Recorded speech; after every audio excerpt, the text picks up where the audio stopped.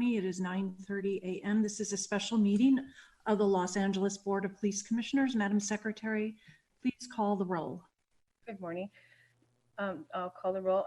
Commissioner Decker. Here. Commissioner Goldsmith. Here. Commissioner Bonner. Here. Commissioner Figueroa Villa. Absent. Commissioner Soboroff. Here. And we also have President, Chief of Police, and Inspector General. Please let the record reflect we have a quorum. Thank you very much. And all commissioners, I'd ask you to keep your microphones on mute until you desire to speak. Thank you. Today, our regular agenda consists of two presentations. First, on the Community Safety Partnership Program. The second on the annual use of force report. This would be obviously for 2019. Then we have our annual report on home garaging for fiscal year 2021. And then we have donated items on the agenda, all of them related to COVID-19 donations. Then we'll move on to the Chief's report, public comment, and two closed session items. That's a general overview of today's agenda, which can be downloaded from our website. And we'll begin with our agenda in a moment. First, I'd like to remind all members of the public that the public can participate in this meeting in one of a number of ways. These are all outlined on the agenda. You can call in where you can listen to this meeting and you are not able to participate, but you are able to listen. You can submit written public comment to the email address policecommission@lapd.online. You can log in here to Zoom, and you can call into this meeting as well. And if you wish to participate, you press *9 when you want to speak on an agenda item. As we proceed through the agenda, I'll announce the specific item we are addressing. You should also be able to see it on the screen. The queue for public comment begins once the agenda item has been called and not before. It will close at the conclusion of discussion or questions on that item, and I will state that the time for public comment submissions is closed. If you do not express your interest in speaking before the comment period is closed, you will not be called upon. No late submissions will be taken. The exception to this is when we get to the Chief's report, like last week, which the Chief's report is followed closely by general public comment. When I'm advised the last speaker has been called up to speak on the Chief's report, I will have the Secretary clear the queue on the Chief's report and open public comment for the following item so that the public has time to raise their verbal hands to speak without also delaying the meeting.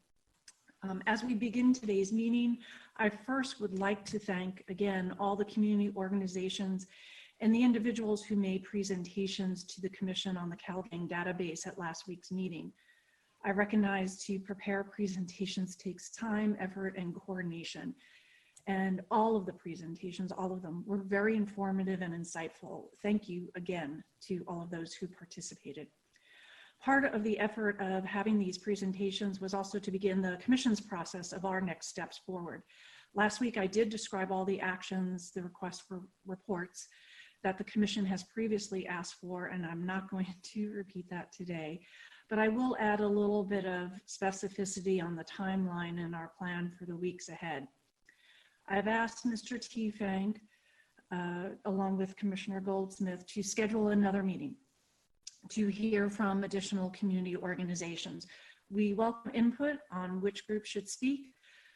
That input can be provided to the CalGang input@lapd.online email address.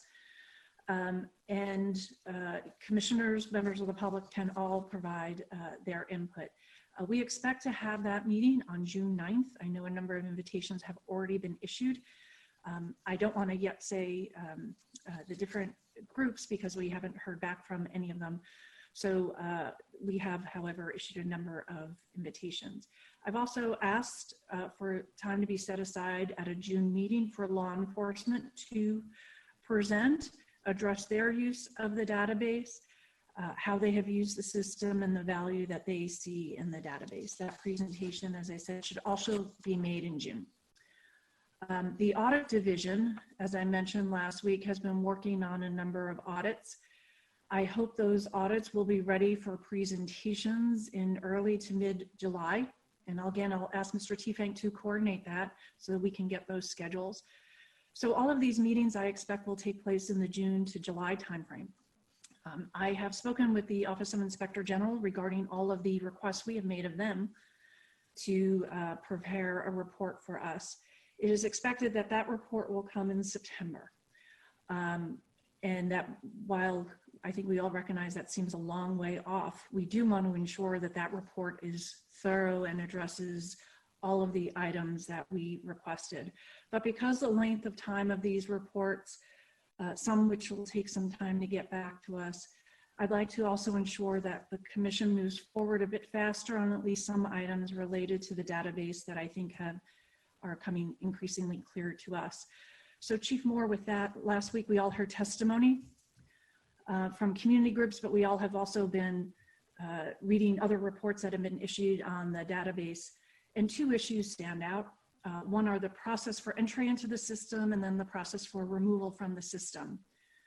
Both need at minimum to be reviewed and updated to ensure fairness, particularly that appeals to entry into the system or for removal are handled expeditiously and fairly, and that there's sufficient oversight of that process as well as the entry process.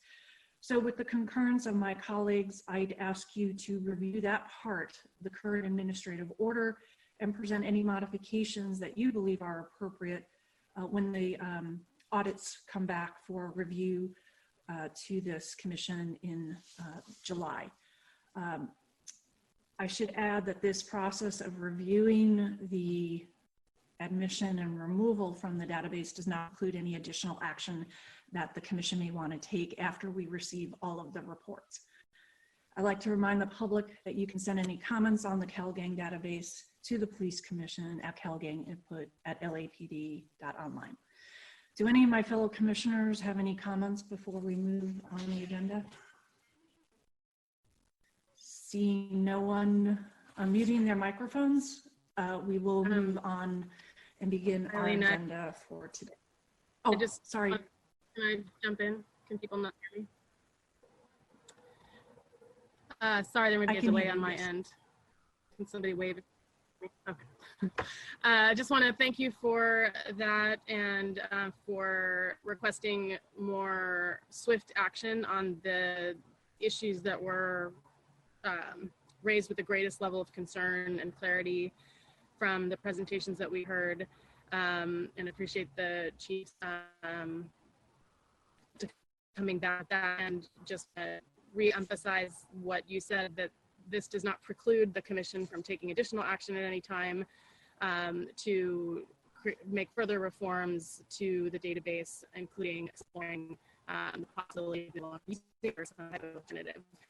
So that'll unfold during the course of multiple future hearings. Just wanted to reiterate my support for the process. Thank you. I'll just give everybody another moment in case there's a delay on the system. If any other commissioner wishes to speak, please advise me. I see no unmuting, so thank you. Thank you all very much. We'll now turn to our agenda. On our regular agenda, item 1A, there's a verbal presentation and discussion relative to the evaluation of the LAPD Community Safety Partnership Program by Dr.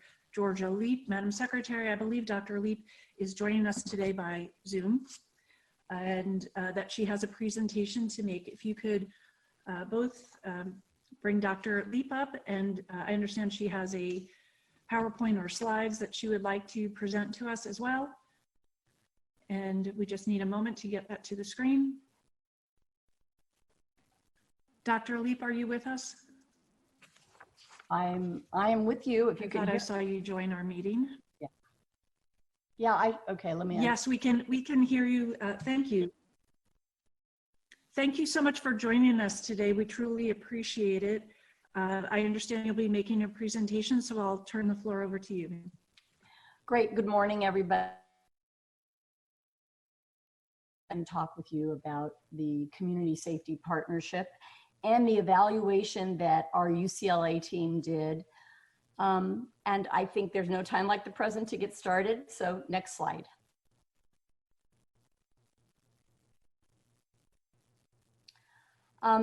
This is previews of coming attraction. This is what we're going to be talking about today. And you'll see, we're going to get a little bit, I promise not to bore you, we're going to get a little bit into the how the research was done, very briefly.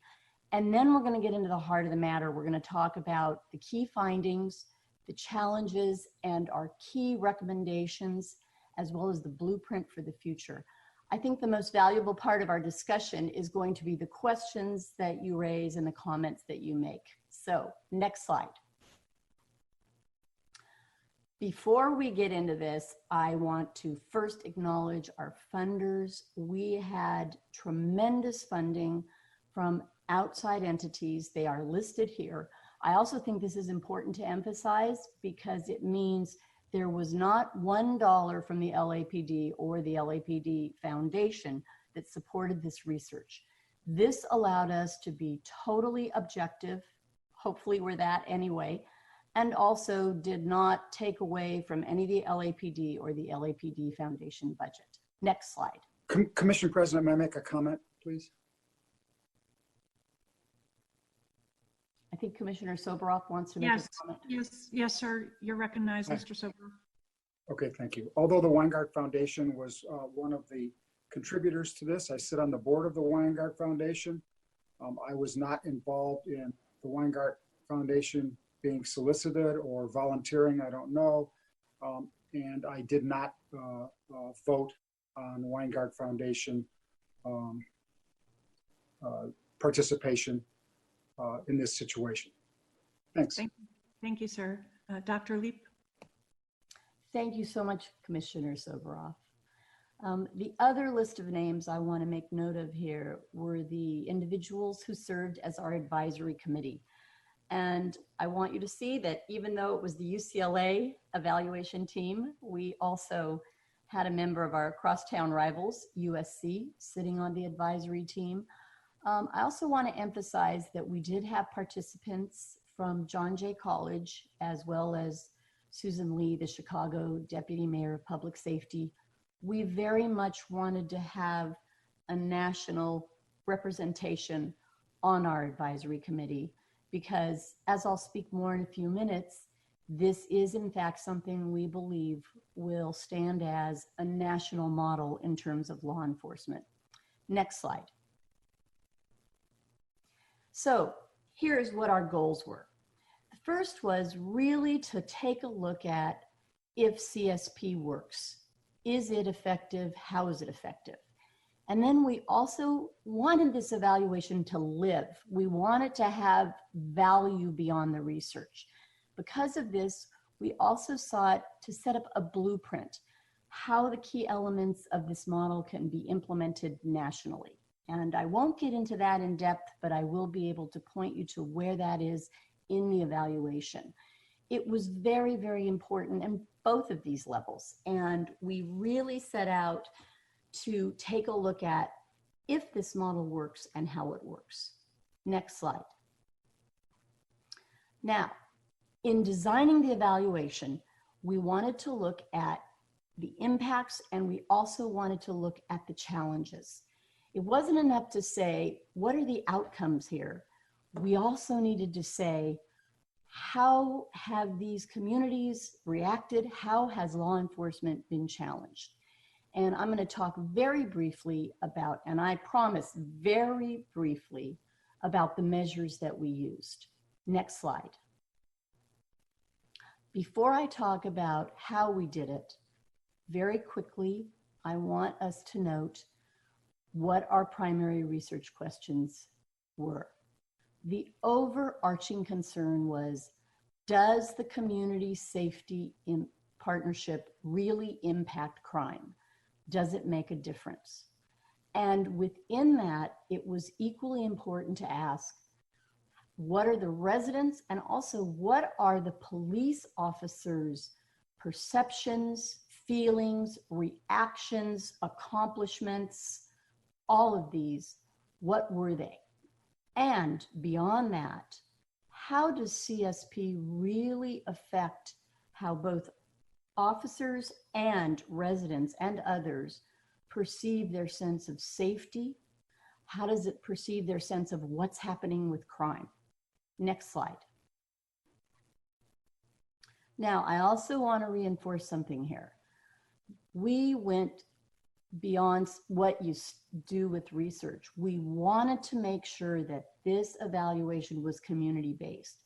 And I need everyone on the commission to understand when we say community, we mean the residents, the people that were living at the two sites, and we also mean the community of law enforcement.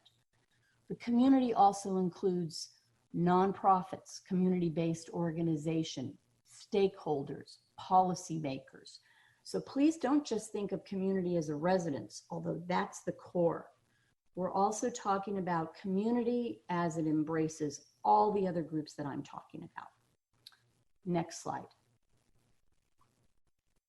Okay, I promise. Here's the only technical slide. None of the rest are like this. But if you look at this slide, you will see how there were two phases, and we worked very hard to integrate and make sure there was feedback between the two phases. Up in that left-hand corner, when we're talking about secondary data, that is the research term for crime statistics. We used crime statistics that were acquired with the cooperation of the LAPD. We used all of their crime statistics and data. Underneath those, you will see collection of qualitative data. That means the different ways we spoke to people in these communities. Along with that, we put that data together, the crime data, the interviews, the focus groups, and that helped us to develop a community survey that was part of phase 2. So you'll see, we made sure that our evaluation had feedback from all its different parts. I also want to mention here what I have not stated, what we don't state in the PowerPoint. We studied 2 communities, and the 2 communities that we focused on were Nickerson Gardens Housing Development and Ramona Gardens Housing Developments. Nickerson Gardens, of course, is in Watts. Ramona Gardens is in Boyle Heights. These 2 sites were selected in consultation with the LAPD. We agreed they had enough variety, but they were among the founding sites of the community safety partnerships. They were the most important to use in this evaluation. We would have loved to use every single CSP site. It wasn't possible with the budget we had with both time and money. Next slide. Okay, and here's the other evaluation methodology. We used 3 approaches. The quantitative, the numbers, as I said, consisted of the statistics that allowed us to examine the real impact of CSP on violent crime. And what we discovered from the numbers was that the community safety partnership effectively brings down violent crime to an even greater degree than the LAPD has done in non-CSP communities. The qualitative, the stories, the interviews, the focus groups, these were extremely important to document officer and community experiences. We balanced both. We talked to every single CSP officer in both communities, and when I say talked, we had interviews of up to 1 to 2 hours. We also talked to community members, stakeholders, nonprofits, all of these individuals and groups. And finally, we conducted a community survey on iPads. If you can see, even in the photo in the PowerPoint, there's a member of our research team right there administering community surveys to community residents right there in Nickerson Gardens. I also have to say something here. It was extraordinary in terms of the responses of both the LAPD CSP officers and the residents and community members people wanted to talk to us. The officers were enthusiastic, committed, devoted to this. Residents were equally committed to talking about public safety, talking about their relationship with the LAPD. There was great passion, there were different opinions, but what affected every single member of the research team was how committed people were to really improving things on the ground. We hear so much now about the divide between what people are experiencing and what science is telling us about people's experience. What was extraordinary about this study was that the experience of people and the experience and what science was telling us was aligned. So it was the alignment of experiences and science, and I want to talk a little bit about what that means. Next slide. Here's where we have the grand total. We conducted over a 1-year period 28 focus groups with a total of 232 individuals. We conducted 110 interviews, and as I said, these were with every single LAPD CSP officers at both developments and with community residents and stakeholders. And finally, we observed these communities. We went to meetings, we sat on porches, we sat with people, we sat with the CSP officers in their small stations. We spent time in Watts at Nickerson Gardens and in Boyle Heights at Ramona Gardens. Some of you who know me personally know that I have been working in Watts now for 42 years. So for me, the observation hours were very much an extension of engagement in the community. We also had a member of our research team, Susanna Bonis, who has a similar relationship to Boyle Heights. She has literally lived in that community for close to 20 years. So we were very much immersed in both places. Next slide. Here's the number of people at each site who took the iPad survey. You can see there was a greater number in Nickerson Gardens than Ramona Gardens. This is important because population-wise and unit-wise, Nickerson Gardens is over twice the size of Ramona Gardens. So we had an excellent representative sample in terms of the community survey. And now let's talk about the results. Next slide. There were 6 key evaluation findings. I think these are important. I think they're extraordinary, and then they're going to be matched by 6 challenges. First of all, we saw the research demonstrated to us that the CSP's, the trust and relationship building model, the relationship-based partnership, it improves resident perceptions of safety. I cannot underline this strongly enough. This, and there are quotations, some are contained in an addendum in this PowerPoint. People felt safer. They felt safe to go outside. They felt safe to mingle with people. They felt safe to use green spaces. Their lives literally were changed by the presence of the CSP in the housing developments. Next slide. CSP was introduced to impact violent crime and gang violence. Its presence literally helped to reduce the dangerous conditions at housing developments. We all know the stories. We all know that the housing developments in some way have become synonyms for gang crime. And this is something that the LAPD has addressed. This is something that the Gang Reduction Youth Development Program out of the mayor's office has addressed.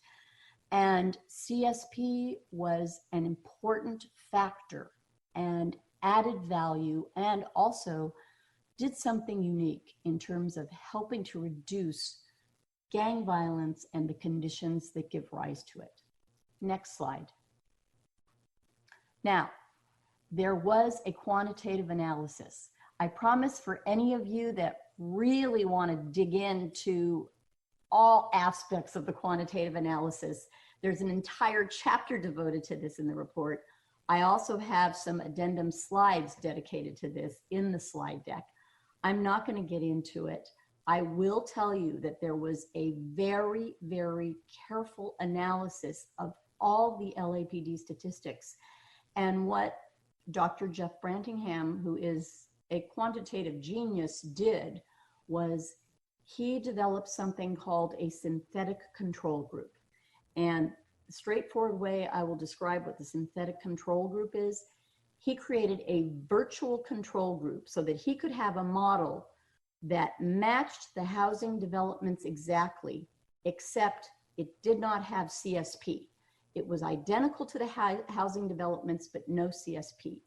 And what this model showed, that when everything else was held equal, CSP was associated with greater declines in crime. Now, remember, crime has continued, thankfully, to go down citywide. We are at 40-year low levels of crime.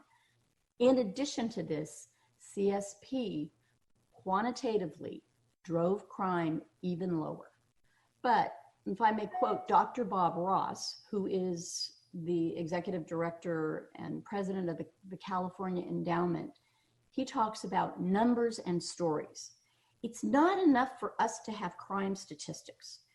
These are communities that have had very troubled relationships with the LAPD, very profound mistrust of the LAPD.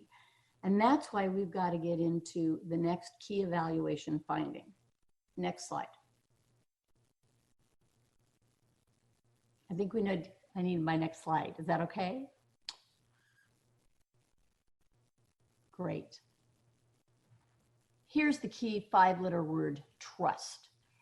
As the CSP officers worked to reduce these high-risk conditions, and as these officers worked to reduce crime, what was just as significant, probably in the long term, even more significant, resident and stakeholder trust grew.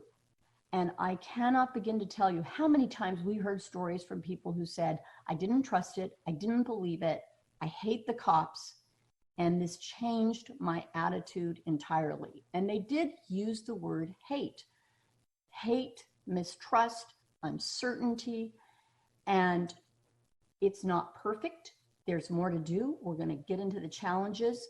But what the research showed us is that the numbers were matched by stories of individuals, residents.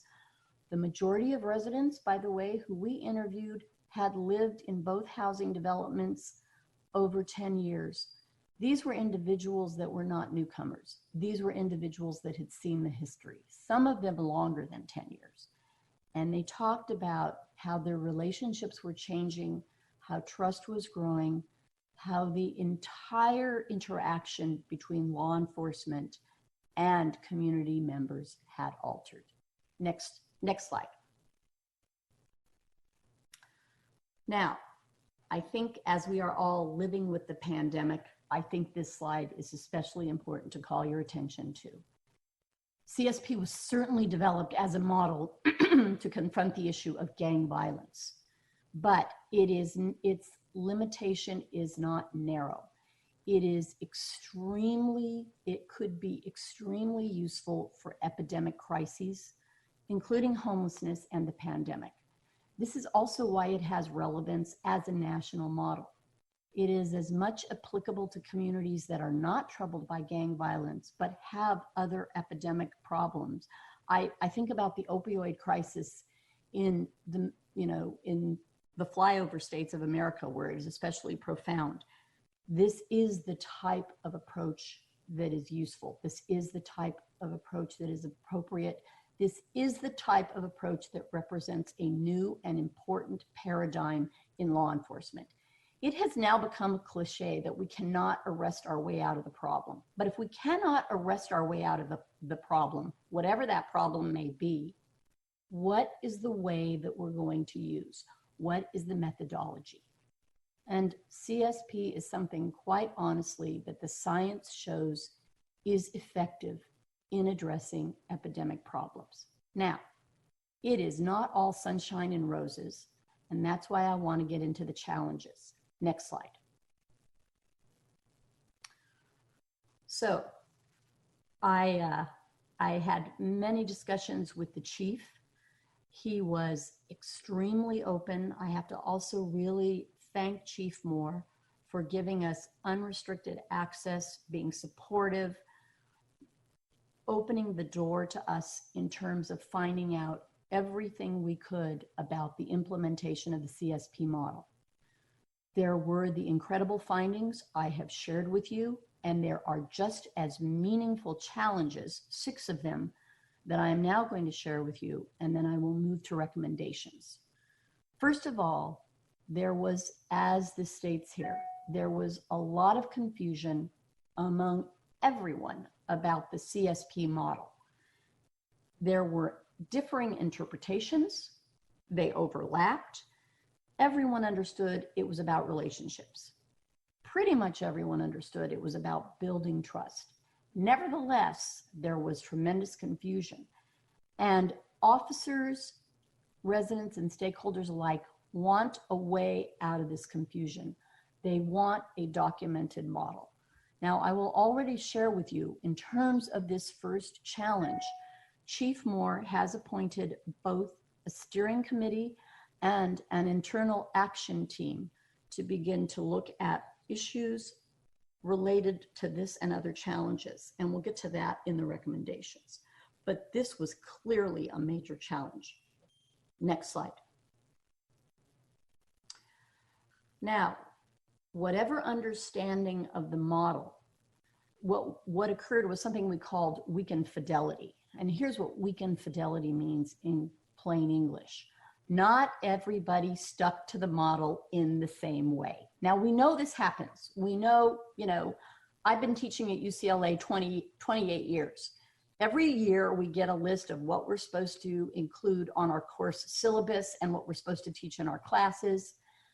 And there's weakened fidelity to the model, whether it's UCLA curriculum or CSP. Nevertheless, the model doesn't exist. It's not codified, it's not documented, it's not written down. And on top of that, there is weakened fidelity to the model. Why wouldn't there be? If you don't have a model that's written down, if you don't have a model that's codified, it's going to be really difficult to adhere to it. Next slide. Now, here's where we had the great divide, and it's very, very important. And I want to emphasize this. This is a challenge, but it's also a sign of success. Everyone, residents, institutional partners, community-based organizations, nonprofits, they want to be part of this. They want to be involved, and they want CSP to be more participatory and accountable moving into the future. Here's what happened a lot of the times. The LAPD officers went in, started programs, and a lot of the times they worked, for example, with kids, and the community members want to be a part of this. The officers in their enthusiasm, and it was tremendous. They would take kids on field trips, they would take kids hiking, they would do all kinds, they did incredible soapbox derby. They built these amazing soapbox derby cars. And sometimes they included community members in all this, but often they didn't, or often there wasn't an organized way to do it. I need to emphasize that the very fact the community wants to be involved in this is a sign of its success. They want to participate. They want to go on hikes, hopefully if they can, with the LAPD officers and the kids. They want to go to games with them. The community did come out to see the Watts Bears, now rechristened the Watts Rams. They want to be involved. They also want accountability. They want to know about budget. They want to know how money is spent. They want to know why certain programs are being chosen. Why is there hiking instead of swimming? Any and all kinds of questions.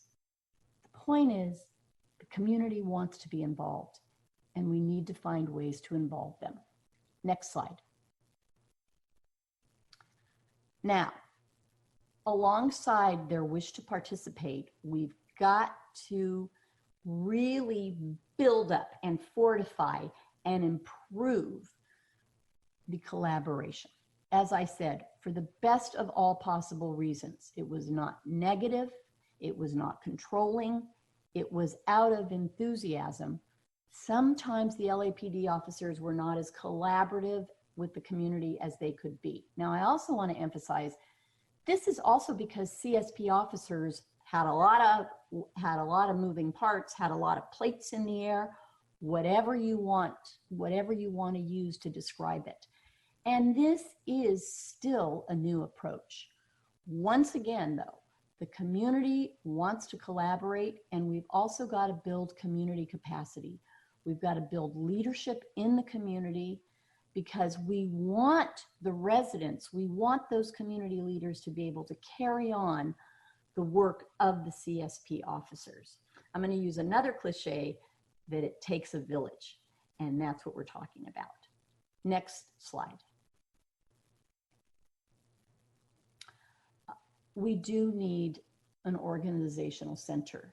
There needs to be an entity, and I don't want to add another layer of bureaucracy. This needs to be strategic, it needs to be nimble, but there needs to be an organizational center to support all this work.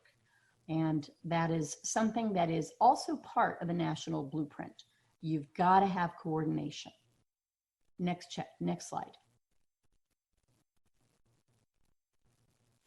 Okay, there we go. I started to say next challenge. This is the final challenge. The core values that CSP is devoted to, the idea of trust and relationship building, really, these core values are transferable to other LAPD units. You don't have to have the whole CSP model. In fact, we've talked a great deal about CSP and CSP Lite. But these core values need and really are in the process, especially the relationship building. This is part of what Chief Moore is encoding into the DNA of the LAPD. But we've got, whether it's here at the LAPD, nationally, or even globally, there's got to be a blueprint. And I really think, and Chief Moore is taking very important steps in terms of this with the steering committee, with the internal action group. This has got to be written down. In a sense, there's got to be a sort of, and I say this in a complimentary way, sort of a CSP for dummies. There's got to be a way that we can, those yellow and black books, there's got to be a way that we can codify this so that you can implement it in different settings. And it's got to really be written down. It's got to be communicated, because this is not business as usual. This is non-traditional, and quite candidly, this is something that the LAPD and the City of Los Angeles is poised to implement at a wider scale here in the city, and also it is poised to implement as a model nationally and globally. Next slide. I don't think that it's any surprise that ultimately, given both these findings and these challenges, we have some key recommendations. The first is that the CSP, the LAPD Community Safety Partnership, will continue. It's going to need more funding. I am not a budget expert, but I can tell you, if you open more sites, as the LAPD is in the process of doing, you are going to need more funding.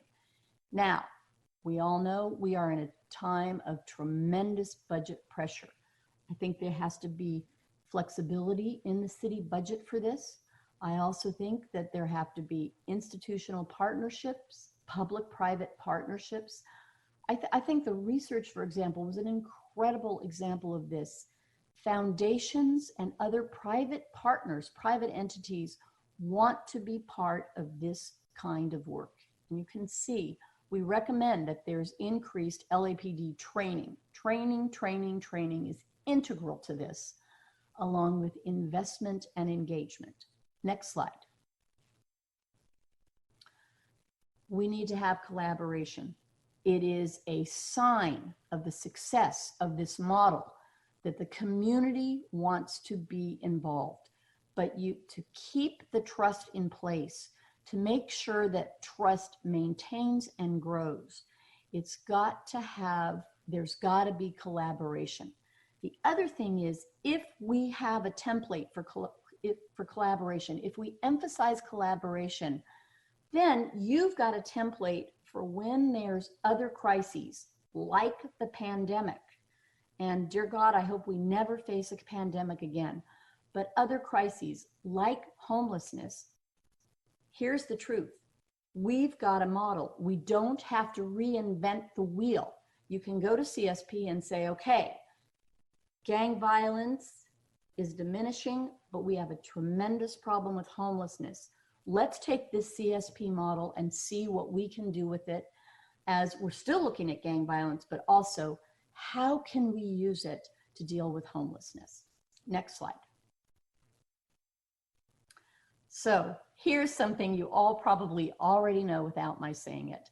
There needs to be short-term intervention and long-term planning. And as I already said, the Chief of Police has already exerted tremendous leadership by creating the steering committee, the internal action committee.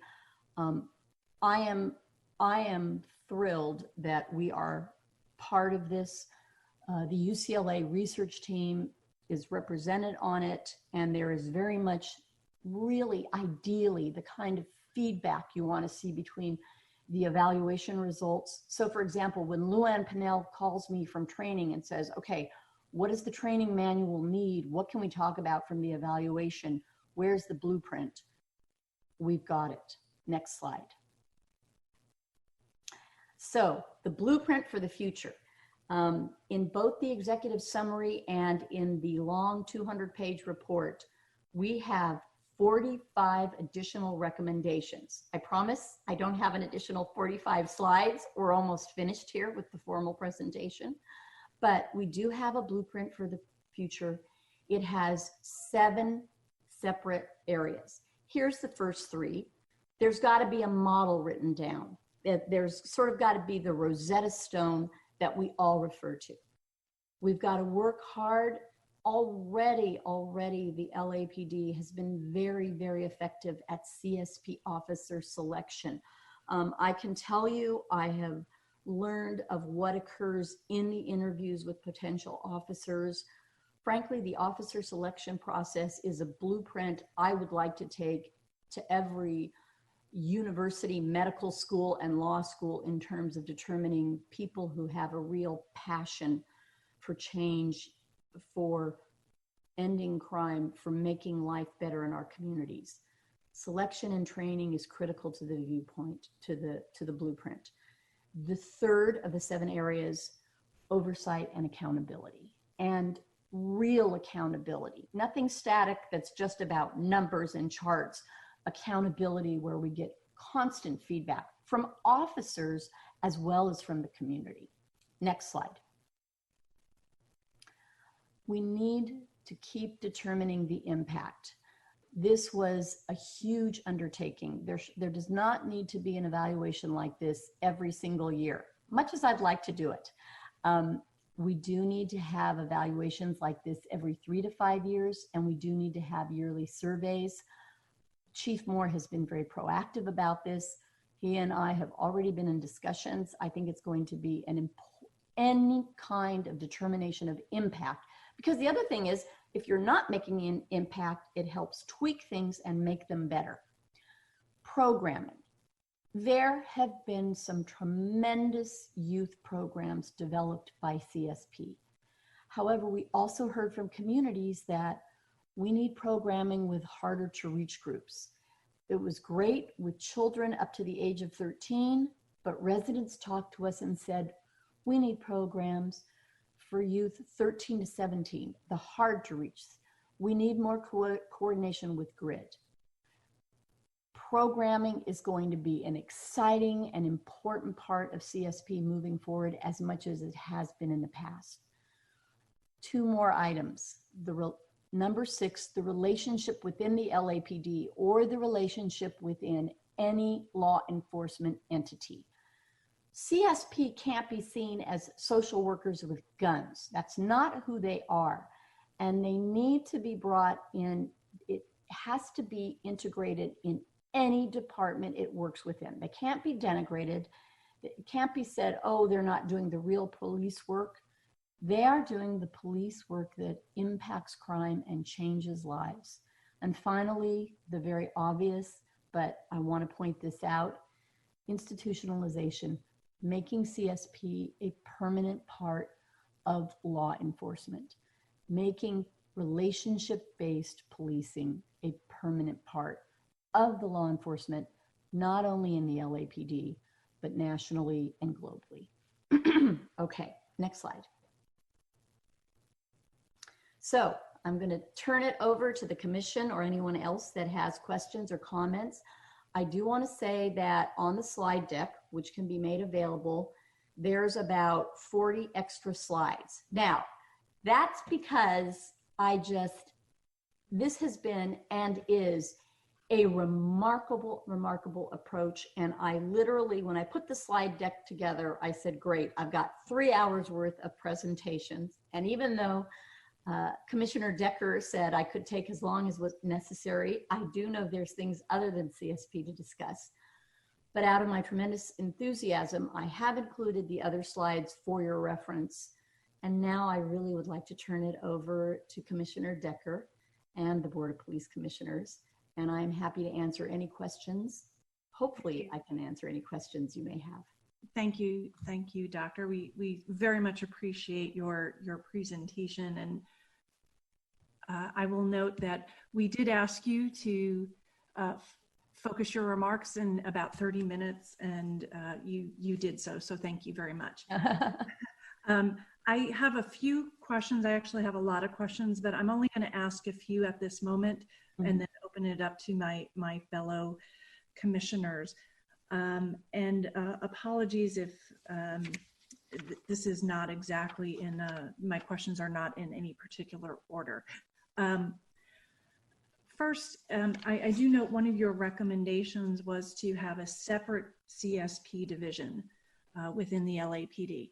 And I wonder if you can comment on that a little bit, because my initial thought, your report indicates that concepts of CSP should be implemented throughout the entire department, that these concepts are transferable to other emergencies, as you noted in your presentation. And it would strike me that the department would, the recommendation might actually be to institutionalize it within the department, but having a separate division seems potentially inconsistent with that, because a separate division would operationalize itself according to the CSP principles and potentially act differently than other divisions. So I wonder if you could comment on that a little bit. Certainly. And this is where I sort of referred to CSP and CSP Lite. The CSP program itself is designed to be deployed to areas that face specific problems. So for example, initially it was deployed to housing developments, which we know for decades have been sort of hotspots for gang activity, gang crime, and gang violence. And CSP was specifically deployed there.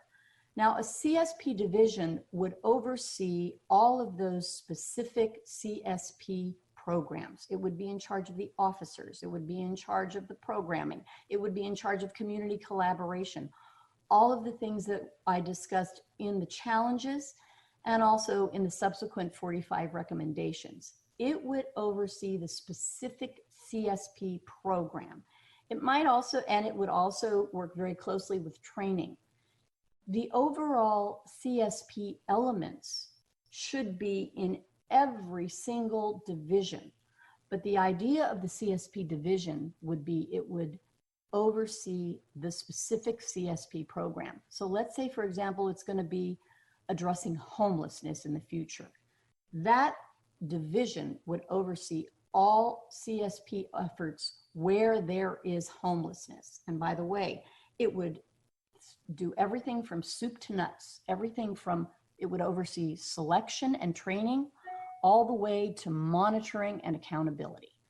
So I think you can see that would be for the CSP programming in the designated areas where it was deployed.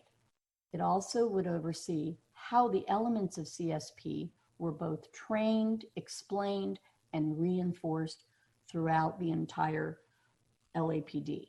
Now, I'm an outsider, even though, full disclosure, I'm going to follow Commissioner Soberoff's example. I think pretty much everybody who knows me knows I am married to a retired LAPD deputy chief. Nevertheless, I'm not an expert in LAPD nomenclature. And I would add that although our recommendation is a division, that specific issue could also be solved within the department. My husband said, no, no, no, you don't want a division, you want a group. I said, no, I'm going to say a division. So, but I do think it's important that there is a separate entity that oversees all CSP programming activities. I see. And I think I understand. And also to institutionalize the program within the department, which is part of your recommendations. I understand how they interrelate. Thank you. I did want to ask you also about the report highlights some different perceptions of the CSP program based on age, which you articulated a little bit in your presentation. And if you could go into that a little more, but also I wonder if you found any differences based on gender, noting that well, I don't know if it's disproportionate, but a huge number of your respondents to the surveys were women who lived in both Ramona Gardens and Nickerson Gardens. And I'm wondering, and in particular, because women tend to, at least from other studies I've read, have different perceptions about their own safety. And I wonder if you were able to do any review of gender perceptions and the impact the program has had gender-wise in addition to based on age. Yeah, it's in fact in the addendum of the slides, you'll see, and it's right around slide 53. From slide 53, and please don't worry about looking at it now, but you can make note. There is a tremendous differentiation in Ramona Gardens, for example. 77% of the survey respondents were women. And I do not know the exact breakdown by gender from HACLA of who are residents of the housing developments, but overwhelmingly women were who answered. We do not have a breakdown by gender. I think, and you and I had a conversation before, I think it's very important for us to do that with the evaluation. I think it's important for us to find out what was clear in both communities, in Ramona Gardens and in Nickerson Gardens. The women were the leaders. The women overwhelmingly were both the formal leaders within the community and the informal leaders. They were responsible for a lot of community caretaking, opinion, responsive. They were front and center with their opinions. I really pledge to take a look at this and break this down by gender in the next year. I think it's an extremely important question. And you have enough data to support that, you feel, based on what you already have collected? Yes, and if not, we are committed to this. My team is committed to this for the long haul. In other words, our commitment does not end now, and it's something we're going to be very responsive to Chief Moore. We're going to be very responsive to the commission as well in terms of, okay, what does this mean? What else can you tell us? CSP cannot be a here today, gone tomorrow effort. The research that we have conducted, look, I've been in Watts 42 years. I'm not leaving. And we are committed to continuing this. So long answer to the short question, yes. Thank you. Thank you, Doctor. Before I turn it over to my fellow commissioners, who I know have other questions, I just want to ask the Chief to briefly articulate your plan moving forward now that you've had a chance to not just review the report, but fully digest it. And it sounds like you've been working in already implementing some of the recommendations. And many of the recommendations I know do not need additional funding, and you can just proceed within the structure or the funding mechanisms you already have. But can you articulate briefly, so that I can open it to the other commissioners, what your plan is moving forward, and how has this report either assisted you or informed you as you move forward. So thank you, Commissioner Decker, and I want to extend on behalf of a grateful department to Dr. Leap and her entire team in this work on this this critical work. You know, I've followed Chief Bex and with his appointment of this process as a primary means in which we build relationships with our communities and building trust that we see as the 21st century policing, that community policing in a manner of the community safety partnership is critical to our success. That neighborhood-based, local-based relationships between officers and the communities in which they serve is critical to ensuring that we overcome some of our past errors, our mistakes, and the manner in which communities have been treated in decades past. And I think this report bears out a couple points on that. One is that history is still there, and that we're overcoming that history each time we go out in the field and each time we work in partnerships with families to build trust with the family members as well as the larger community itself. We've enjoyed a relationship with the researchers since the earlier part of this year, beginning to get some draft understandings of their perspective and what findings there were. And what drew out to us was that this was a grassroots effort that has expanded now with San Fernando Gardens opening this year into a number of sites that we initially were envisioned as a local grassroots effort within Southeast area that then with Captain Phil Tangarides and Amada Tangarides began to how could we do something in view and work with our communities differently than we have historically. And from that, and with the support of the Ballmer Foundation, Weingart, and others, we've been able to slowly and continually build and expand the program, including when we went into Harvard Park and then into South Park and now most recently San Fernando Gardens. And through that entire journey, it hasn't been smooth roads. Each of the developments and each of the sites offer different perspectives, different challenges and opportunities. What I'm grateful for, though, is that this report, I think, draws out the distinctions of what we've done well, but also what we need to do better. And that's where earlier this year in the appointment of a steering committee and also the development of a historical perspective that describes just what I've said, but in a much more intimate manner, in some developments, what were the strengths with the African-American community? And what were the challenges in with an African-American community. So some of this did break along ethnic lines.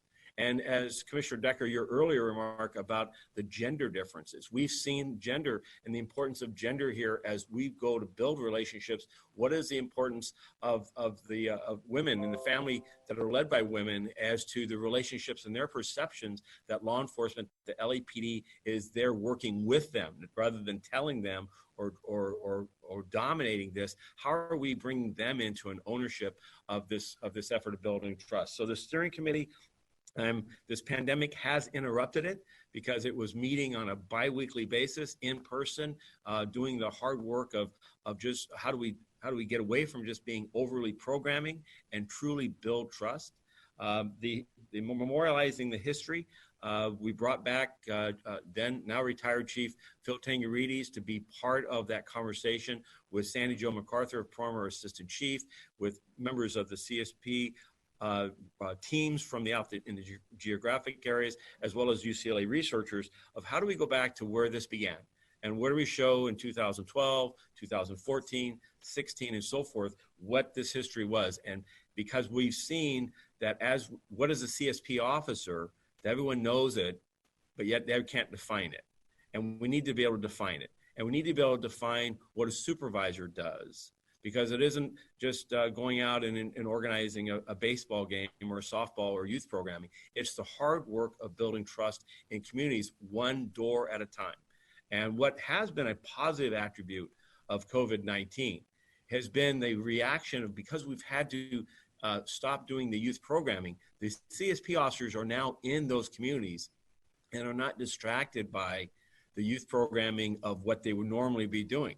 And we're hearing better reports of actually building more genuine, trusting relationships in our CSP communities, because the officers are having to, what I'll consider, cold call. You're having to actually develop relationships, not just rely upon a program in which for people to understand, for people to get to know each other. So the community collaboration, I believe, is going to improve. We're going to use this pandemic as having to change some and break some of the programming up to really demonstrate again what matters in this is time, is face time, is engagement with communities. Lastly, in these, as we've established a steering committee and we memorialize this, I looked for us to be able to better qualify qualitatively what matters to a CSP officer, to not just a supervisor, but what matters to an area CO and to a bureau chief and to the Office of Operations and to this chief. And I've weighed in on this on more than one occasion because with my appointment, there was concerns about whether the CSP model was something that I believed in. And I, with a full throat of support, I still would hear, yeah, but we don't really know, is the chief really committed to this? And how can you prove this? And I think it goes to that last issue where Chief Commissioner Decker, you raised, and Ms. Leap, Dr. Leap identified as to an organizational importance and structure. Within the Office of Operations, we moved the community engagement group so that under Commander Woodyard, Gerald Woodyard, and Captain Ponce, those two individuals, now with also the support of Lieutenant Mike Bland, are the strategic hub of the steering committee, of getting this memorializing or the history of the CSP program and what it should and shouldn't be doing. They're at the 60,000 foot level to ensure the programming in each of those sites meets the needs of those sites, but has a collective commonality so that the funding is not just what a sergeant at local level wants. I am and will continue to support the geographic areas have to own this. Captains at 77th Southeast, 77th Southeast, Newton, Foothill, those area COs have to own this in the sense of understand the success, the challenges, and the difficulties that their team has. And the reason for that is these are relationships that are built on interactions each day. And nobody from my view, I've never seen a centralized mothership at headquarters being able to really understand the day-to-day relationships at a local level. And so I do believe that there needs to be a strategic overseer. The buck has to stop with how this is administered. There needs to be consistency, but I also need local ownership. We see this with many of our other operations, is that when we decentralize and officers feel that they have the responsibility and the authority, they are the best managers in policing, building relationships and achieving results. When it belongs to somebody from headquarters, there's an easy way of just distancing, and an area SAC captain says, well, that's not us, that's the headquarters police. And I want to avoid that as we move forward. A couple of observations and points here. And but again, I want to close by just thanking Dr. Leap and her work.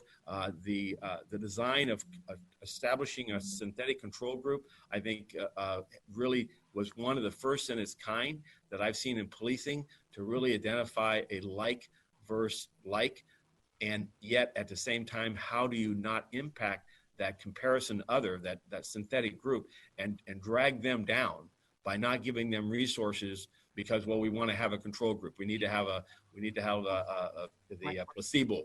And so I think this was a unique and an ingenious way of doing it. I'm sure there's critics of it, but I also believe that it's a good way for us in policing when we can't just establish artificial control groups that I can't bring things to you. So from a research perspective, I'm very interested in seeing how this works in regards to, for instance, gang crime and other things that we're pursuing that we want to apply strategies and see if it makes a material difference. So thank you. Thank you, Chief. Let me open it up to commissioners. Commissioner Goldsmith, do you have any questions or comments you'd like to make? Yes, thank you. I have a few. Thank you so much, Dr. Leap, for this really such a thorough study, and I really love how you approached it, and the report itself is excellent, and your summary was remarkably concise and in-depth. So thank you so much for all the considerations you balanced in and just taking such a thorough and disciplined approach to it. Can you share, Dr. Leap, observations that you found related to race? I think there was some allusion to that in recent comments here, but just any breakdowns that you saw particular to people's feedback, depending on their race or Yes. ethnicity. Thank you so much, Commissioner Goldsmith. And I do think, I want to reiterate, it was very important to us that we have community voice. The community needed to weigh in. And what we discovered was there were big differences in terms of ethnicity. It was remarkable. I don't want to be in the position of someone saying, of course you know that, but when we interviewed and did surveys and even plumbed the sort of reaction of Latinos and Latinas, both in Ramona Gardens and in Nickerson Gardens, they were much more supportive, much more open, much more positive. They were overwhelmingly positive. Where we got pushback, mixed results, both on surveys and in interviews and focus groups, was among African American individuals. And it was mixed.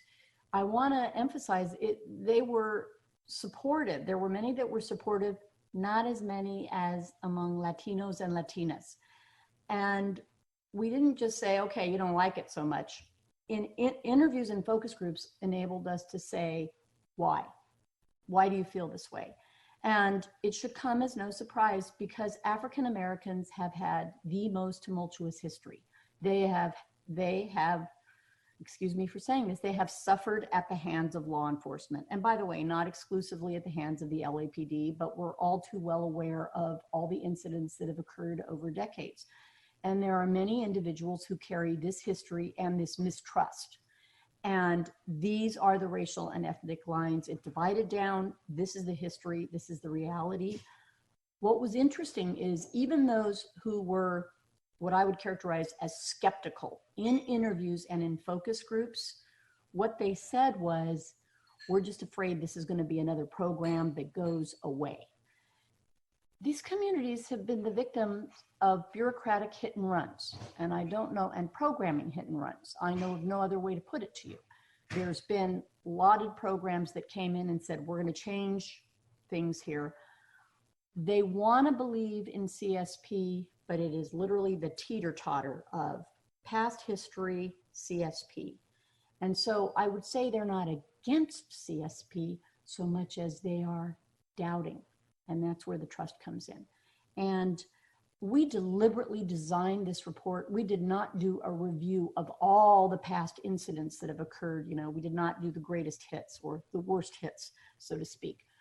But that history is there and it has impact on people's attitudes, predominantly the African American community. I also want to emphasize that there were Latinos and Latinas, predominantly in Ramona Gardens, that talked about the past and said what had happened. So it, once again, it hasn't been completely positive, but their ability to trust was elevated more than African Americans. Thank you, very helpful. And as you indicated, not surprising, but good to hear the specifics about it.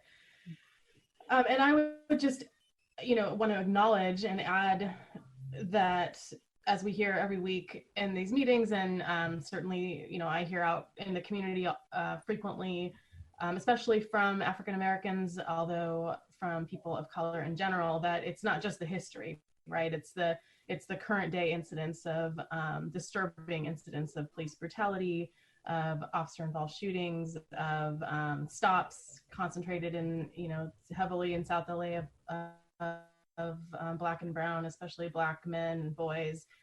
We heard about the gang database last week. We've talked a lot about homelessness and some of the bad treatment that happens there. And so I think it's, there's a lot happening currently that's affecting trust as well, and justice and legitimacy. And so to that point, I heard you, Chief, talk a lot about your commitment to CSP and all the steps you want to take to move forward on some of these recommendations, which was very helpful. And I'm really glad to see that. I'm really happy to see the impact that CSP is having on gang crime and violent crime, and that it's happening with a minimum emphasis on law enforcement approaches, and instead using other relationship-based, trust-based, community-based approaches.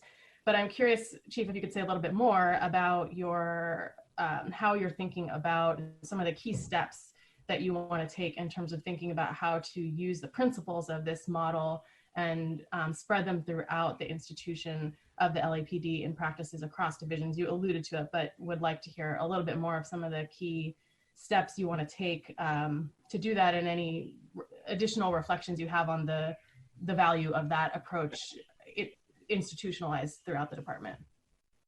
So the two major prongs of this is the steering committee's work as they go each day and each week and month and over a period of 6 months and a year. What's the health and welfare of each of the individual CSP sites, and what are the challenges? Each of those sites have an individual working group of stakeholders at that community safety partnership, and us monitoring that from the community engagement group, where they're at those meetings and they're witnessing and hearing, and are those well attended, or do people have a feeling like a Watts Gang Task Force weekly meeting that everyone has a voice, and there's going to be discontent, there may be disagreement, there may be conflict at times, but are people committed to a common set of values? And by the way, can we put those common set of values up on a wall and actually and reaffirm that this is why we're here?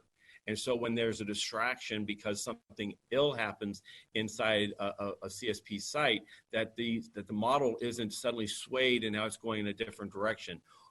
There are times in which these sites have unusual occurrences, or have tragedy, have violence, or have setbacks, in which the CSP model can do both. It can facilitate relationship and trust building, but it does that also by being candid about the necessary enforcement actions that need to come in, and that the community is really building its resiliency by its relationships with everyone at the table. So that steering committee's work in defining that and then monitoring it, again, days, weeks, and months at a time, is a means of reinforcing it. Now, the second part is the CSP history helps inform the steering committee, but it also is used by Dr. Pinnell and by us in Police Training Bureau as to how do we take the concepts of relationship and trust building, and the emphasis that there are times in which enforcement and law enforcement are critical to the safety and success of a community. But what does that formula look like?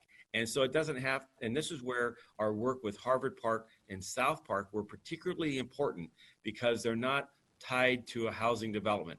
They're not entirely funded in a structure of, frankly, a government housing program that has existed in communities for multiple generations, 60, 70, 80 years.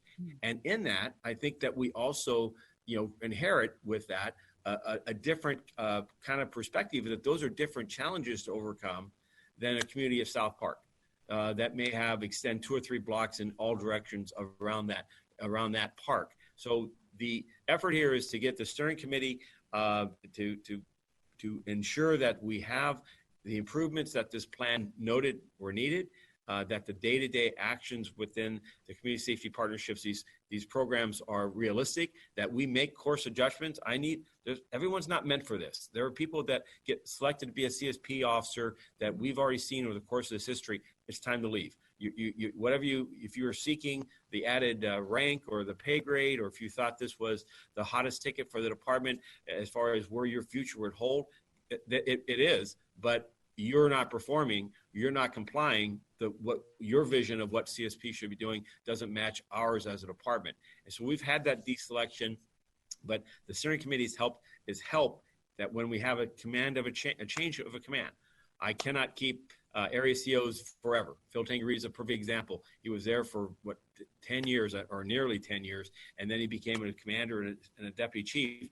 And with that period, then we went through a period of transition with Captain Passos, who did a wonderful job, and now Lou Pagliagi's there. But how do we have a framework so that when those transitions occur, we don't lose the fidelity of the model?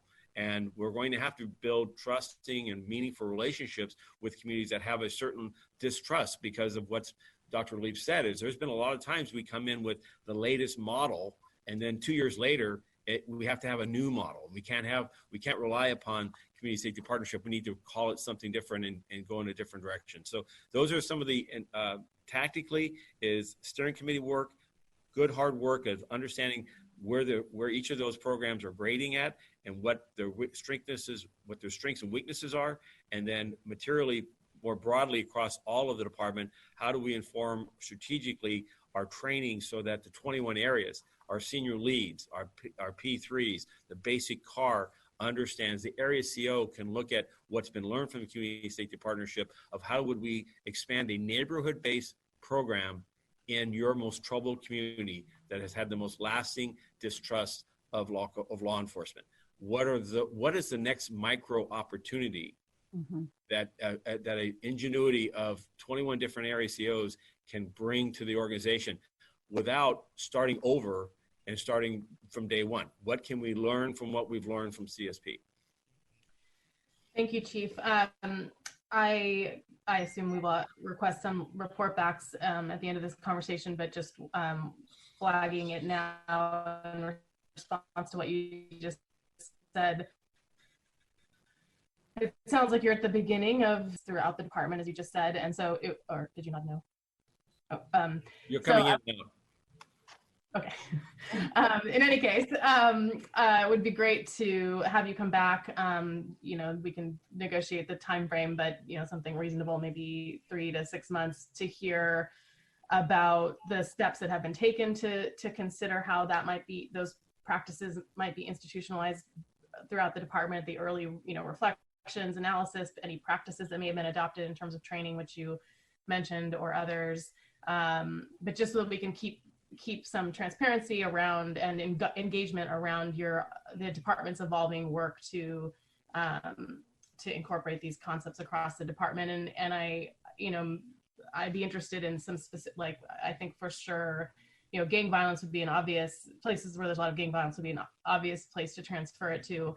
But I think we, you know, also looking at areas where there's a lot of crime or a lot of police presence, like South LA, and also homelessness, which was highlighted by the report, as some key areas where I, you know, would be interested in your thoughts about going early into implementation there. I'm sorry, one last issue here. I will note to you that this research panel and study, as well as Ms. Rice and others, were, you know, cautioned us that allow this study to take place and to kind of take a pause right now on the further expansion. My desire when I first came, was first appointment nearly 2 years ago, was, you know, let's take this idea and really grow it of an entrepreneurial spirit.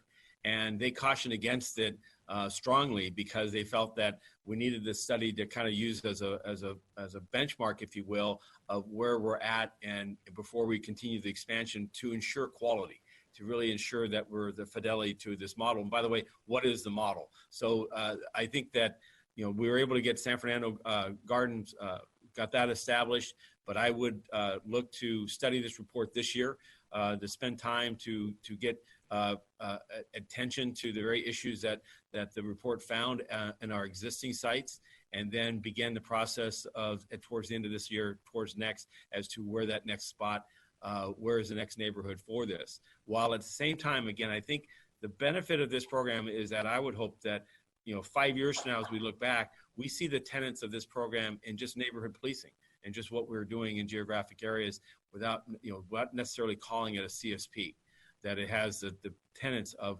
relationships and cooperation. Because when we go all the way back to community police advisory boards, when we look at what the essence of community policing in Los Angeles have been, there's many similarities here.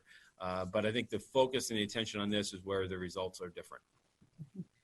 Thank you. And I just want to clarify, we may be missing each other's points a little bit here. When I'm talking about institutionalizing beyond CSP, I mean not the expansion of CSP necessarily, but I mean like you just said at the end, these practices of community-based, relationship-based policing that rely on alternatives to enforcement in areas where there's high crime or high violence, like you just said, in terms of neighborhood policing. And so I mean separately from the effort to consider expanding CSP, there's a parallel effort to identify the practices that can be implemented by every officer pushing a black and white out in the field to some degree.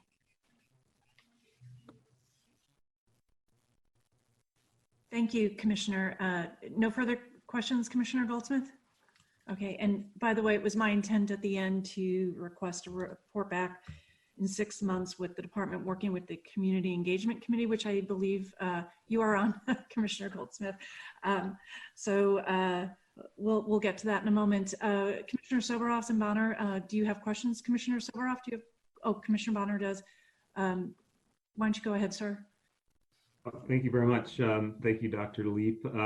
Really, you know, it was a long, substantive product, and so I'm still working my way through it. And the questions that I'm asking are really intended to kind of help guide that process as I try to digest all the information. So I'm going to, just in the interest of time, start with a couple of questions about the methodology, and then go through the conclusions and recommendations. In the methodology, there's statement to the effect that there were 2 primary evaluation questions the methodology was designed to address, and you spoke to this earlier, but they both really speak to perceptions, you know, the resident and law enforcement perceptions and reactions to the CSP, and also the how the CSP has impacted perceptions of crime, violence, and health. So first question is, can you just help me understand how a methodology designed to evaluate and address perceptions yielded cause and effect conclusions and recommendations relative to crime? Well, it contained within, those were the research questions that really guided what we were doing with officers in the community. There was an overarching question, and it is in chapter 2, about what is the impact on crime? Did it go down? Did it go down to a greater extent? And I think you can see there are 2 hypotheses in chapter 2. And that was where we used the synthetic control group. So there was a larger sort of mission behind this evaluation, which was to say, is it effective? Does it work? And chapter 2 dealt directly with 2 hypotheses regarding the impact on crime. When we look at perceptions, we are looking at cause and effect. We are looking at CSP is what we call an intervention. And how does it make a difference with individuals? What did it change? How did it change it? What does it mean to people? And by the way, that officers as well as residents and stakeholders. That's why there was such an emphasis on perceptions. Those are research questions, but certainly the evaluation was driven by the larger question, which almost every evaluation is driven by, is CSP effective? So it's a great methodological question. I also want to reiterate on the slide deck, and also through the LAPD and through Mr. Chief-Ank, my email and cell phone and office phone numbers are available. So even as any of you make your way through this, as you have more questions or very specific questions, please, I'm on call. I'll answer as you go through it. Thank you. I appreciate that. And that's why, again, I think you should take the spirit of my questions is for you to guide me to what I may want to look at in a little more detail, and may avail myself of that offer. So appreciate that. Second question that's somewhat related to methodology, but also the substance here. There's a number of places where you use the word clear, for example, that it's clear, X, Y, or Z is clear. And in for example, there's a conclusion to the effect that it's clear that the efficacy of the CSP and other has for other epidemic crises is promising, I believe. So there's that one conclusion used, and it's clear that it's promising. Well, promising means hopeful, and promising not a slam dunk, right? Right. But I'm just asking you to put those two those terms in perspective, particularly in those cases where that's used. Will I find the data in the report that is also leading to that conclusion? Yes, I think you will find that data is how people talk about how CSP, and by the way, I want to emphasize, it in a lot of places that's how CSP in alignment with GRID, with the Gang Reduction Youth Development Program, because this was gang focused. People talk about how CSP help them manage problems, manage community problems, also even manage problems they had not anticipated. Their kids going to school, a walking group starting around community fitness. That's why we say it's clear that this is promising. It's clear from what everybody is telling us about how CSP had added value, that it was working towards solving additional community problems. And that is why we said it is promising. I can't say it clearly solved other community problems because that's not what we were focused on. But what was clear is the promise or the idea that this can solve other community problems. I can tell you, I have had boots on the ground, people in the field since the pandemic. They are people that are near the community or live within the community. And these people are reporting back to me even how CSP officers have been involved in community response to the pandemic. That for me is clear demonstration that this has real promise. This has elements that will work beyond gang violence, which I think still warrants the attention. And by the way, getting back to Commissioner Goldsmith's comments, this has clear promise as alternatives to enforcement, alternatives to arresting and locking people up are examined and implemented. And by the way, if you ever want to leave the police commission, you can come into research. Your methodology questions are great. I have a few others, maybe I'll. Okay, good, okay. Thank you. We'll put you on the advisory board. So I'm going to ask 3 questions about 3 of the recommendations. And again, in the interest of time, it's really, in each case, the punchline of the question really is whether the report contains more specifics on the issue. So the first one is relative to recommendation 2.7, and that was on the truth and reconciliation. There was a recommendation that officers need to train, or we need to train officers to take responsibility for, and in some cases, make apologies for past and harmful policies and mistakes. And as the chief and probably others know, that is an area, the general topic is one that has been under conversation for some time, and there's already some efforts underway. But 2-part question there is, one is, does it make an assumption that the CSP officers know the relevant policies and mistakes and other things and the historical things they may need to talk about? And does the report have some recommendations on how that might, the recommendation might be implemented? No, the short answer is, does it assume the officers have knowledge? No.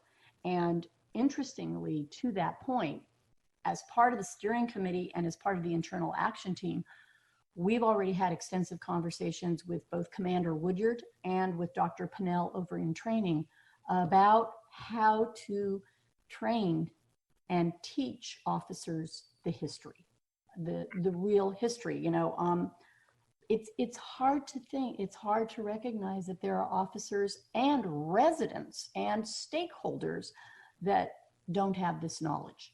So it is our recommendation that that is part of their both initial training and ongoing training. And not in a way to cast aspersions upon the LAPD or anyone else, but to say, this comes from somewhere. This is not sui generis. These attitudes and the need to address them and take responsibility for them are all part of really institutionalizing this. So it is our recommendation that that be part of training, and it is our action. It is not in the report, but it is our action as part of the steering committee and internal action group that we will work with the LAPD to ensure that this happens. You know, I raised a daughter who said to me, what happened with, who said, who was O.J. Simpson? And I was, you know, and come on, she's 26 years old. I'm aware we have patrol officers that are coming in that may or may not ask the same questions. So that is part of what is going to be part of temp training and also infused in what we're doing. Thank you. Just know that this is, again, it's an area of particular concern of mine, or interest and concern. It's one I'll look forward to talking further about. Next, the last two. One is recommendation 3.2, and that's the recommendation to adopt performance indicators that measure relationship building and also to incorporate that into performance evaluation.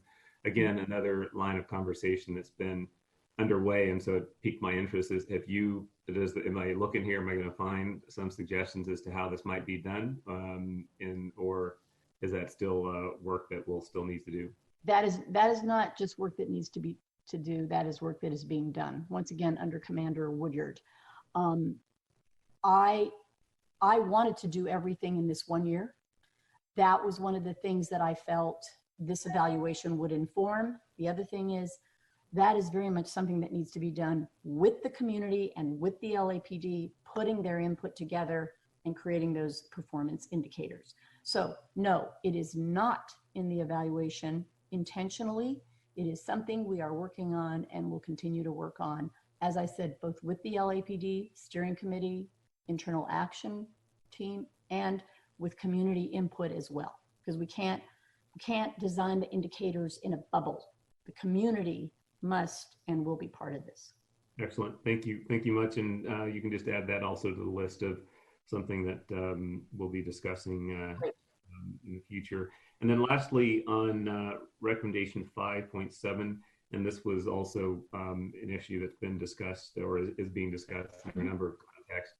And this was the importance of looking beyond just the young kids, also to engage with and incorporate. I'm particularly concerned about young people, but young men of color who are at particular risk when it comes to law enforcement engagement, and also seniors. So same question really is, there's been some fair amount of talk and I think acknowledgement about this priority broadly in the department.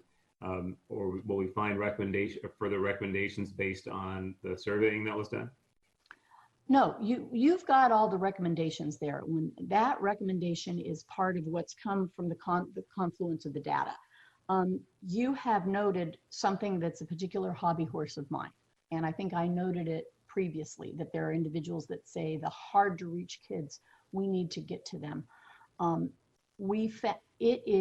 Look, I love working with my good students. I love working with my, the students that want to go to graduate school and get PhDs. The hard students, the students that are struggling with the class, are the ones that warrant my attention. And I use that analogy because the kids that are not drawn to anything GRID is doing or to anything that CSP is doing, these are the kids we've got to reach. We've got to. There's quotes about it. The community wants it. The community wants to work on it. And it's always going to be the CSP striving and encouragement and the mandate that they work on that with GRID, with the nonprofits, with others in these communities, particularly for our men of color. But I also want to remind everybody, and let's face it, our young men of color have long been an at-risk and a population that warrants attention. Our young women of color do as well. Remember, women are the fastest growing population of the incarcerated. And we need to ensure that our long sort of discriminated against young men of color receive the services and attention they need. So do our young women of color who are hard to reach, not the ones that are there and are good, the good students, the good citizens, those as well. Well, thank you. I would just say, and as I conclude at least my input, that in these areas in particular, both with the truth and reconciliation, the performance indicators and evaluators, and also reaching out to other groups, there's been, as these items or issues have been discussed, oftentimes there's questions about the why, or why are they priorities, or why are they important? And so at a minimum, I think it sounds as if you've provided a great foundation of, or something that at least builds that foundation of the why, if anything else, and helps us then to get on to the question of the how to do it. And so I'll look forward to working with you and the department and others as we move forward in these and other areas. Thank you very much. Thank you. Thank you, Commissioner. Any other questions? Commissioner Soboroff, did you have any questions, sir? Madam Secretary, could you unmute his microphone first for Commissioner Soboroff? Just to allow him.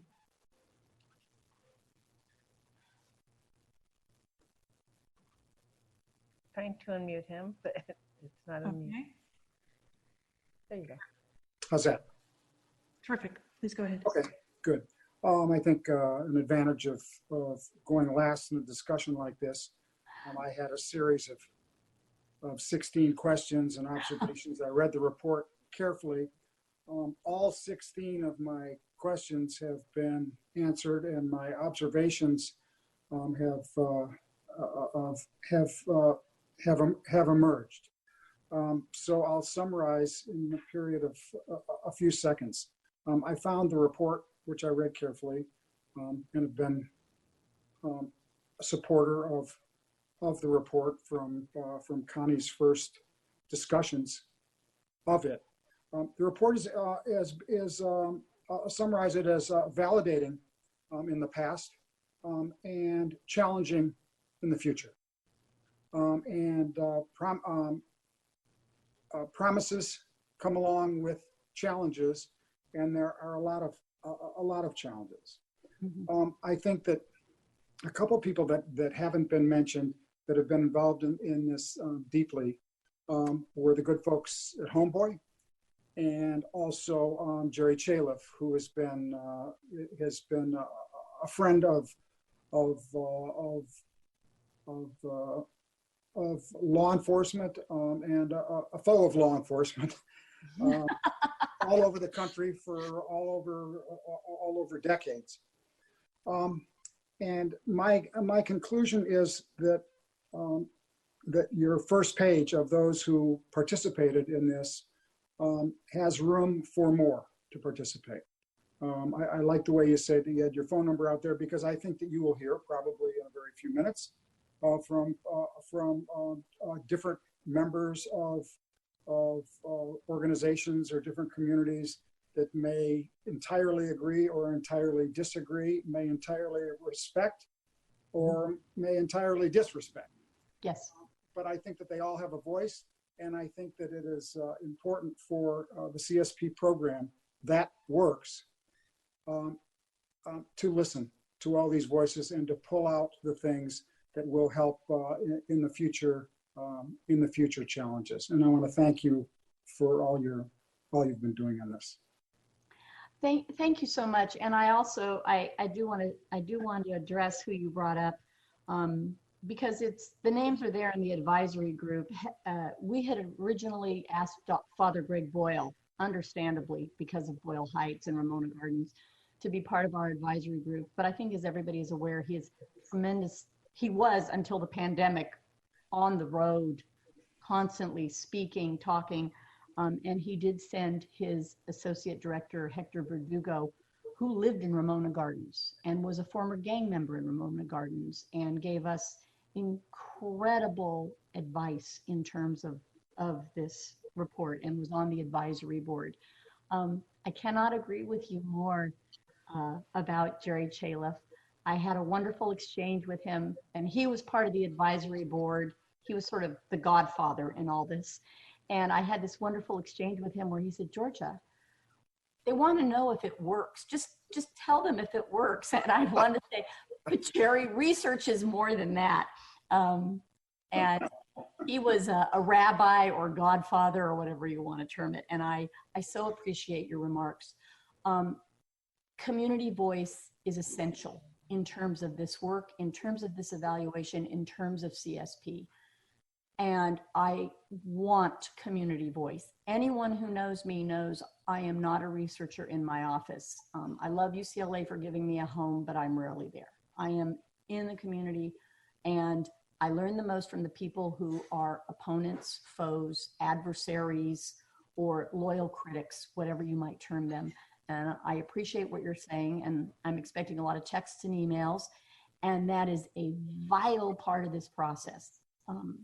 And I just so appreciate the opportunity. I would be remiss if I didn't mention Connie Rice, who we had a concrete wall between the two of us.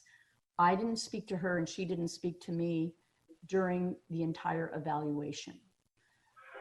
Not until it was over and we began to work together on the steering committee that she and I began to communicate.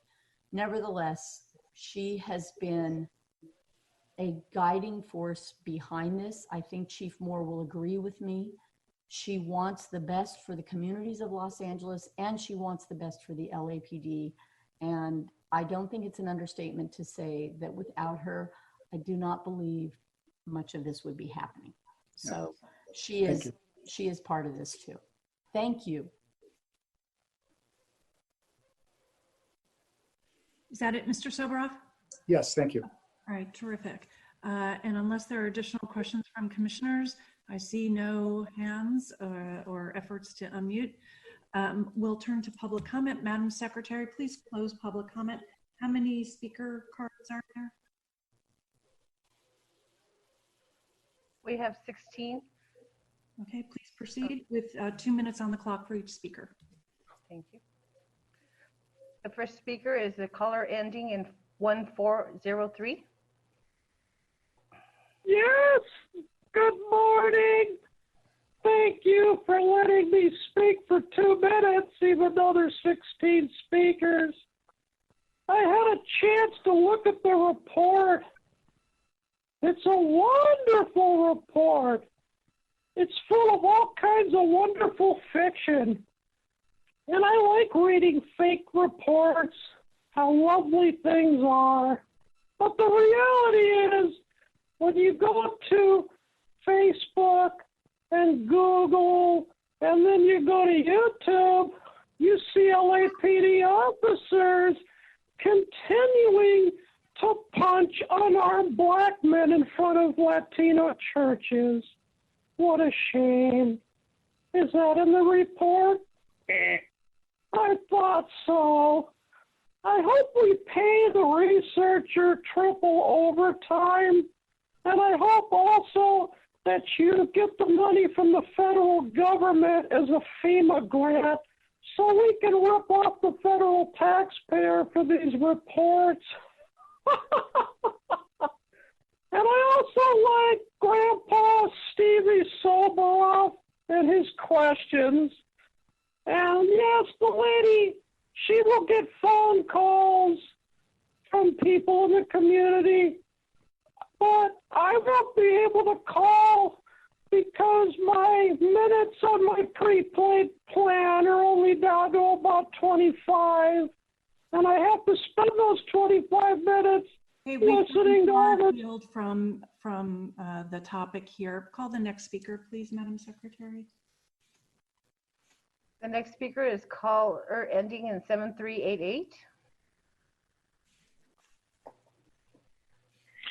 Yeah, I think the problem with this whole thing is that from the start, it treats the question of trust in the community as if it's a problem that the LAPD is seeking to manage, and not from the perspective of the community itself. The problem of trust is that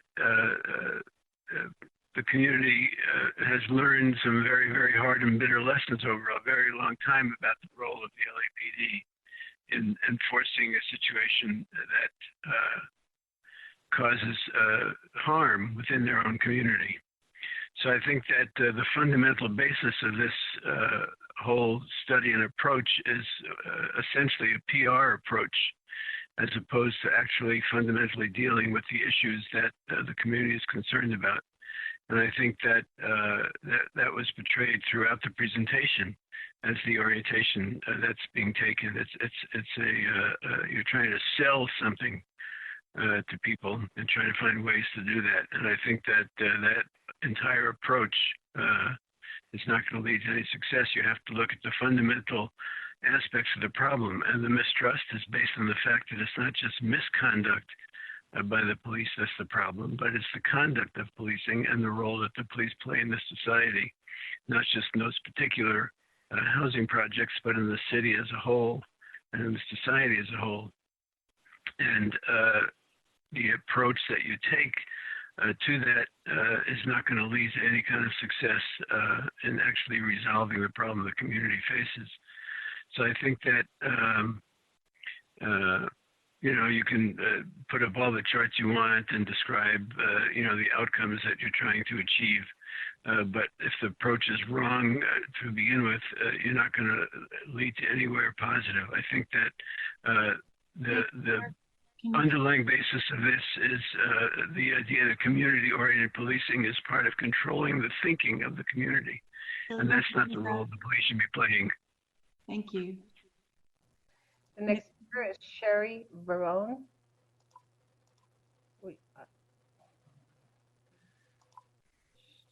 Sherry Barone. Okay.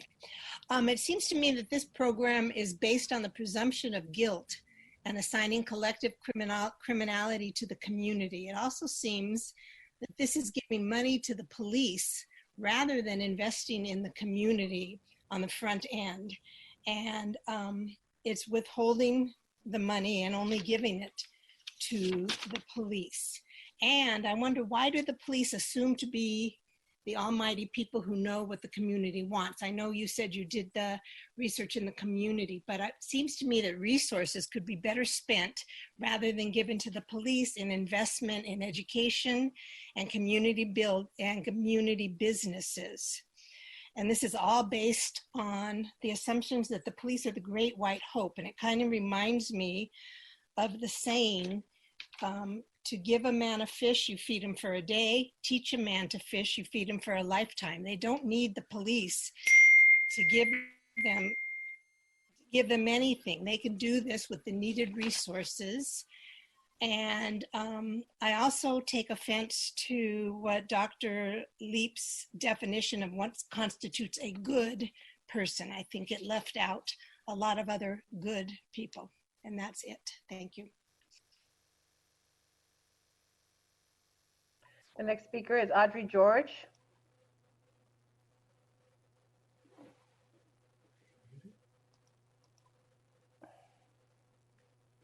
Audrey George. Yes, hi. Excuse me. Yes, CSP must be canceled, not made permanent and institutionalized within LAPD. And Chief Moore, I don't care what other names you might end up changing it to in the future. It's still the same thing. Clearly, Dr. Leap does believe, although she says otherwise, that LAPD can police itself way out of the heartbreakingly harmful situations that occur in the city every day using institutionally racist policies and practices. Having an anonymous funder is very troubling. It could be a biased and discredited organization like Justice and Security Strategies. That should not have been allowed. CSP is all about containing, controlling, and criminalizing the community, and on institutionalizing the presumption of individual and community guilt. Not only is it expanded by mission creep across housing projects, this is an experimentation in surveillance and expansion of police powers under the guise of counseling and relationship building and providing guidance. Instead of investing resources in the community on the front end, CSP results in resources being withheld unless they are part of a police program. CSP demonstrates an abysmal failure to learn from the disastrous impact of earlier models, like gang injunctions and databases, broken windows, and Operation Laser. Dr. Leap has presented a flawed and biased reporting purporting to show how CSP is successful based on contributions to this effort of people who have a financial incentive to make this case. Remember, Dr. Craig Achita was disgraced and discredited for laying out Operation Laser. Dr. Jeff Brantingham, who co-created PredPol and is a lead researcher in this study, has been repeatedly disgraced and discredited and famously compared Black men and others targeted by predictive policing to the behavior of predators in the wild. This after 450 respected academics signed a letter last October rejecting Dr. Thank you. Next speaker, please, Madam Secretary. Is Adam Smith. Hi, can you hear me? Yes, we can hear you. Great. So like Steve, most of the things that I was going to say have already been said by other people, but I'll give it a shot. I found it confoundingly interesting that Dr. Leap made sure to point out that this quote unquote assessment wasn't funded by the LAPD by pointing out that it was funded by the nonprofits like the Balmer Group and the Weingart Foundation that of course Steve has nothing to do with, pointing out that these nonprofits funded this assessment. These are the same nonprofits that are the actual funders of the Community Safety Partnership Program, capital LOL. Seems incredibly ridiculous that this is happening at all. The way Dr. Leap talked about Predpol founder Jeff Brantingham as a quantitative genius who was a paid quote unquote investigator on this assessment and who famously likens Black and brown youth to wild animals in his academic work. And speaking of the experience and value in Dr. Leap's rich history of parachuting into the Black community, is it worth taking her at her word? This being the same academic who wrote in her book that former LA sheriff and currently incarcerated Lee Baca, quote unquote, possesses true integrity. All of this aside, it's clear that the LAPD has been continuously positioning itself to take health and human services dollars, and the nonprofits like Balmer and Weingart are funding the roadmap. Any assessment that is done of LAPD programs will be incredibly problematic assessments as they rely and the salaries of their investigators on the existence of the very programs they are assessing. While pretending to critique these programs, assessments like these will always end with requesting further funding for more training, for more dollars to expand these programs into more communities. Black, brown, and poor communities pathologized by LAPD and their academic collaborators like Brantingham and Leap to continue a project of state violence, of state repression, of the so-called other because it's a lucrative project, one that's based in white supremacy. And you can tell when Chief Moore can't help but use words like overseer when talking about the commanders in charge of the program. Peace! Thank you. And the next three speakers, I'll call the next three names and so they could be ready. The next speaker is T, followed by Joseph Ocon and Zach Sherwin. So right now it's T's time. Hello? Go ahead. Yes, good day. So the CSP model does not work. This plan does not work. We do not need CSP or a separate division. All your analysis, graphs, charts, and you still don't know how to relate to our community. Our communities, with all your charts, graphs, and you still don't know how to relate to our communities. We are people, not numbers. Your plan is deeply rooted and founded in systemic racism and oppression, like modern day slavery, over-policing and murdering of our folks. Why aren't you in white neighborhoods terrorizing them like Beverly Hills? Police do not need to be in our communities. All that funding that you're taking needs to go into quality housing, healthcare, jobs, education to build our communities. You're taking money to destroy our communities. There should be no cops in housing or homelessness. That's not your job. And lastly, you spoke about real accountability. Where's the real accountability with cops that are murdering our people? There's 600 dead by the LAPD and the LA Sheriff's Department and not one prosecution. This is permanent family separation. And how do you apply, lastly, how do you apply CSP to gangs in the police department, the banditos? And you say all this in the planning with CSP without dealing with the criminal and corrupt issues within your department. And lastly, if crime is down, why do we need more policing? Thank you. Thank you. The next speaker is Joseph Ocon. Wait. One moment, please. Hey, this is Joseph Ocon, please. Can you hear me? Yes. All right. The quantitative data does a lot of work to justify this program. So let's take a look at the method. LAPD crime statistics are used to describe a virtual control group against which the measure of CSP's success or failure is made. A lot of lip service is paid to LAPD's history of violence. So it was noticeable that the usage of LAPD crime statistics, which are based on that racist history, was celebrated without qualification. How are we supposed to take as scientific this projection of a community based on racist data as a useful point of comparison for anything. As been mentioned, Jeff Brantingham, the so-called statistical genius, is the founder of Predpol, a racist predictive policing algorithm that's been denounced by other academics and even tossed aside by police departments across the country. While the study claims that the CSP program has elicited an overall positive response from residents at both sites, researchers also admit that the primary challenge facing the Community Safety Partnership is that officers, residents, and stakeholders all describe an overall lack of knowledge surrounding the CSP model, its components, and its ongoing implementation, including officer confusion about the distinction between community engagement and enforcement that is particularly frightening. It seems to me that any program that after 6 years cannot be described by any of its participants and as its own data, and the study's own data reveals, is not even used by a majority of residents at both sites, is an abject failure. And yet there's the dissonant conclusion that actually, yes, the CSP should be expanded and replicated in all other LAPD units. The bottom line is that more police is never the solution, not for these communities, not for unhoused folks.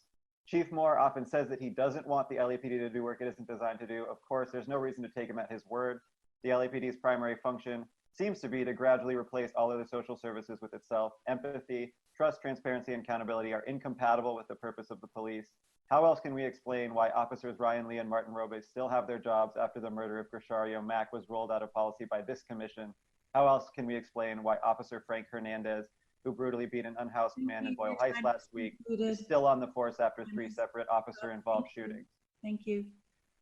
Next speaker, please. The next speaker is Zach Sherwin. I am here. That presentation was really something else, you guys. Dr. Leap told us that trust was the key 5-letter word. So I want to start there. Dr. Leap, who went out of her way to establish how impartial she is, also told us that she's married, and she's married to Deputy Chief Mark Leap. As you can learn if you Google him for about 30 seconds, Deputy Chief Leap participated in the DROP program and received a lump sum of $700,000 while also collecting 5 years worth of police salary. So it's no wonder the Leaps are tight with Chief Moore. They've got a lot of commonality, to use the Chief's term. And by the way, Chief, if you say in common instead, you can get paid for an extra word. And I know you hate to miss an earning opportunity. Speaking of apparent conflicts of interests, Commissioner Soboroff gave us that inspiring speech about his impartiality despite being a board member of the Weingart Foundation. If he were here, I would say, Commissioner Soboroff, recuse yourself. Why don't you do everything you can to avoid the appearance of impropriety and conflict of interest? I also saw that the study was funded by an anonymous donor, and I wonder if when Steve sent in that anonymous donation, it was like Venmo or PayPal or direct deposit or what. To be more earnest than I have just been, the thought of LAPD going on hikes and swims and building soapbox derby cars with black and brown kids in the community makes me feel sick. You know, build trust by not killing and harassing the members of these communities. I'm thinking of that shameful video you just released of the officer Hernandez beating the guy in Boyle Heights. Those pictures in the report of cops smiling with little kids and making heart signs with their hands, I find those downright sinister. And finally, I want to say, what a condescending presentation from Dr. Leak. So much chuckling, so much laughter back and forth with the commissioners, telling Commissioner Bonner that his methodology is great and he's got a career with her if he ever wants one, describing Jeff Brantingham as a genius. That whole thing was sickening, and you guys are the worst. Thank you. The next 3 speakers will be Paula Miner, Gina Viola, and Akila Sherrills. Paula Miner.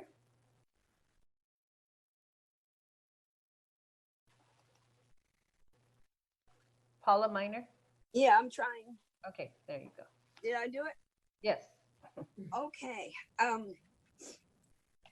I feel like this program is another example of academic complicity, where they produce reports that show how these programs are so-called successful by people such as Dr. Leap and all her colleagues who profit off the program's existence at the expense of Black, brown, and poor communities. We continually see this rooted in LAPD. This program has nothing, absolutely nothing to do with lowering crime. Crime has lowered, but not because of the work of the CSP program. LAPD will come out and play around with little kids. But once these kids become teenagers, especially young Black men who are identified by Dr. Leap as those who become prone to police engagement, once they become young men, the actions of the police absolutely change toward them. And that is shown by statistics, not by our opinion, but it is shown by the racial profiling, the excessive stops, the entering of the young people's names into gang database when they have not been participating in any kind of gang activity. So this whole program is just, you know, another opportunity for some researchers to get money. I think the program should be stopped. It definitely should not be expanded. And it definitely is not a model that can be used with homelessness. You know, if the researcher understood what homelessness was, it means people without a home. It's not people who need a CSP program. So I know you guys, the way the commissioners, especially Soboroff, just smiled and laughed and Shane, yes, Dr. Leap's so great. It's just a fake waste of money, and money could be used in so many different ways to improve the community. Thank you. Next speaker, please. The next speaker, Gina Viola. Okay, can you hear me? Yes. Okay, so the presenter talked about CSP going into areas with particular problems, and I'd like to know how those areas are established. Beverly Hills High School, Pali High, rampant with drug use. Rampant with drug use. Will you be setting up CSP groups there to work with those communities? I think not. I think not. She also talked a lot about the local-based relationships. So do these CSP officers live in those communities? No, we know they don't. We know they don't. CSP is yet another deeply racist, sexist, and classist LAPD program based on notions of collective efficacy and social cohesion. Ideas that deem women, folks on general relief, renters, and young people as lacking in community orientation. This is a lie meant to criminalize poverty, gender, and race. This is something the LAPD has shown us over and over again. You talk about the history of trust being broken. History is still happening. You're still killing Black, brown, and poor people. In fact, you're ahead of where you were last year, and we've been on stay-at-home orders for 9 weeks now. So there's no opportunity for trust, not at all. CSP is all about containing, controlling, and criminalizing the community. The whole program is about presumption of guilt and assigning collective criminality to the community. So I don't see how you expect to establish any type of trust when you go in with a program starting with that. CSP holds the communities most in need hostage. Instead of investing in resources in the community on the front end, resources are withheld and given to police. We continue to fund police at 54% of the city's budget. You need to give that money back so that Health and Human Services has money, housing has money, other opportunities. Your time has concluded. Thank you. Thank you. The next speaker is Akila Cheryl.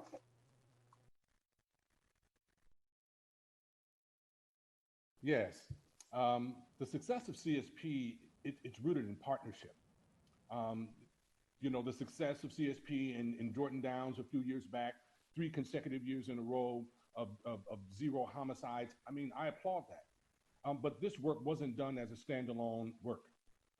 It's not done in a vacuum. CSP is a complementary strategy to GRID, right? The Gang Reduction Youth Development Program in the city has recorded 10 consecutive years of decreases of violent crime and murder. And the data shows that they've done this also without the support of law enforcement, right? So without more strategic investment in GRID, CSP essentially becomes another police suppression strategy. Again, I think that CSP is a good program. I think that, you know, for what it's worth and its design, it's had an impact in terms of reducing violence and crime in the city. But at the same time, we're hearing that they're going to cut money from GRID and then increase money to CSP. I don't think that's a smart strategy.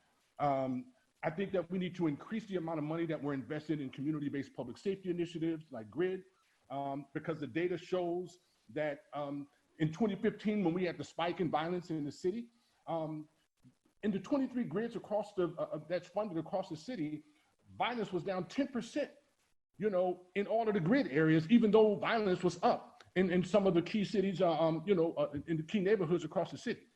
So again, I think that we have to invest more money in the gang reduction youth development program. And if you're going to invest money in GRID, I mean, in CSP, it has to be as a complementary strategy, or otherwise it becomes another LAPD suppression strategy.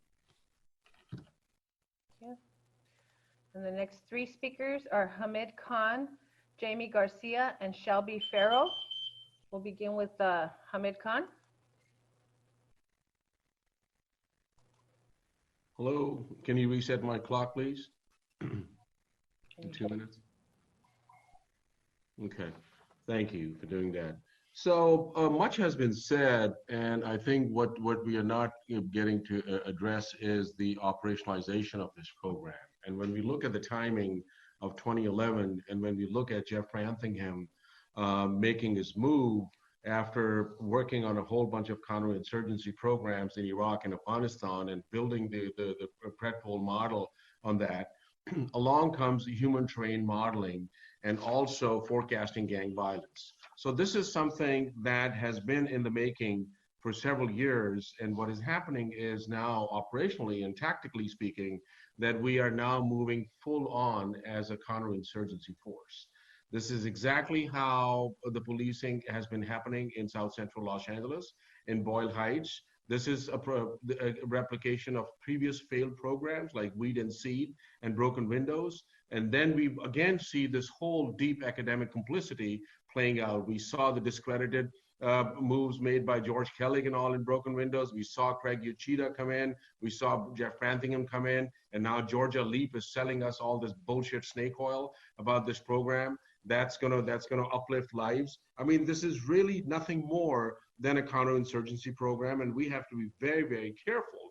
I mean, calling CSP as a force multiplier in this report, well, Predpol and Laser were also force multipliers. Our communities don't need force multipliers. We need life-affirming resources. I mean, this is, again, a job creation program for the academics, and the danger is that LAPD is slowly moving into the health and human services dollars as well. And this is what we're going to see as a remaking of LAPD, particularly now in this COVID time as well, as social workers, as people who are going to be guidance counselors and all of that. So we completely reject this program. We demand this program be immediately stopped. And there's got to be much more public hearing on this issue. So a lot of stuff can be exposed there. Thank you. The next speaker, Jamie Garcia. Hi, can you hear me? Okay. Okay, so I wanted to start by saying, you know, police begins with violence and ends with violence. Mistakes, as Chief Moore said, are not mistakes, they're murders. When CSP started in 2011, we see in 2016, LAPD killed the most children in the last 10 years. So that being in 2016, 6 children were killed. Richard Risher, Jesse Romero, Kenny Watkins, Carnell Snell, Daniel Perez, and Jose Mendez. So it's really hard to believe that this program has any impact on, any kind of positive impact on youth. But I want to refer back to collective efficacy and social cohesion. These are the foundations, and it was conveniently not talked about. And I want to direct you to more reports on Dale Bonner. So collective efficacy means how people engage socially in action in their community. Social cohesion is how they emotionally and socially invest in their communities. And it's interesting that we refer to women as being leaders in this project, in their input and other things. But in 2016, a report called Taking Action to Improve Neighborhoods by Brian Higgins and Joel Hunt, and 2013, Data-Driven Crime Prevention Strategies, authored by Craig Uchida, specifically stated that older people, those not on general relief, men, homeowners, and those with higher education had greater collective efficacy and social cohesion. So what I ask is what communities are driving these perceptions and these interventions in communities. So it's hard for me to believe that this is anything in regards to communities that are most impacted by police violence, but also most impacted by political and social conditions on the ground. So I would, as we continue to unpack CSP, I want you, Dale Bonner, to take a look at these reports as well, because this is the foundation. And so it's obvious that it's racist, classist, and sexist.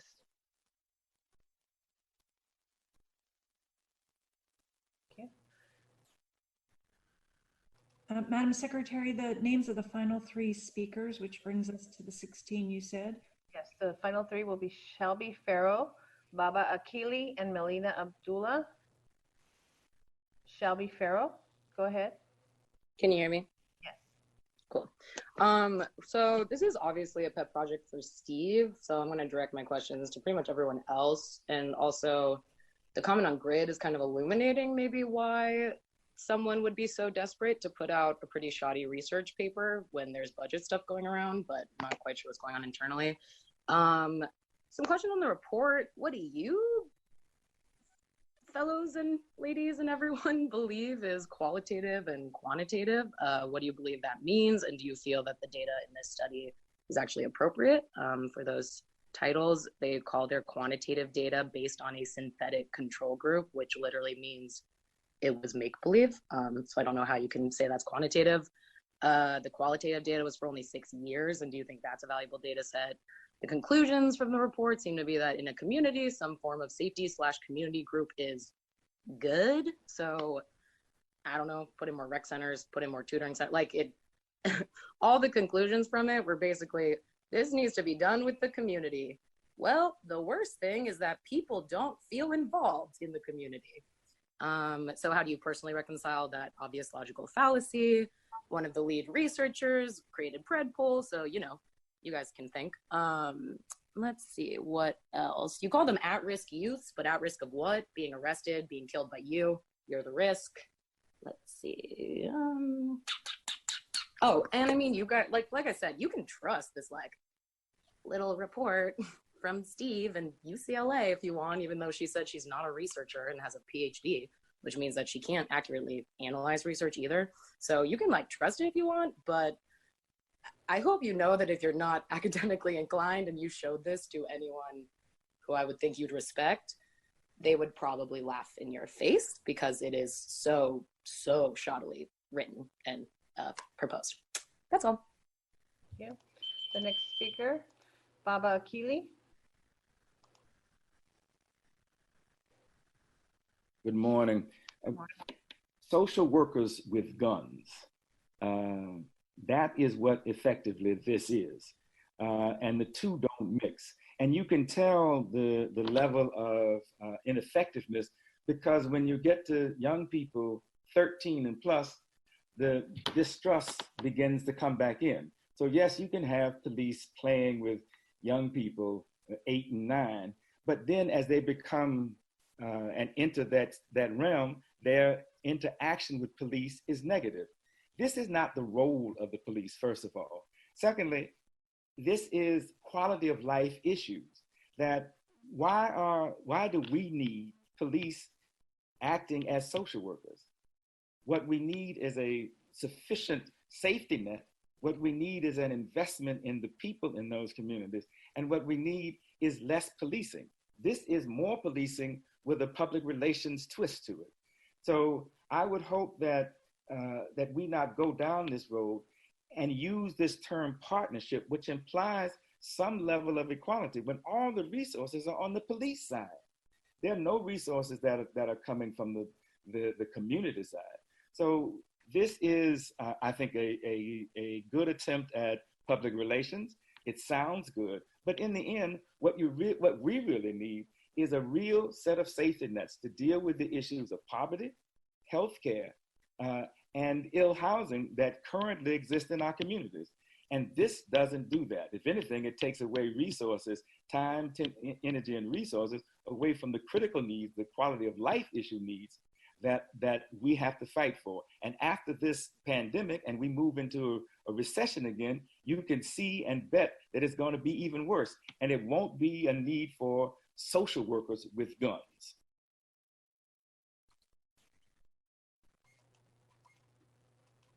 The next and final speaker, Melina Abdullah.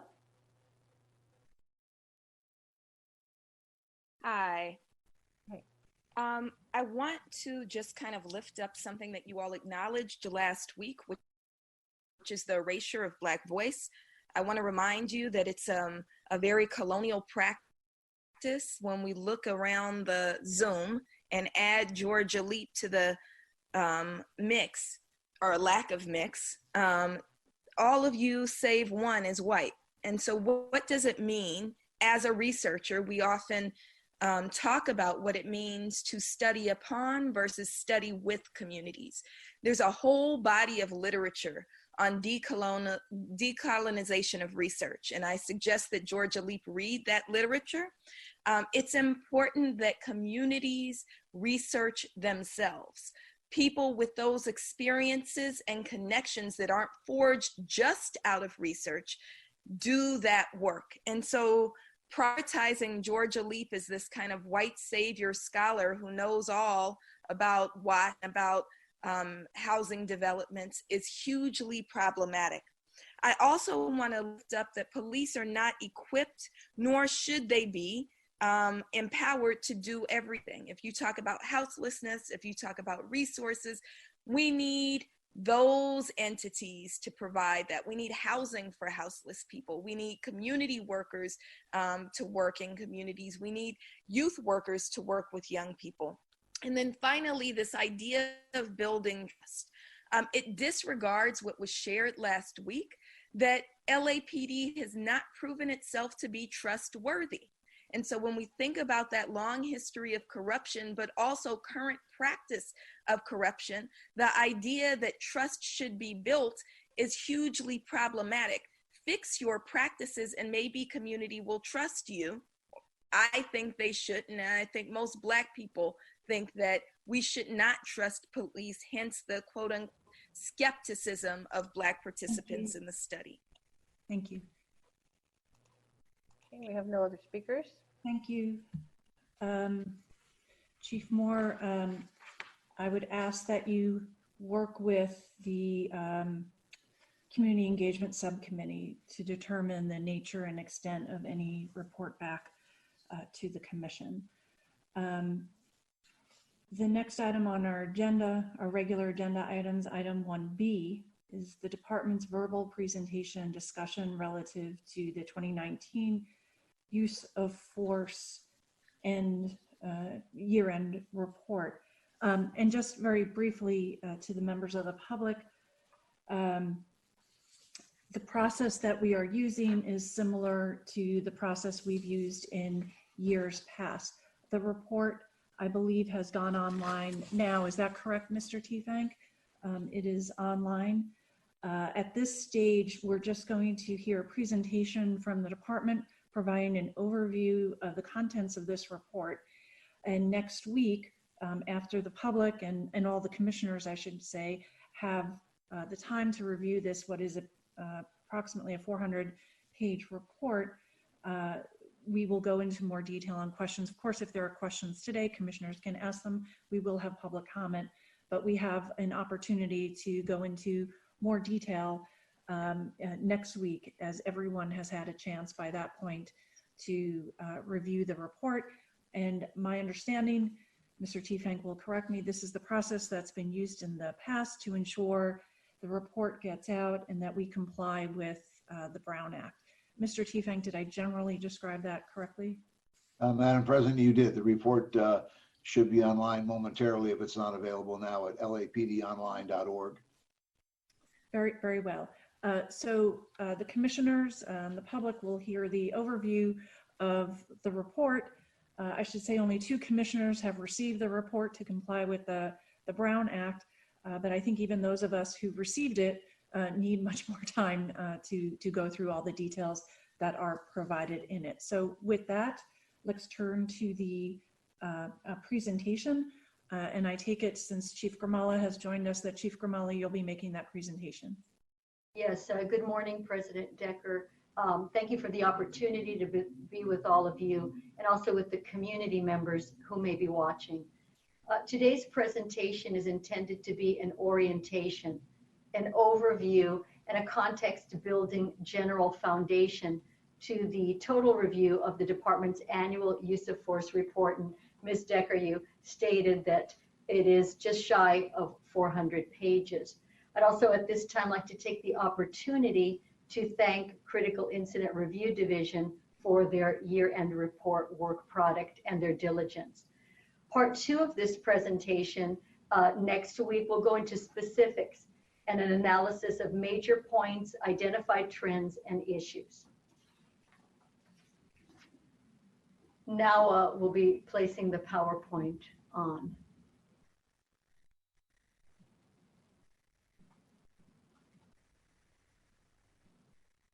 Please bear with us. It was, of course, it's just trying to boot up here.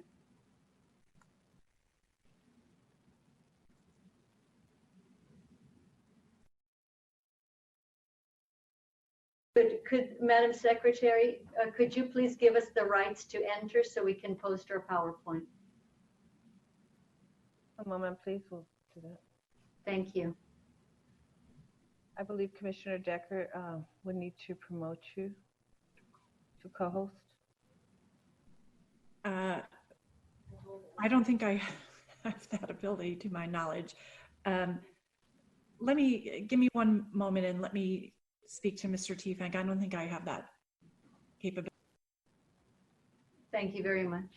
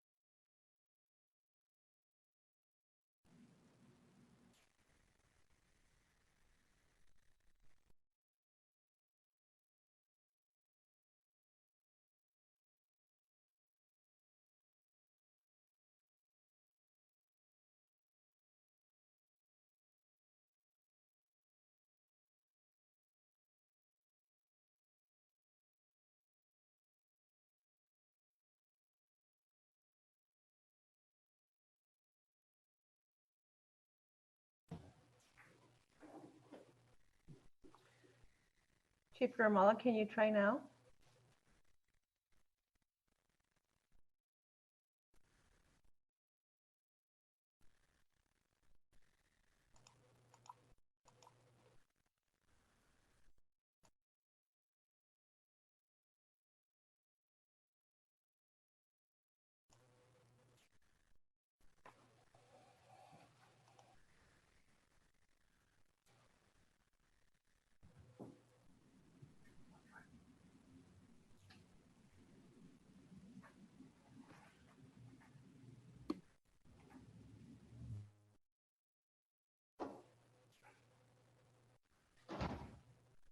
There we go. Check us.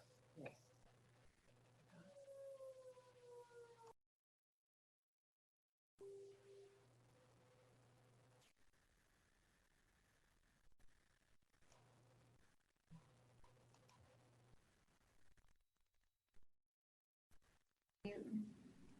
Commissioners, are you able to see the PowerPoint now? Yes, we can see it. Thank you. Thank you so much. I appreciate that. So as we begin, I'd like to note 6 points of significance as we look at 2019, and they're listed here on the PowerPoint for you. The lowest number of officer-involved shootings in the last 30 years, the least number of categorical uses of force incidents within the last 5 years, the lowest number of officer-involved shootings involving animal incidents in the past 5 years, the least number of canine contacts in the last 5 years, the second lowest number of in-custody deaths in the last 5 years, and a 69% decrease in suspects perceived to have a mental illness during officer-involved shooting incidents compared to 2018. The next slide will orient us to the City of Los Angeles demographics. Sorry, it froze on us.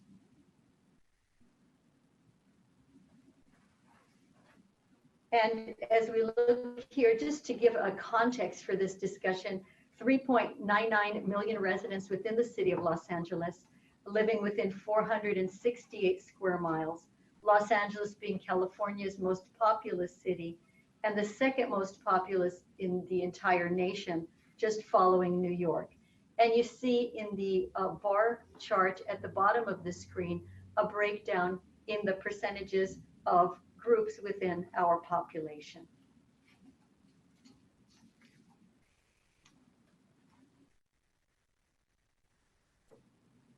Go back. Sorry, we're getting a little ahead of ourselves here, the individuals contacted. The next slide you'll be seeing shortly goes over individuals contacted by the department. Sorry about this. We have to go backwards. I'm sorry for these technical difficulties in the flow of the presentation.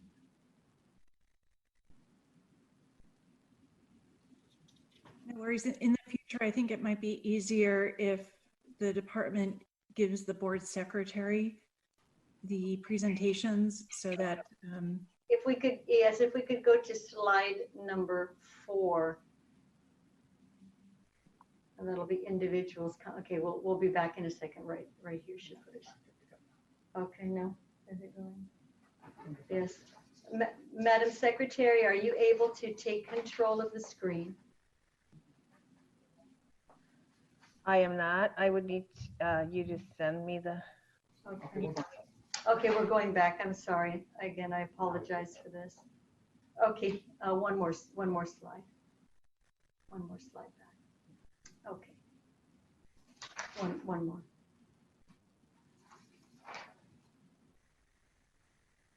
Okay, thank you. Thank you for your patience here. So as we look at the totality of individuals contacted by department personnel in 2019, over 1,692,000 individuals. And this number includes field detentions and calls for service.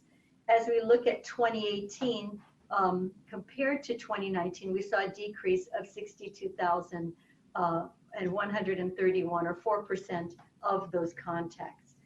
An increase of 51,248 individuals compared to our average looking at 2014 through 2018. Now taking a look at our calls for service, the LAPD received 979,592 calls for service through Communications Division in 2019. This was a 2% decrease to 2018 of approximately 20,000 calls for service.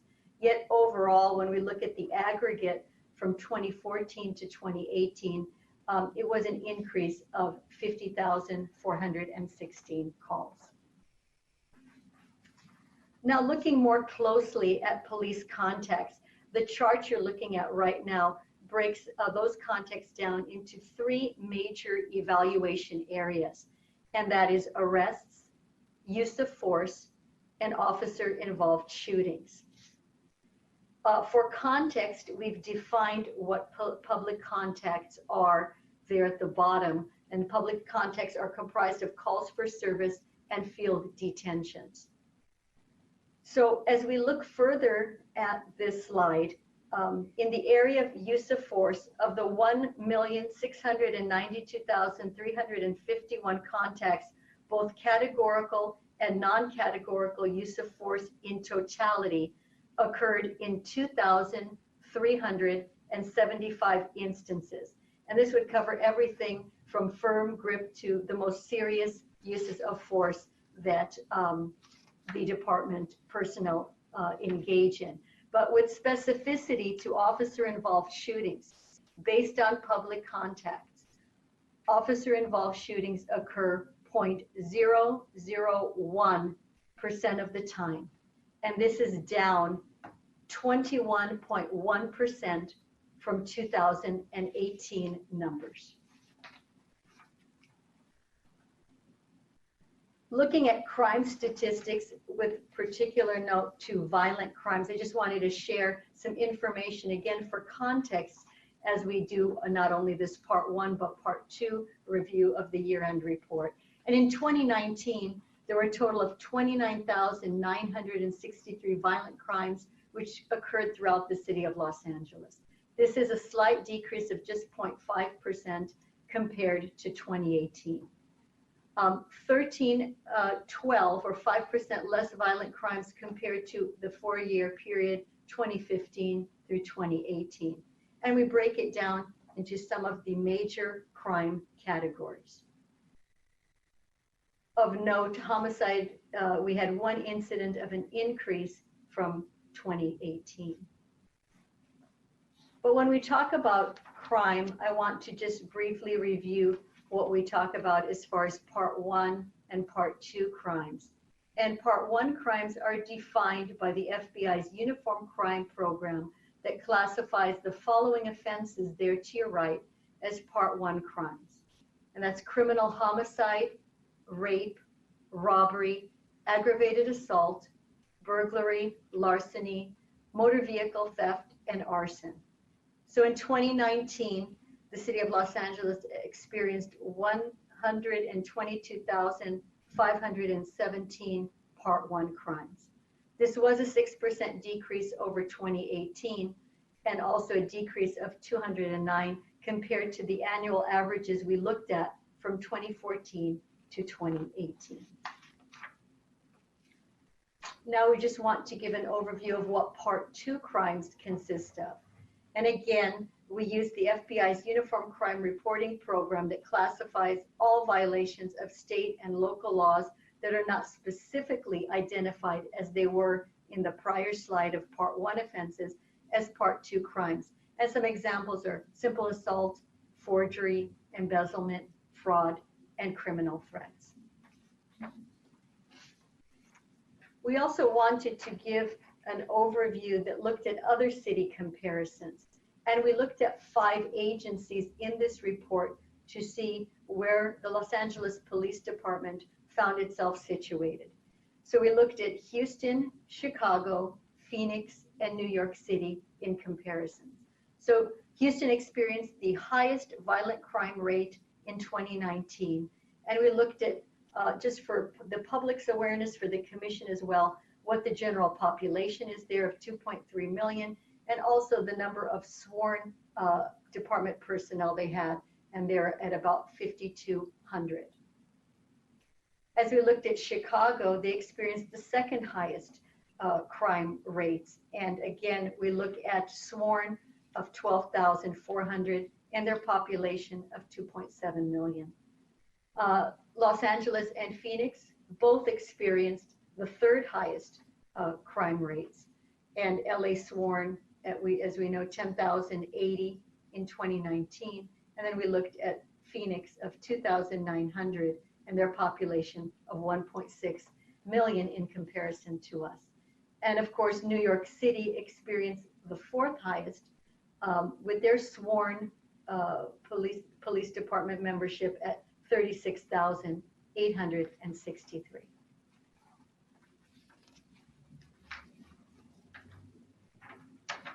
Now, as we review the end of year report, it's important to provide some very critical definitions. And the department evaluates uses of force in two specific categories. One, non-categorical uses of force, and categorical. So non-categorical uses of force are defined there for you on this slide. It's an incident in which any on-duty department employee or off-duty employee whose occupation as a department employee is a factor uses physical force or a control device to compel a person to comply with the employee's direction, defend themselves, others, effect an arrest or detention, prevent escape, or overcome resistance. Now, categorical use of force, we have the definition here. We have the citation if people want to look further at the LAPD manual, but I think it's very important that I quickly review what a categorical use of force is. And it's an incident involving the use of deadly force by a department employee. All uses of an upper body control hold by a department employee, including the use of a modified carotid, full or locked carotid hold. All deaths while an arrestee or detainee is in the custodial care of the Los Angeles Police Department. These are also known as in-custody deaths. A use of force incident resulting in death. A use of force incident resulting in an injury which requires the individual to be hospitalized. These are also known by the acronym LERI, L-E-R-I. All intentional head strikes with an impact weapon or device, such as a baton or flashlight, and all unintentional or inadvertent or accidental head strikes that result in serious bodily injury, hospitalization, or death. Officer-involved animal shootings, non-tactical, unintentional discharge. This is when there is an improper handling of a firearm by a department employee. And lastly, an incident in which a member of the public has contact with the department canine and hospitalization is required. And I think those two evaluation categories are an important backdrop as we now take a look at some of the general numbers. So overall use of force incidents, as we break down into the two major categories that I just reviewed with their definitions. Categorical uses of force in 2018, we were at 61. 2019 at 53. And this shows a 13.1% change, decrease. Non-categorical use of force incidents, we were up 9.2%, going from 2,125 to 2,320.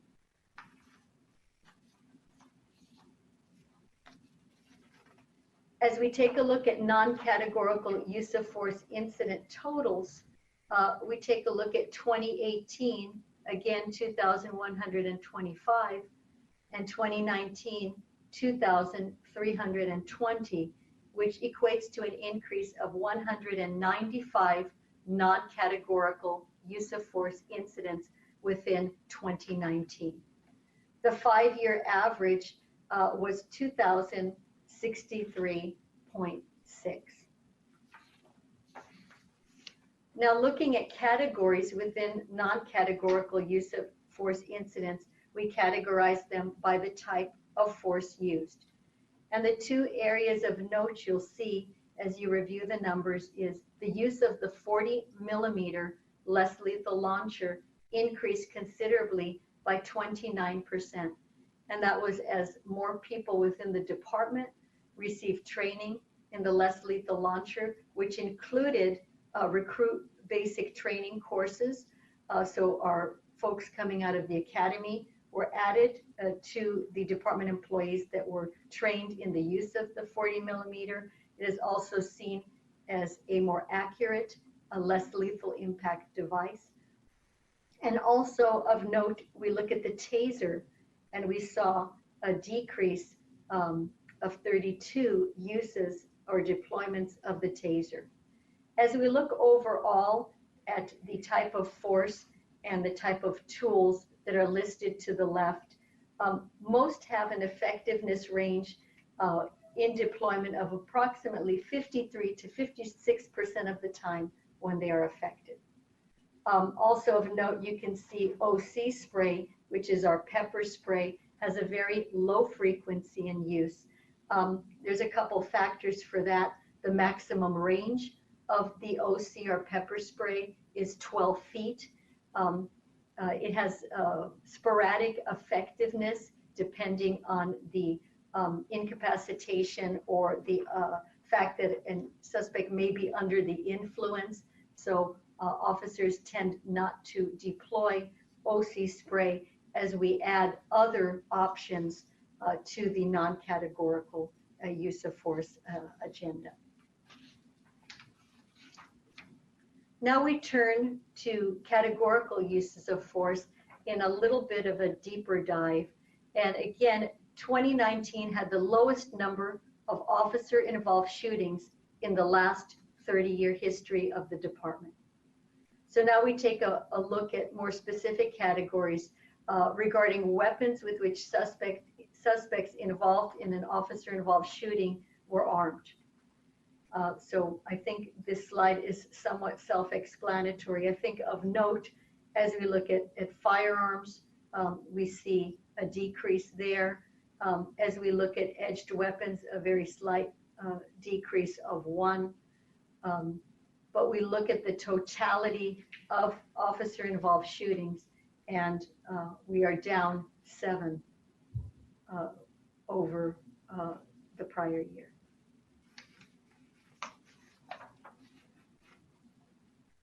On the next slide, we just want to take a brief look at comparisons again with 5 other agencies, major metropolitan police agencies, to see where their officer-involved shootings lie, numerically speaking. And we see Los Angeles Police Department, although we had the decrease from 33 to 26, and the 5-year average of 38.2, we can compare ourselves, again, looking at different agency numbers of sworn personnel and city populations.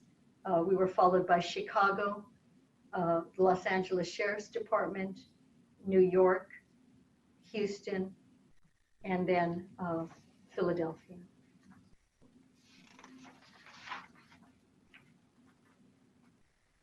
As we take a deeper look into categorical uses of force, as we reviewed the definition earlier, other than officer-involved shootings, we look at this chart here. Of note is a reduction in custody deaths, law enforcement related injuries or LERIs, and head strikes, which was 1 less. We saw no change in the canine contacts.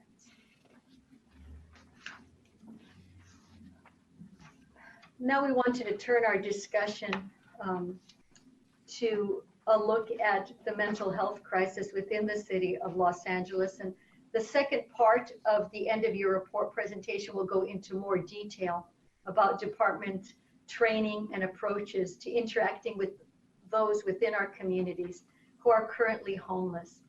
But I'd like to share a few important facts right now during this part 1 overview. The department responded in 2019 to over 20,757 calls for service involving persons experiencing a mental health crisis.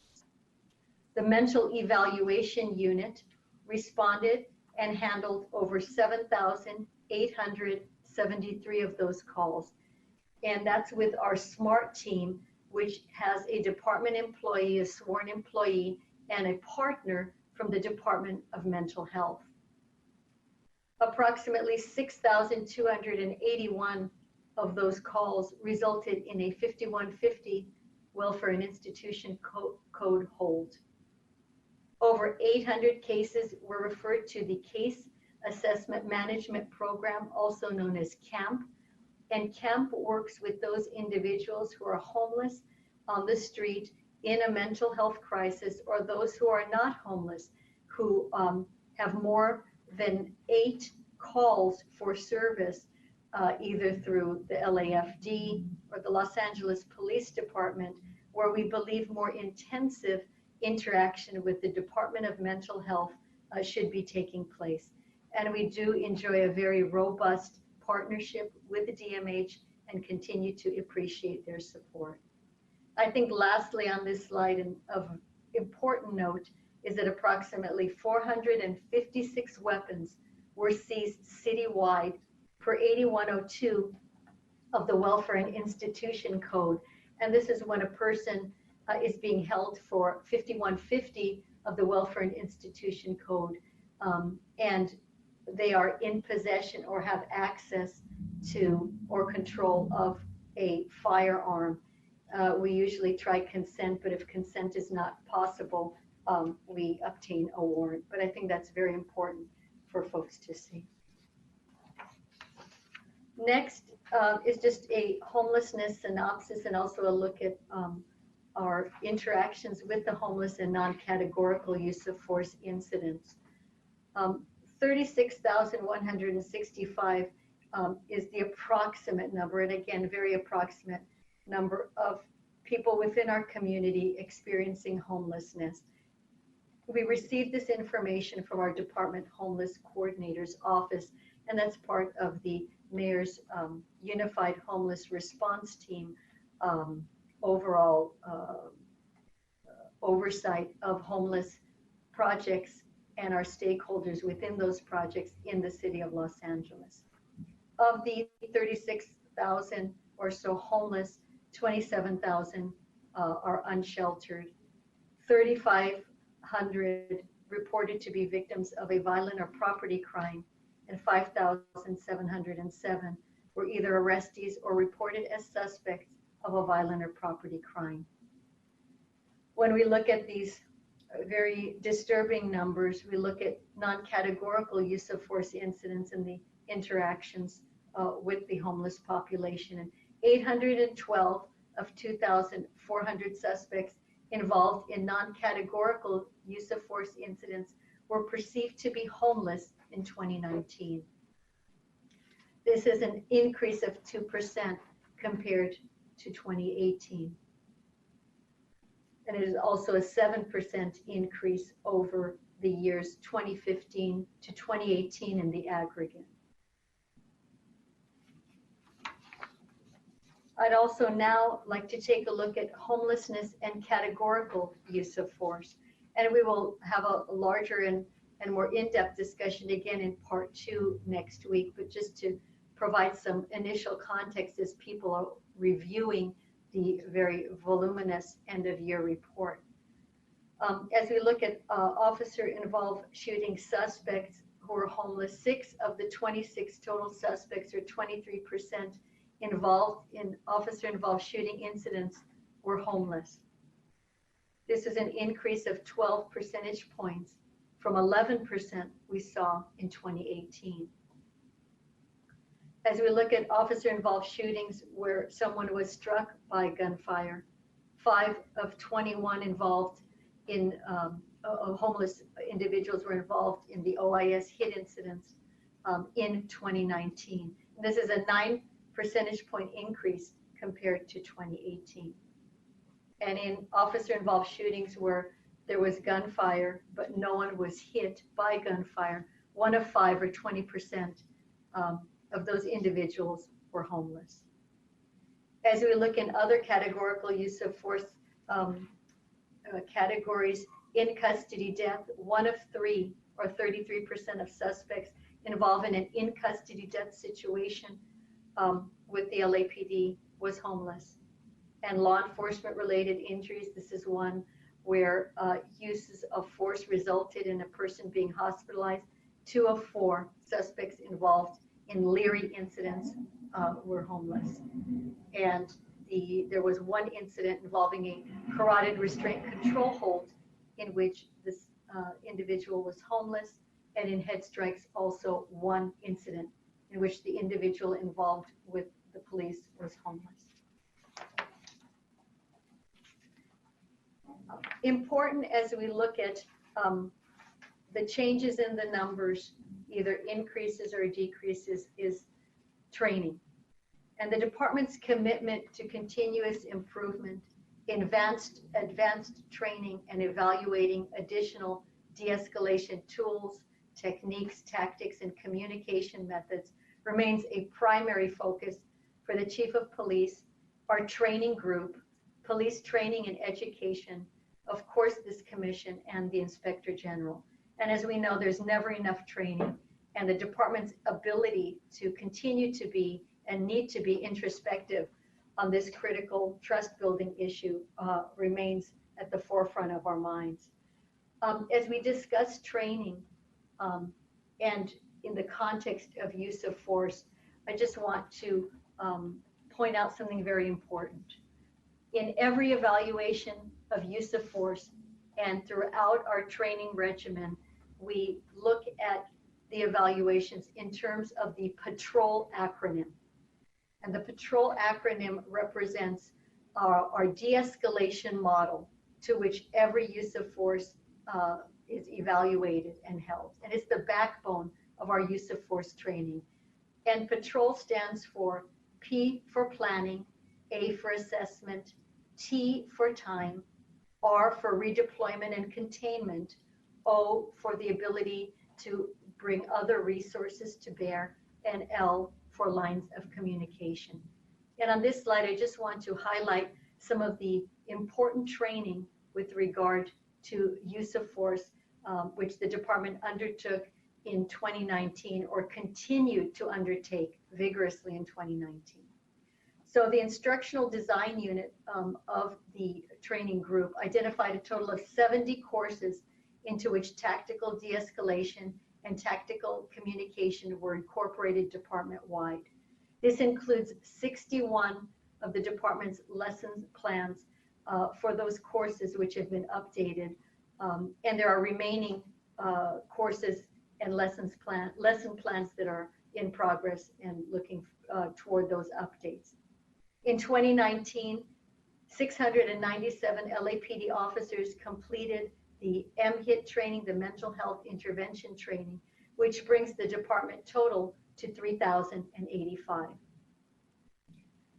Continuous integrating communication, de-escalation, and crowd control training was also provided department-wide, and 7,796 officers were trained beginning in 2018, but continuing in 2019. From January to June of 2019, the department partnered with USC to train officers on how to address and manage problems facing 21st century society. And this included an advanced certification program. Continuing with training, we have now our third department-wide use of force training that is going on, and that's called Advanced Strategies for Command and Control. To date, 5,026 officers have been trained, and this training began in March of 2019. It's extremely important because it is also incorporating the concepts of procedural justice.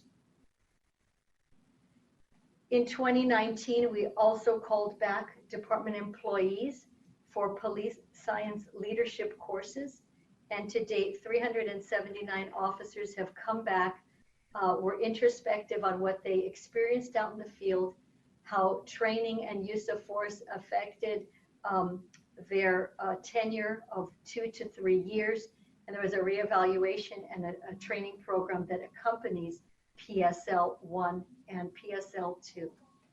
In addition, as we evaluate categorical uses of force, we took a hard look at what our field training officers, our P3s out there who are influencing the training of probation officers, their level of acuity. And in 2019, the department continued to update the FTO course, which included concepts of mental health awareness, de-escalation, and increased command and control.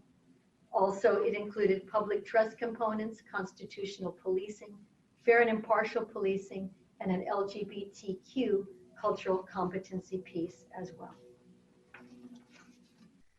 Also, for context, as we look at next week's deeper evaluation, we thought it very important to highlight attacks on LAPD officers in 2019. And there was a decrease of 3% or 26 less incidents compared to 2018. But it was an increase of 70 compared to an overview looking at 2014 to 2018. And when we talk about attacks on police officers, these include everything from batteries and assaults to those where a deadly weapon was used against a Los Angeles police officer.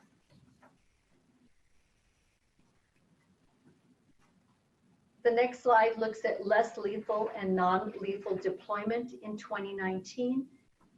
In November of 2019, the department approved the FN-303, a less lethal launcher, to be used by Metropolitan Division and Custody Services Division. This tool has the ability to deliver, for example, pepper spray, and this is a tool that can be used to diffuse incidents within our jail system. If there is an outbreak of violence there, we don't have to use very impactful weapons. We can deploy something like the FN-303 to deliver oleoresin capsicum or pepper spray as an example. Also, the Pepperball Variable Kinetic System Launcher, which we'll discuss more in part 2 of this presentation, is still in the evaluation stages, and the Chief of Police is still evaluating its effectiveness. As we look at non-lethal, in late 2019, the Commission allowed us to begin a pilot of the use of BolaWrap, and that's a Kevlar thread that can be propelled at over 500 feet per second, that can keep a person in place by wrapping the cord around an individual's legs. We look at the lower extremities to immobilize them so that we can, by time and distance, and hopefully de-escalate a situation, to take an individual into custody. That pilot continues. We've had it deployed 6 times in the field to date, with 4 times in which we found it to be effective, but that evaluation is ongoing. Now we turn to looking at accountability in not only use of force situations, but in our training and our officer and community contacts.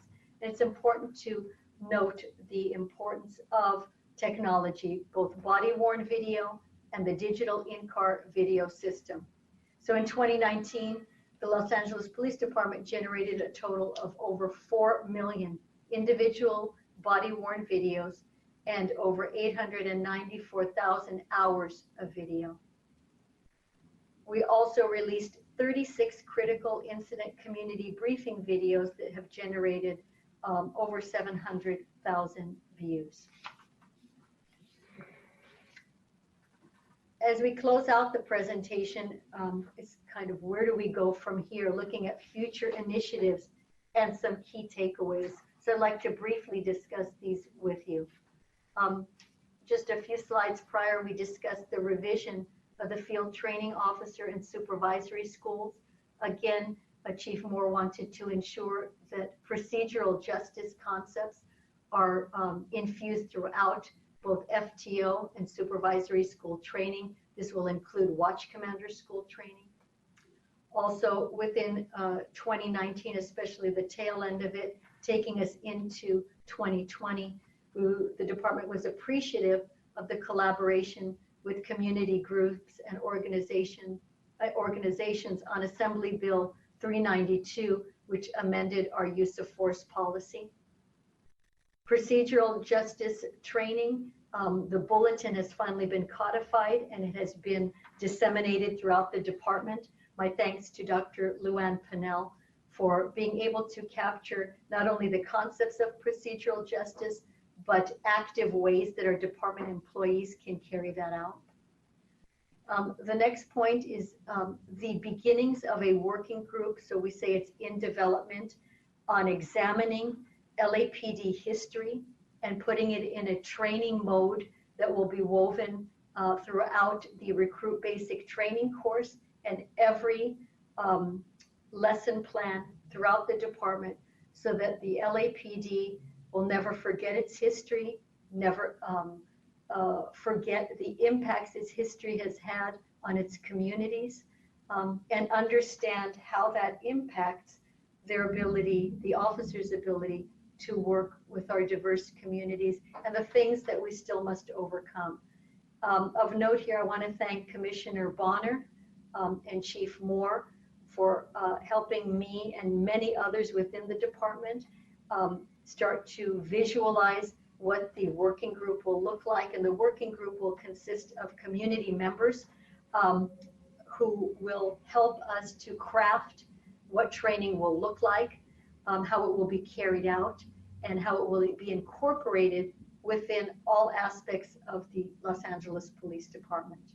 Also briefly, we are collaborating, and there is a working group as we look forward to Senate Bill 230, and that's the incorporation of our use of force policy update training, into training rather, and that will be due to us in January of 2021.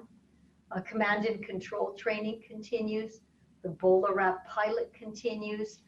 Mental health intervention training continues, as does command and control.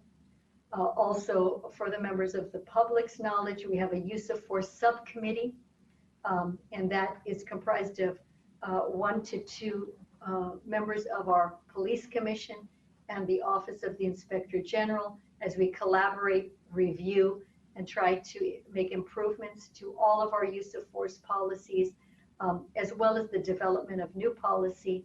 And lastly, in 2019, we developed a new firearms qualification course, which we are piloting now. And what is very important to note about that is it's the first time an incorporation of less lethal munitions options are available within a firearms qualification course. And we did invite the Inspector General to come and see that. I'm not sure if that took place yet. But again, as we look toward de-escalation and incorporating it in everything from our training to our policy, this also applies to our qualification of firearms. This concludes the first part of our foundation for the end of year report and its evaluation. I look forward to presenting a further analysis next week. And now I am available to the commissioners, Inspector General, and members of the public. Thank you, Chief. Appreciate that presentation. Can you, and I apologize if I missed this, can you clarify what you're presenting next week? I'm trying to decide the questions I have, whether it's more appropriate to ask them now or next week. So can you tell me what's coming up next week? Or what's the structure of the presentation? Yes, Commissioner. As you know, in the year-end report, we do a deeper analysis into demographics, information on suspects, information on officers, information on weapon systems, the things that are working for the department, those that are not. So we're looking at a much deeper evaluation of the department's interaction on all use of force matters in a more granular approach, including homelessness, those that are mentally ill, different areas within the city, different bureaus, and looking at a comparison overall in each of those areas. So we're looking at a much deeper dive for this information. What I tried to accomplish in this first part was to provide not only the commission, who I know is familiar with these definitions in evaluating the department's actions, but for members of the public, community groups, so that they can understand the context with which we'll be reviewing these aspects next week. Because we can sometimes get lost in our assumption as a department that people understand these definitions. And I think that that would be not showing enough respect to those that will take the time and effort to look at these publications. Thank you for that, Chief. That helps me. I think for me, my questions might be better suited following next week's presentation, but let me tell you the general areas that I'd like to cover. I'd like to have a better understanding of how the department uses the numbers each year that are evaluated in terms of setting priorities for training or the changes that are going to be made. I'd also like to have a better understanding of how the numbers are evaluated. So for example, 26 officer-involved shootings, which is lower than last year, which is always good for lower, but how does the department evaluate to what to attribute the lower number to? Training, de-escalation tools, the efforts of community groups. How do you determine cause and effect to create a strategic plan going forward to lower that number even more? I'd also like to have a little better understanding of the impact of cybercrime, traditionally a very underreported crime, and how that may be impacting our overall numbers, if you know.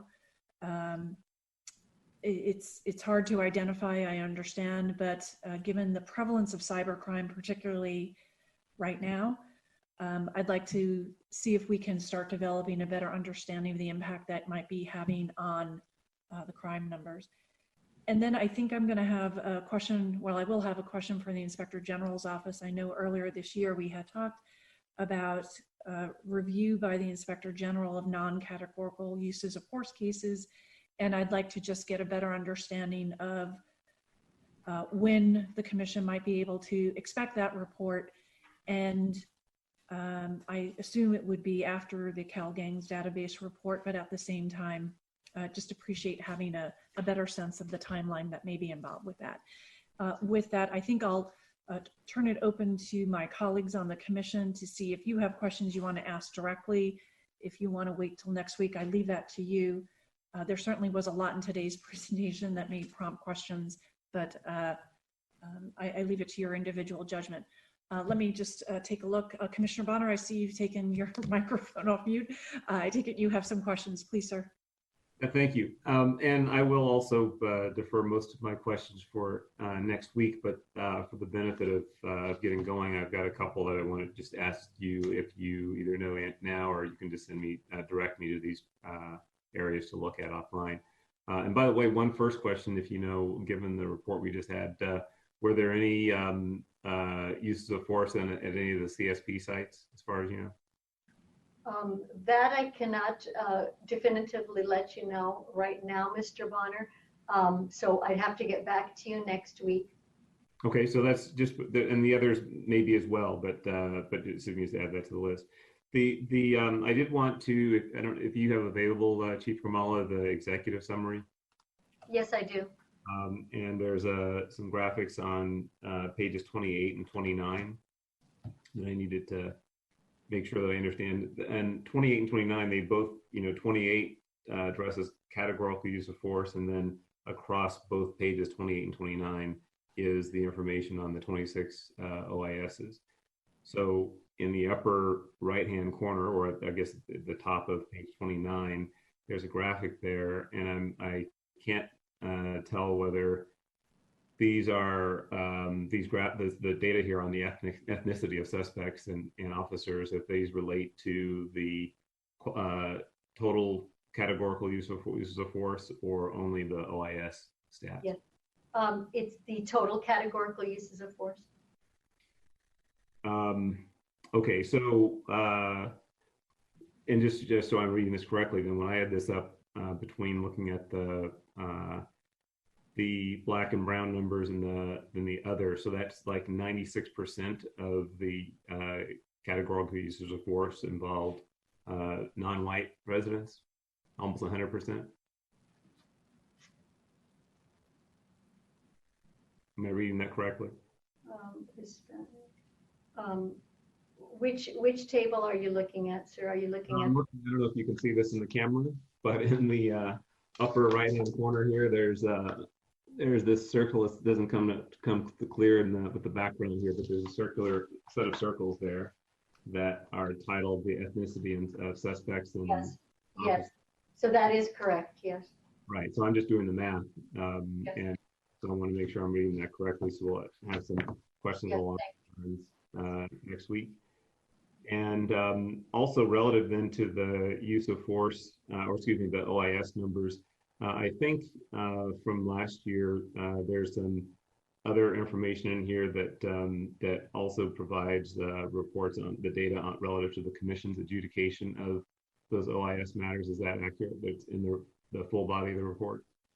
Yes, the information is not in the in totality in the executive summary, but it is in the larger report. Yes. Okay, correct. And then similarly, there's a data point on total shots fired. Yes. That's in the full report. Yes, it's in the full report as well, and we will be covering that next week. Okay, so if you could just sometime after the meeting, if you could have someone point me on, I'll find them eventually, but I think that the main report is almost 400 pages. So if you could have somebody direct me to the charts or the information on the commission's adjudication, and then also the overall the number of shots fired. Absolutely, and also to your point, Mr. Bonner, we also do a breakdown in those officer-involved shootings in which 1 to 2 rounds were fired, and we do a breakdown so we can see how many multi-officer involved shootings we had. So we're more than one fired. So we do those breakdowns as well. So if you have questions on that, we will be able to provide that data to you. Okay, appreciate it. Thank you very much. Thank you. Thank you, Mr. Bonner. Commissioner Soboroff or Goldsmith, do you have questions at this point? Seeing no one taking their microphone. Commissioner Goldsmith? Yeah, thank you. I do have a number of questions, and I'm interested in the department's analysis of these numbers. It sounds like we're all going to wait until next week for that. You're free to ask any questions that you'd like. I mean, I'm fine with waiting until next week. I just didn't want to appear to have no interest in these details. So I will hold my questions until we have an opportunity for a deeper dive next week. Thank you. Yes, and I think we'll all benefit from some time in going over the 400 some odd pages of the report, which is filled with a lot of data. Commissioner Soboroff, do you want to ask questions now or next week? Next week. Okay. With that, Madam Secretary, please close public comment. How many individuals are currently in the queue? We have 5. Okay, let's begin public comment then. One moment.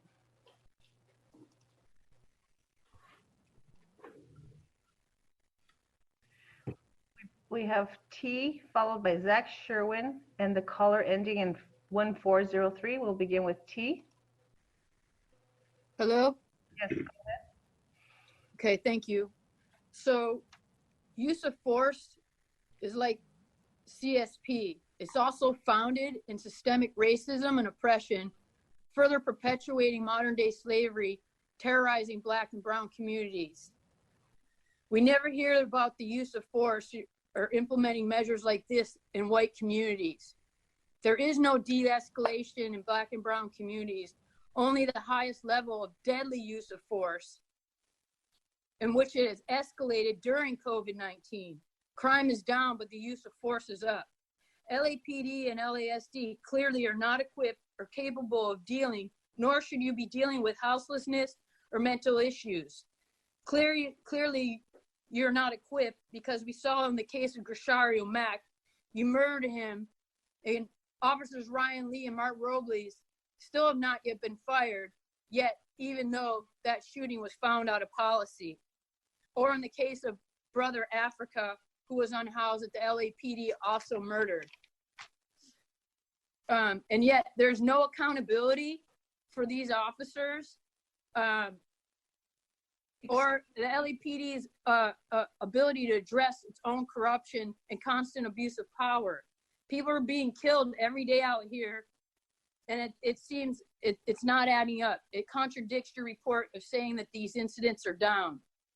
Also, I'd like to ask, what is going on with illegal gun sales within the police department? And lastly, all this talk about all this talk, and again, nothing addressing about the corruption and criminal issues within the department. Thank you.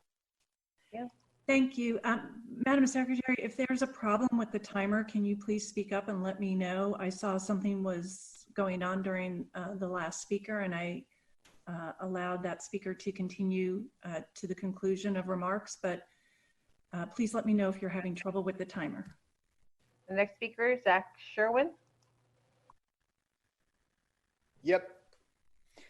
I'll begin my remarks by saying that I found that presentation, like adjectives that come to mind include creepy and chilling, just the tone in which all those statistics are being reported, that litany just presented with that pleasant and measured professionalism, this like very neat sorting of these different kinds of use of force, that euphemism itself into these like neat little buckets, all those acronyms that help like normalize this and make it like, oh, it's a thing. There's even like a name for it. We've taken the time to think about it and give it a cute little acronym, Leery. I haven't gone to thesaurus.com, but my like off the cuff definition of leery is like being afraid of something. And how about that? That's a cute little acronym thing. You know, I don't want to make light of this. Like it's awful and chilling. Those professionally shot photos that we saw with those like well-posed models, including that one of two officers apparently talking a person off of a ledge who was about to jump off of it. What's going on there? And, you know, I noticed that the model in that shot about to jump off the roof was white. Same with the person being loaded into an ambulance on the mental health call screen. That person was also white. Why isn't the police department casting models of color in those photos to accurately reflect the members of the communities who are the targets of your violence? You know, Grishario Mack was experiencing mental health issues when he was murdered by the cops at the Baldwin Hills Mall. I just feel like it was just like, you know, this lengthy torrent of normalizing and putting this state-sponsored violence in buckets. And, you know, the percentages, this column's a little bit up, this one's a little bit down.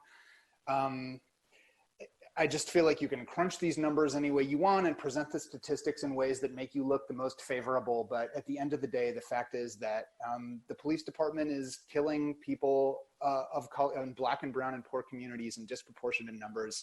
And I found this report disgusting, but not surprising.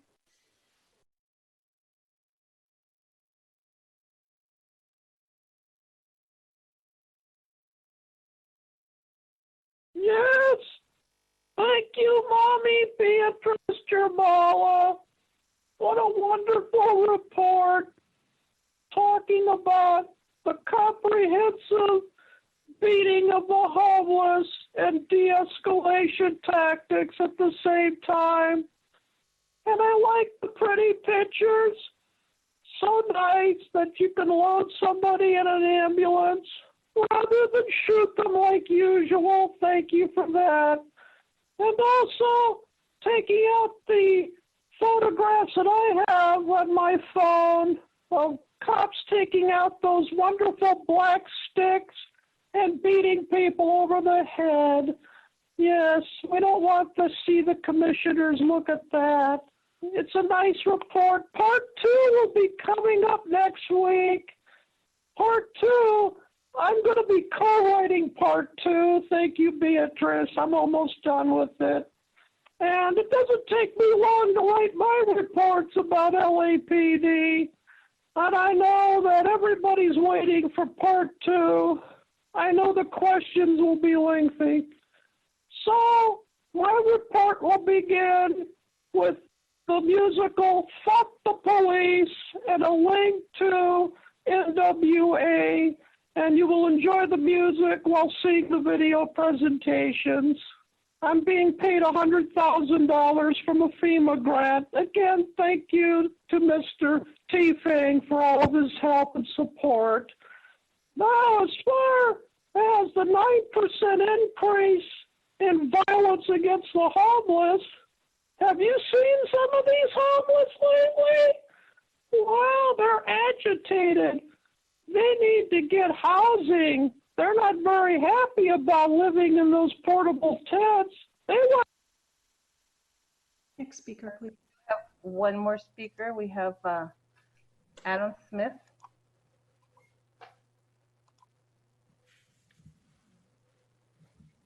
Adam Smith. I'll pass. I got to formulate my questions for next week. I'm going to talk to Steve about it.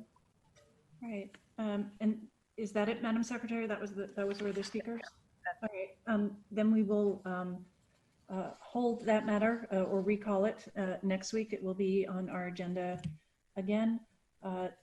Next matter up on the board's agenda is item 1C, the department's report relative to home garage authorities that is presented to us each year. And this year it's for fiscal year 2021. Does any commissioner have questions on this report? I see the general shaking of heads. No one has unmuted their microphone. So we will turn then to public comment. Madam Secretary, let's close public comment and go to item 1C. We have one speaker. We have caller ending in 1403. Go ahead. Yes. Thank you again for all of your help. I noticed the inexplicable amount of these take-home vehicles in the Devonshire division. They're taking home all of these cars while the rest of the cops working in the ghetto only take a couple of dozen. What is it, 53, 63?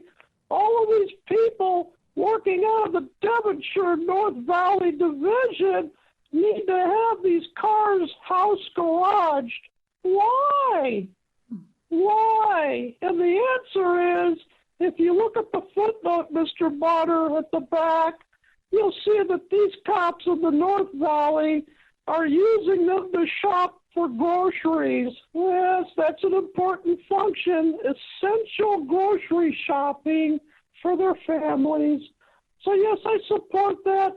Also, I would recommend the addition of free gas cards to every police officer with a home garage. A minimum $200 a month free Costco gas card. This has so they gone can far go. afield from the topic, and we'll conclude that person's comment. The requested board action is to approve the department's report, which I will push forward.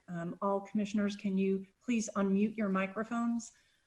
We have to have a record of this. We need to be able to. Madam President?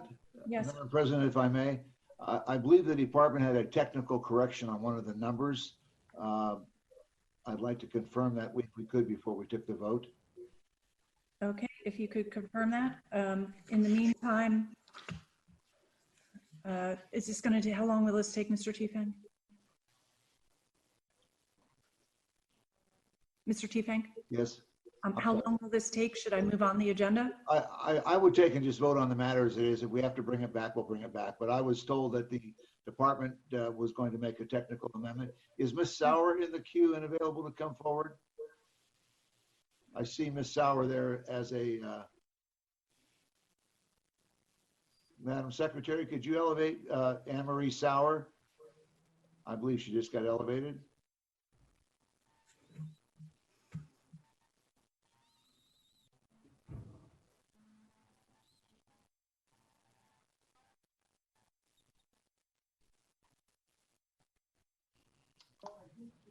Ms. Sauer? Yes, can you hear me? Yes, we can. If Okay. you would make that technical correction for the commission. Sure, thank you so much. The correction is, the way the report is written is correct. The change was to the attachment. So we have provided the revised attachment, which has for command staff a total of 136 vehicles. The original attachment had 139. And then the total is 1,079 versus the 1,082 on the attachment. So the report itself is correct. And we've just provided a revised attachment for that. I'm sorry, I need one moment to look at my documents. Sure. Give me one moment.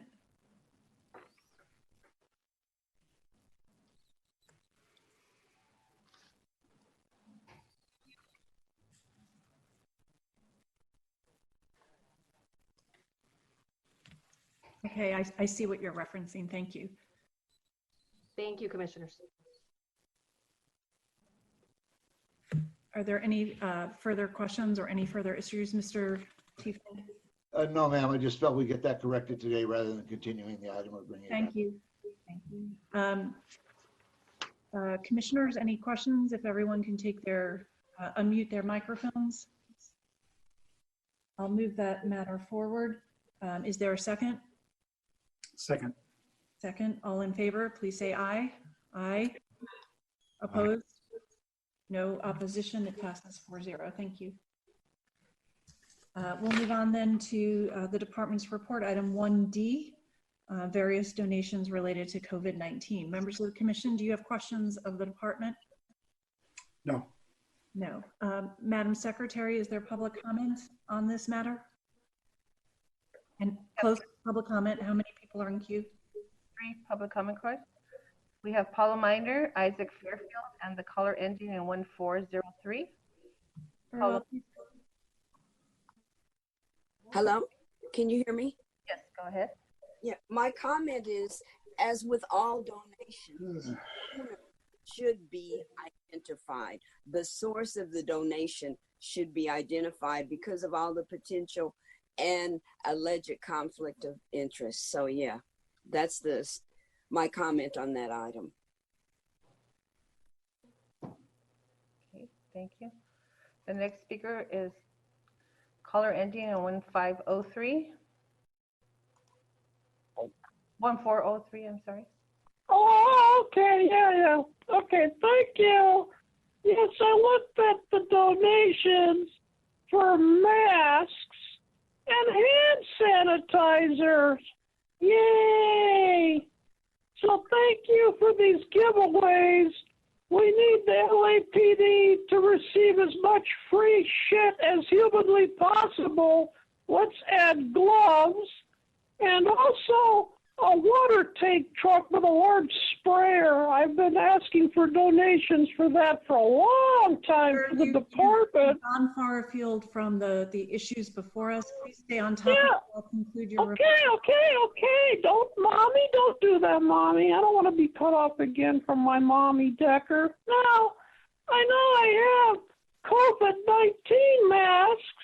We have, what about respirators?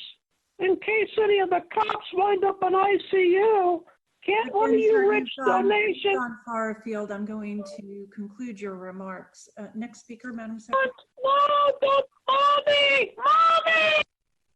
We have no other speakers, Madam President. Very well. Can all commissioners take their microphones off mute so that we can proceed on this matter? I will move the matter forward to approve the department's report and accept the donations. Is there a second to that motion? Second.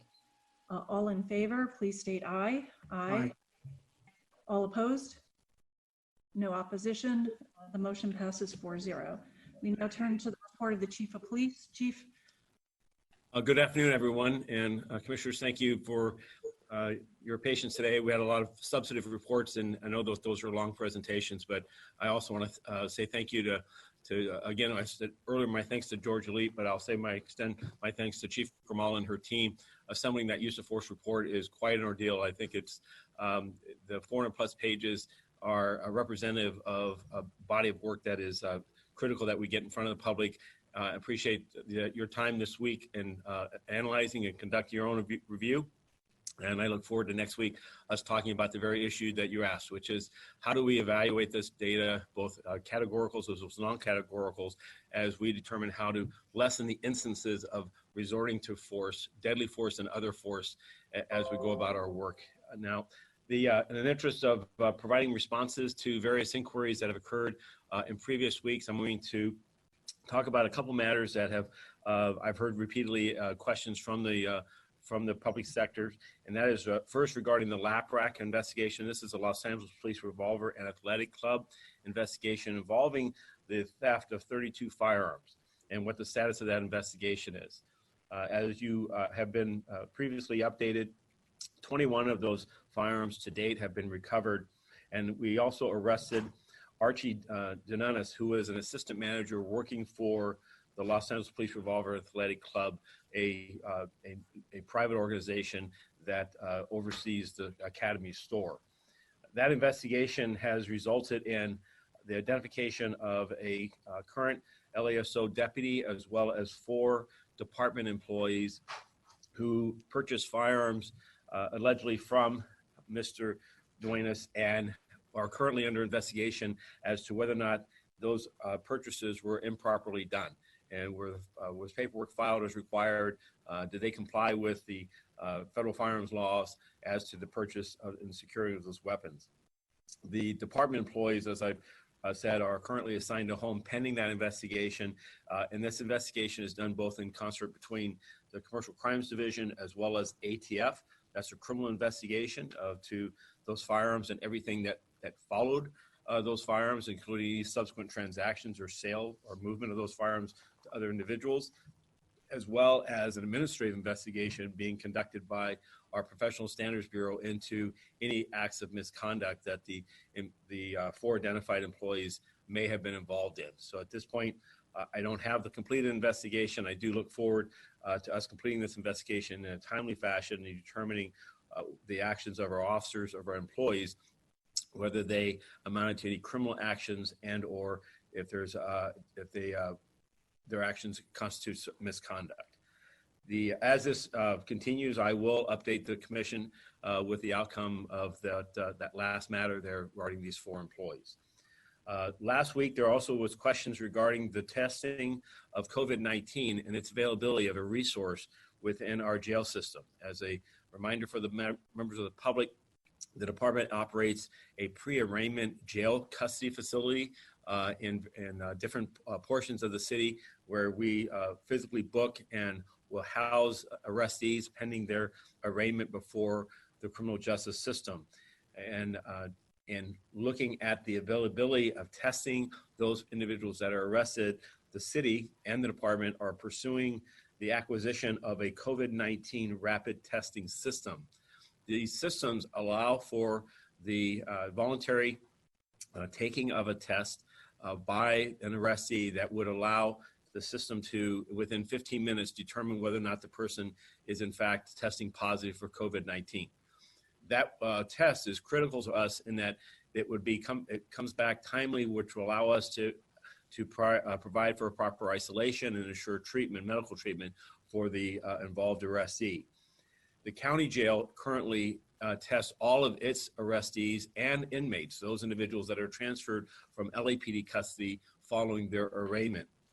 Those test results generally take 4 days or more to come back. And then again, results in arrestees and those people who remain in county custody to be isolated and placed in quarantine while they receive treatment. The department has looked and considered testing all of our arrestees upon intake with the more conventional COVID-19 test, and we've not pursued that because of the length of time it takes in order for for those results to come back. We do get a backwards look, meaning that arrestees that are in our custody that result in being incarcerated in a county jail system post-arraignment, anyone that tests positive then, we are notified so that we can track and trace that arrestee's involvement with custody services division staff and others so that protective measures can be taken, including monitoring. That's the state of our testing availability at this point. And I think it's a responsible protocol and one that I'm hopeful that within the next 1 to 2 weeks that we can acquire this machine. This machine, the effort of the city is to acquire 4 of them so we could put them in all of our regional jails. The challenge is the scarcity of the machine. It is a FEMA controlled item, meaning the Federal Emergency Management Agency has that under their strategic direction. And we are what's considered a tier 2 resource or need. So they're currently going to the tier 1s, which are hospitals. But we do believe that their production of those machines are going to allow us to receive one here shortly. And we are on a priority list within the tier 1 structure, given the size of our operations. Next area I want to comment on is that there was reports earlier and concerns relative to the family of members that were involved in officer-involved shootings, which resulted in those individuals losing their life. Daniel Hernandez, and actually in a second incident involving another individual also named Daniel Hernandez, who in fact is someone different.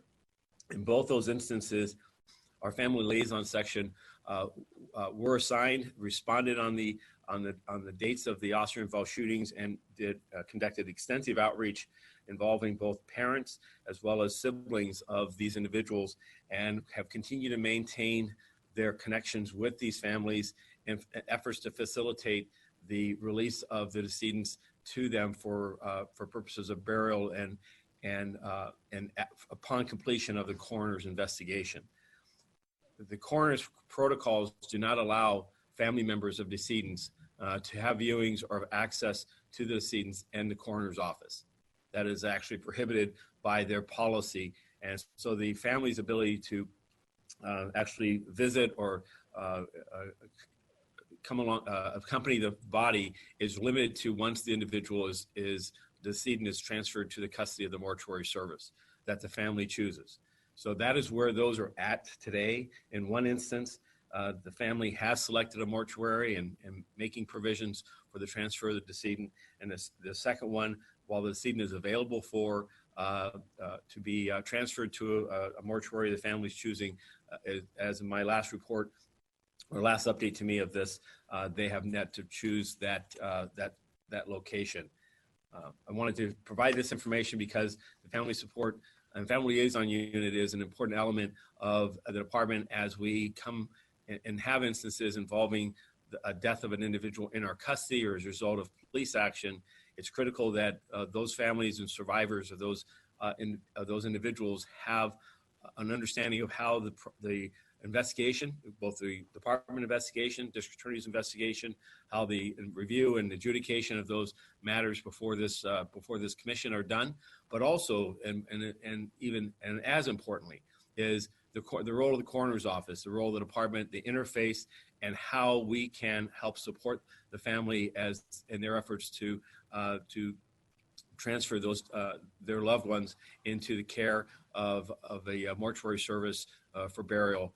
And those are matters that we will continue to follow. I can have more detailed briefs provided to a commissioner of if anyone chooses to have more detailed knowledge. But out of the sake of privacy for all involved, I'll limit my remarks to descriptions I've provided at this point. Moving on to some other matters I wanted to talk about. In regards to COVID-19 and the health of the department, we now have 108 of our members that are tested positive for COVID-19. That is an increase of 13 from last week. And our week-to-week total now of the last 8 weeks is effectively we are flat to a slight decrease in the number of tests of positive COVID-19. The numbers were 15, as high as 20 a week, and then they've slowed. And this last week, this increase of 13 is representative of the most recent trend line we have. We do have 125 of our personnel at home. Many of them are awaiting COVID-19 test results, and so are self-isolating and are receiving care. They may be they are either symptomatic or had close contact with the person who did test positive for COVID-19. We have had 48 of our individual employees have fully recovered from COVID-19 and are back at work, which I am thankful for. As to the actions of the COVID-19 pandemic this last week involved the next step, which was reopening of the city, where we saw the expansion of businesses such as flower marts and other stores that were allowed to have curbside service with added hygiene and safety protocols, as well as the opening of our parks and trailheads. Those openings were not without incident, particularly over the weekend in regards to the Flower Mart downtown. Despite the efforts of DOT, Bureau of Street Services, LAPD, working alongside the Flower Mart providers and retailers, the congestion downtown was significant, as was both in vehicle traffic as well as people occupying sidewalks and actually going into stores. I want to thank all of our city partners that worked to educate our retailers as well as to encourage and instill a sense of urgency that people would honor the safer at home directives and would be respectful of those directives limitations as to people wearing face coverings when in these essential businesses, and both employees as well as occupants, and people honoring the curbside delivery versus opening up and accessing clothing stores and others as far as the interiors. The department will continue to work with the city and all of our county partners in efforts to provide updates and information and education as to the changing roles, if you will, of what is being considered essential and what is considered non-essential, including this week with the opening of our beaches effective tomorrow. So the beaches up and down in the LA County coastline will be open for non-congregate settings, meaning that people who are wishing to swim or walk along the wet sand area that are not in groups will be allowed. People will not be allowed to sunbathe or to bring chairs or other instruments, but they will be allowed to get access to these beaches. Bikeways and boardwalks will be closed. We will have added police patrols, visible patrols, and engagement to encourage everyone to voluntarily comply. We are going to continue to ask people to wear protective masks and face coverings whenever they are in close proximity to others. And our enforcement position will remain one of information, direction, and seeking compliance for these individual activities. This last week, I also held a number of chief forums in my ongoing effort in that we are socially distancing and not bringing people together. I had 3 different chief forums: the Hispanic Forum, the Black Forum, and the Youth Forum, in which we had various questions, provided information as to the department and the city's efforts in this pandemic, as well as for broad topics such as our crime picture and so forth. And interestingly, in each of the forums, the recurring question I had dealt with understanding the safer at home restrictions and guidance and to keep people informed, but then also was LAPD's roles in regards to protective masks and face coverings and what our enforcement posture were, particularly in communities of color. And I took that opportunity, and I'll take it here, to say that we are mindful of other parts of the country and other parts of the world where local law enforcement officers have issued citations or made arrests or taken enforcement action for people's non-compliance with wearing of face masks and coverings. In Los Angeles County and in Los Angeles City, we encourage everyone to wear face coverings and masks as a means of reducing the transmission of COVID-19 and improving the health and safety so we get through this pandemic as quickly as possible. But face coverings and masks currently in public settings, the restrictions are, so that I'm clear, it's broad guidance that you're encouraged to wear it. Where you must wear it is in businesses. When you are in an essential business, that you as a customer or employee must wear a face covering. As you move about into now the beach settings where people are going to be directed to wear face coverings there in those settings, again, those are requirements. The department's view, my view, and at this point is we wish for everyone to abide by these directives in their best interest. Our enforcement action, we are not citing, we're not making physical arrests for the lack of wearing those coverings, but I would only stress that I believe that the vast majority of Angelenos are complying willfully, and that those few that will not, we will offer them a mask if we have one available. A number of community groups have offered to provide LAPD masks so that we can hand those or face coverings out, and I'm encouraging my local areas to do just that as a gesture of goodwill, but also to improve the responsiveness of people wearing masks and face coverings in public settings. Additionally, a few other matters. This morning, we saw the use of force report, and it is now available on LAPD online. I would direct the public to the front LAPD official website under the reports. It's the top item for the 2019 use of force year-end review. Additionally, this morning, as a follow-up report to the April 27th use of force in the Hollenbeck area, I released the critical incident community video.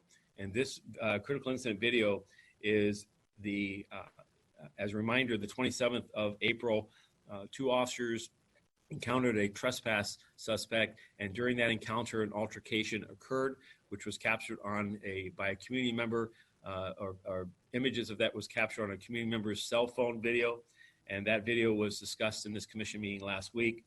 I committed then, and today, this morning, we released a community incident video that contains not just that third-party video, but the body-worn video of the two involved officers, as well as a radio call and a broad description of the incident. This incident is deeply disturbing. I don't believe that anything that will be shown that's shown in this critical incident video will change that description by me and many others. I've personally spoke with DA Lacey and ensured our full cooperation in their investigation of the actions involved.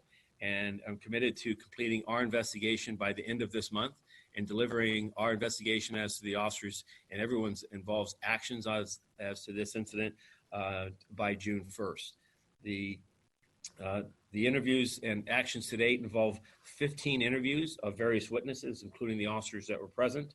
We have 3 remaining, including an effort to re-interview the original individual that was detained by the officers. And so that's, I wanted to update the community on this as well as this board. We move over to crime quickly. Part 1 crime continues to see a 9.8% reduction.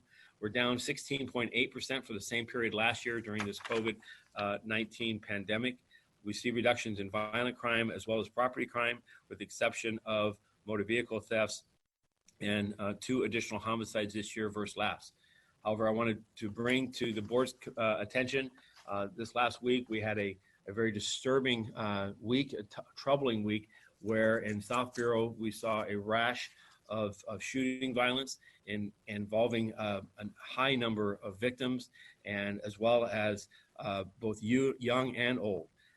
In 77th area alone, there was some 18 victims that were involved in shooting instances, with 10 of those individuals struck, involving also the homicide of a 16-year-old black male that was with an accompaniment of others in a vehicle when an adjacent vehicle came alongside. A shooting erupted and a loss of his life occurred there.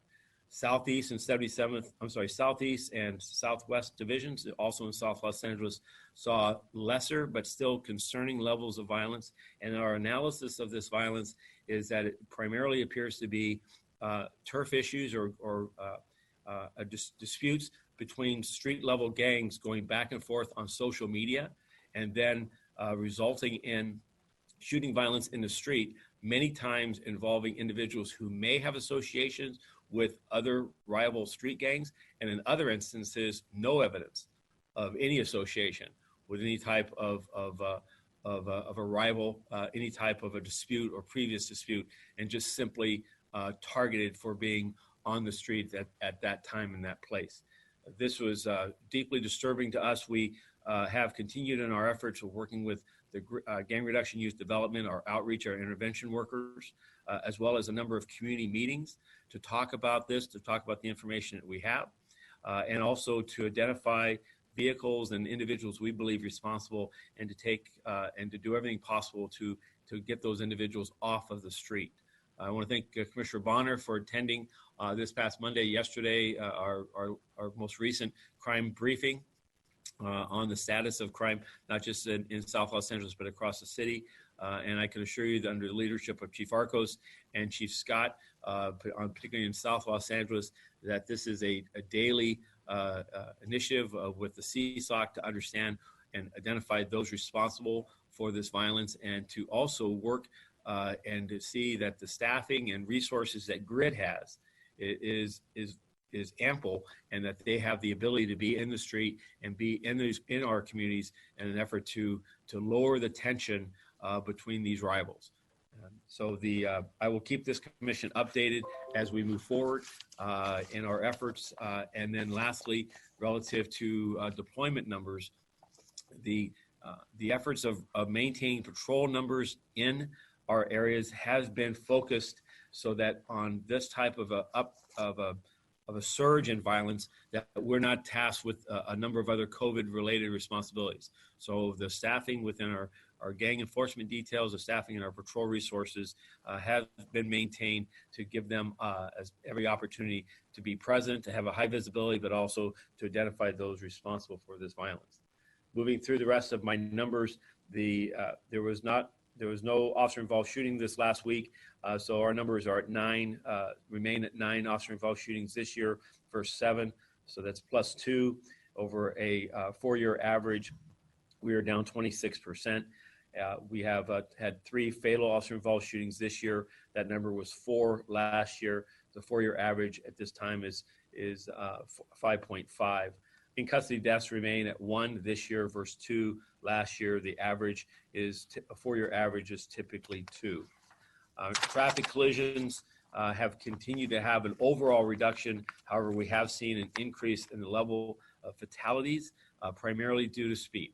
The open roads are allowing or facilitating higher levels of high-speed collisions. And our efforts, there'll be a media press conference on Thursday to bring more public attention to this and the areas in which they're occurring. But we're also gearing more of our enforcement efforts towards those high-speed roadways as an effort to have a more visible presence in both with visible as well as taking enforcement action to deter these high speeds. Moving through our personnel numbers, we are at 9,991 sworn personnel, 3,052 civilian personnel, 389 reserves, and 1,724 cadets. And I'll close by bringing recognition to, this is National Police Week across the United States, a week in which we generally would gather in Washington, D.C. at the National Law Enforcement Museum and Memorial, where nearly 22,000 men and women who've died in the line of duty are inscribed. Their names are inscribed, and their families and survivors come each year to pay tribute and to never forget. This year we had the somber expectation that we would be traveling to add 2 names of our own, that being Officer Esme Ramirez and Officer Juan Diaz. We were representing the 213th and 14th officers that have died in the line of duty here in Los Angeles. We will, however, pay tribute to them this next week at a virtual police ceremony here for Los Angeles. And of course, tomorrow night is a candlelight vigil across this, be held in the National Mall, and there'll be an opportunity for the public, if they wish, to participate in that and to bring remembrance again to the sacrifice of those who gave their life in the service to this great profession. And with that, I will conclude my remarks and take any questions or comments. Thank you, Chief. And thank you for reminding us that it's National Police Week. I appreciate that. I want to thank you for reporting back to members of the public for some of the ongoing questions that have arisen in prior weeks. I have a few, I think, quick questions. With respect to the department's COVID-19 numbers, if I'm reading them correctly, I just want to be sure that I am. You indicated that the number of officers testing positive has leveled off, but I want to be sure that the number of officers who've been taken off the street has also leveled off. And when I did my simple math, it certainly looked that way, but I want to be sure that I'm reading those numbers correctly. Is that right? Yeah, yes, we're holding at about 125 between sworn and civilian members. 90 of the 125 are sworn that are currently quarantined at home or in isolation due to exposure and pending test results. So they're either testing positive, and we're waiting for typically 14-day period for them to go through the virus and to have tests come back negative, which is what a requirement is before they're allowed back in the workplace. And then those that have symptomatic or had close exposures and believe they may be positive are also quarantined and are pending results. So that's 125 of our people. And that's basically about half of what the high point for us was. We at the high point of this in mid-April, we had 245 to 250 of our personnel that were quarantined. Right. I got the quarantine numbers, but I'm also looking at the number of officers and staff who have tested positive, but many who have recovered and have come back to work. That number has leveled off as well. Is that right? Yes, it's up. It's 48 today. I believe that number was 45 last Tuesday. So it's an increase of 3. It did not increase at the same pace as the number of new test results have. So that's something to watch in the sense right now as to what the pending list is. We have 141 pending results. So, you know, we're paying attention to the numbers here to figure out, just like the general public, whether or not we're seeing the bell-shaped curve, if we're getting to our height and starting to see a decrease. Right now, I think we're either at our height or just somewhere near the top there. It's not worsening, but it could. And that's where, you know, the protective measures, both of the officers as well as individual stations, as well as what they do on and off duty, can have a dramatic impact on the health and welfare of our people. And that's where I was really trying to get at, is we're trying to figure out where we are in the curve with terms of deployment in the department. Thank you for that.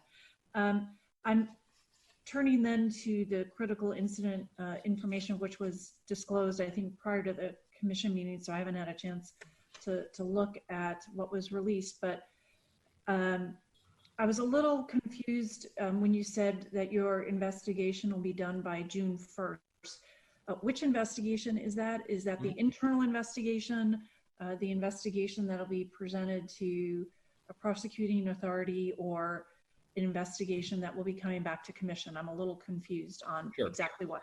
So the initial investigation that will be released or provided to the district attorney's office is the June 1st date. They have access to the interviews and access to the physical evidence now. But as far as a formal presentation of our completed investigation relative to the actions of the involved officers and the individual, that'll be a matter that will be June 1st. Now, having said that, I expect that what closely behind that will be our administrative investigation. There are items that the district attorney's office does not have access to, primarily the officers, the accused officer, the involved officer's account, because those are compelled statements. So there are compelled statements that administratively this commission, through my review and ultimate presentation to you, have access to. I think a matter before this commission is the adjudication of this use of force, in that it would typically be, but for my direction, a non-categorical. I had Force Investigation Division assigned to it because we will end up with transcribed statements and a level of a forensic crime scene investigation and other investigative techniques that would not normally be in a local area investigation because of the low level of the force. Now, and I don't mean for the public to interpret when I say low level of the force, I don't mean to minimize at all the actions of anyone involved in this, but it just goes to the definition of the resulting injury and so forth. So, but I, as a matter of discussion, should the commission desire to adjudicate that as a matter of this commission's, as to it being in or out of policy as to use of force, that is entirely subject to this commission's discretion. As a matter of protocol, today it would not typically go to you. But I will work with the Inspector General and with the Commission President to provide that to you. Very good. That's what I wanted to get on the record for clarity, exactly where you were with presenting to the prosecuting authorities, where it was on administrative review, and then where it's going with respect to the Commission. So thank you for that, Chief.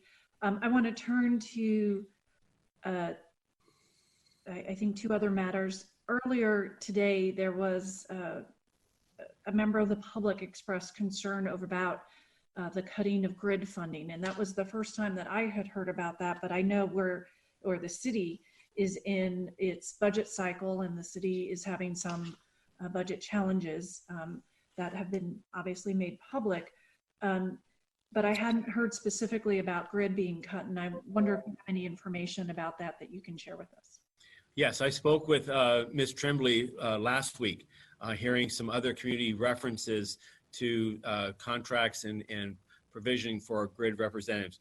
What Ms. Tremblay has assured me is that the funding for all the grid providers will remain at the current year levels, that they have scrambled to find other resources to meet those needs. And I also will join with community organizations and others that which would desire to support a grid through additional resources, our Summer Night Lights program, us as the city, not us as the police department, but the GRID office enjoys my full support in this organizations, and I would welcome any community organization to work with Ms. Trimbley and to find ways of deepening and bolstering their abilities. We are entering this summer concerns me because of our inability to really bring people together. And I don't think that is necessarily helpful, particularly for young people that are looking for opportunities and looking for opportunities to be with other like-minded individuals and just enjoy a summer night. But yet the health pandemic that we have is real. And so how do we wrestle through that? We as a collective, society, and the police department is part of that. I'm talking with Chief Arcos and Commander Woodyard now about our youth programs. How do we restart our cadet programs and our youth programs that are with many at times at-risk youth? How can we ensure that we are having good communications and finding ways of facilitating their time where they may feel isolated or alone? Lastly, in the youth forum, troubling was a number of individuals who reached out to me, and as well as the GRID forum, and to say that they're seeing increasing what is known as sideshows or street racing in which youth are showing up. Because, and it's their belief, this is nothing formal other than just their sense, is that because of a lack of other opportunities, it's serving as a place to entertain oneself or to be seen and to associate. Very dangerous, very concerning to me, both as a parent as well as just as a police professional, because the conduct of these sideshows, the sideshow does not bring anywhere near justice to the dangers that are imposed by street racers in these streets that try to take over these streets and then drive recklessly about with congregants standing by with absolutely no barriers and no protections should that person lose control of that vehicle. And thank you on the information on GRID. I think we all, I certainly consider it critically important, and particularly in light of your report on shooting victims within the last week and how effective the GRID team can be. So I'm glad to hear that their funding appears to be at least stable in this environment. That's good news. And the only other item is I'm looking forward to working with the use of force committee to get more do that deeper dive on the OISs this year as compared to last. I should open it up to all the commissioners for questions of the chief on his report. Commissioners, Commissioner Bonner. Very good. Thank you. Thank you very much. I guess a couple of observations or comments first, and then really just one question. The observation really going back to the use of force review, I think we're all encouraged to see the trend line going down on officer involved shootings, but I got to tell you that it's really difficult to look past the reality that I was attempting to highlight in the one metric, and that is that still 100%, almost 100% of qualified, or categorical uses of force involve suspects or people who are non-white. And I think that still, should be a continuing cause for concern. And I'm aware you were reporting on some of the COVID matters, and I'm aware that you're, in that instance, out in front, doing everything that you can do to make sure that we don't see here in Los Angeles some of the troubling reports and things we've seen elsewhere. So I certainly applaud you for that effort, but also encourage you to continue thinking about how that mindset also can be further expanded throughout everything the department is doing. Again, so that as we look at these numbers, that we don't have this continuation of this dynamic that seems to be playing out heretofore. That is namely the racial disparities between those who are on the other end of the categorical use of force. And there's a lot of complexity there, so I'm not suggesting that is part and parcel of bias or prejudice, but it's a reality that I think should concern us all, and that we should continue to look at throughout everything that's being done. On the COVID situations, this is also just kind of one of those questions that comes from the anecdotal stories we're seeing from around the country. And so I just wonder what the situation is here. I've seen in the last week or so, maybe 3, 4, maybe 5 of these incidents where someone showed up in a public place without a mask.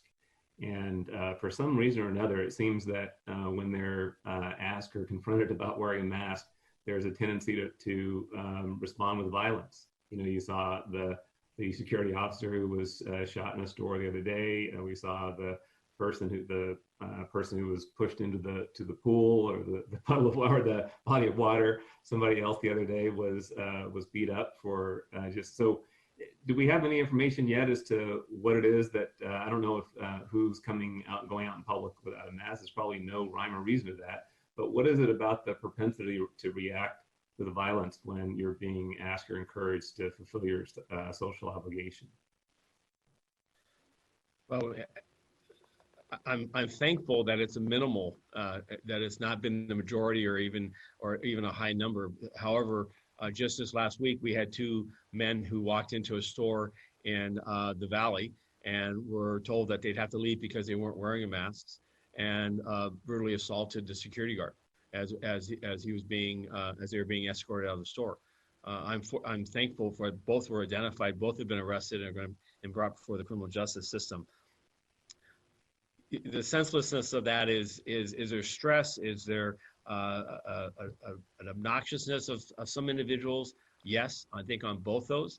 And I saw the report, the national report, where a government rescinded, the local city governor or mayor rescinded the order requiring face coverings because of an assault that happened in a store.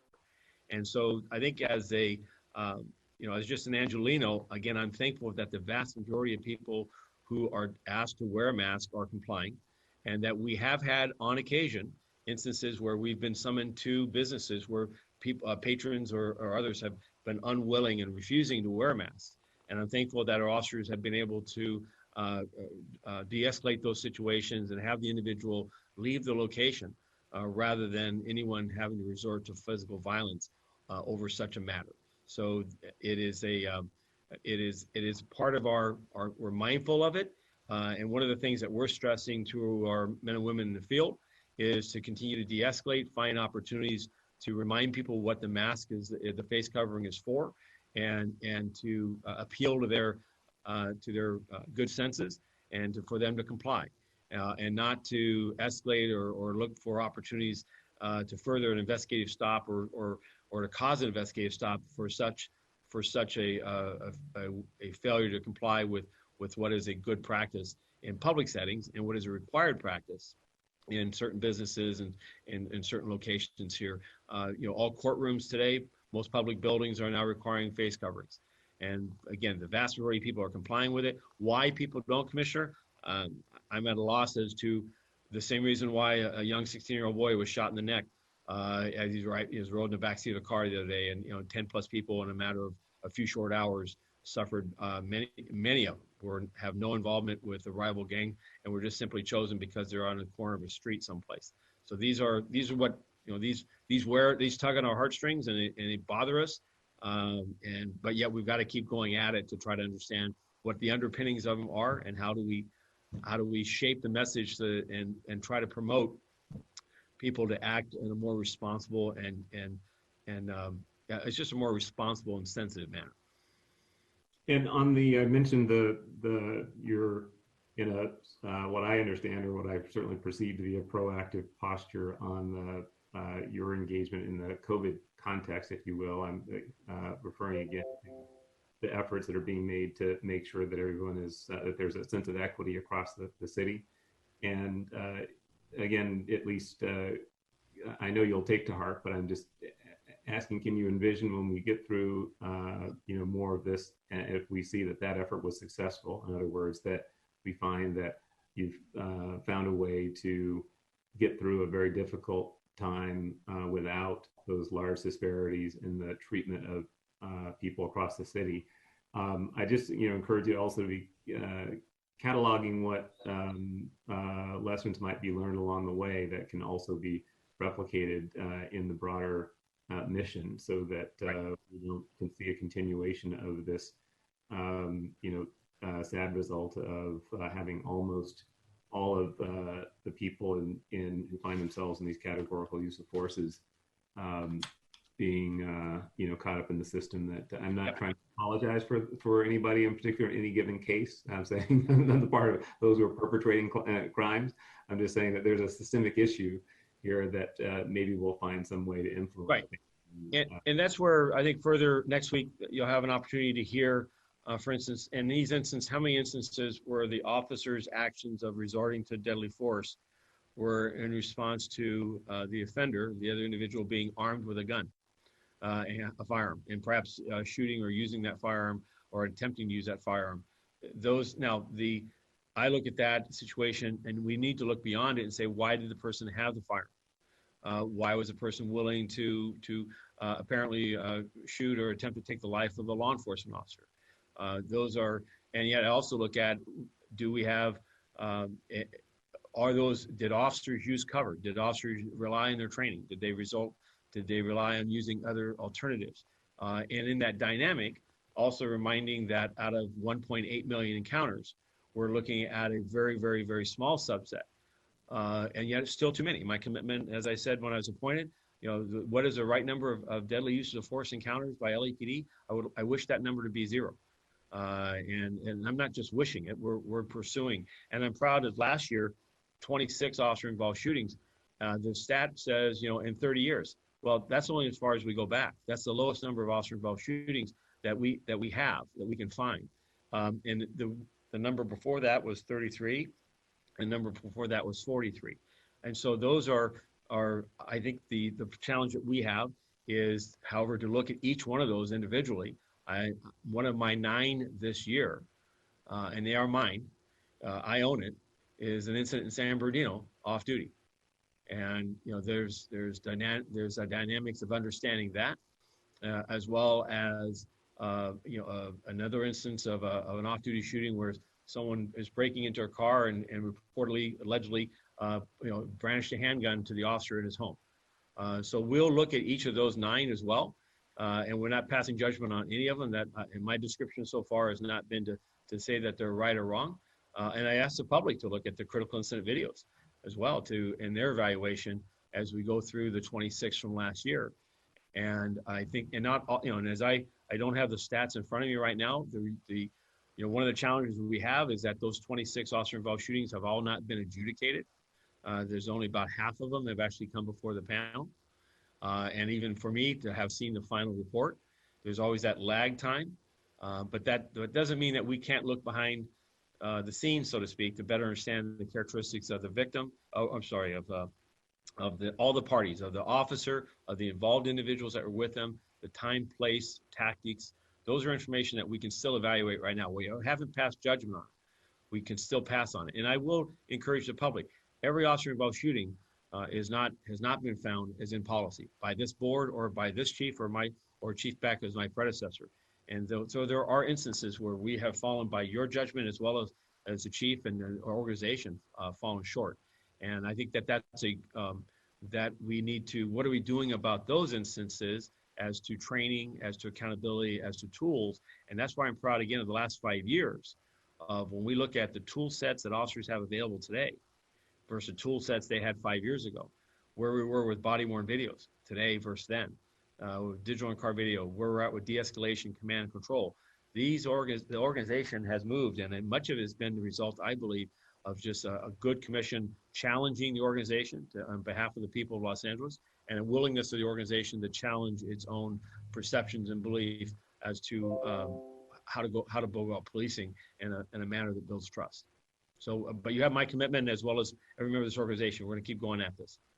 I appreciate that, and I would just say, I think, so I'm hearing that the thing that comes to mind is the value of putting in place systems that empower us to identify and correct some trends in real time and not keep reacting to these lagging indicators. I'm not saying that's the case in every issue that we're discussing, but I'm saying I think that's kind of a place that we'd rather be, is to make sure we have the ability to identify troubling trends along the way and address them as close in real time as possible. Absolutely. Thank you very much. Thank you.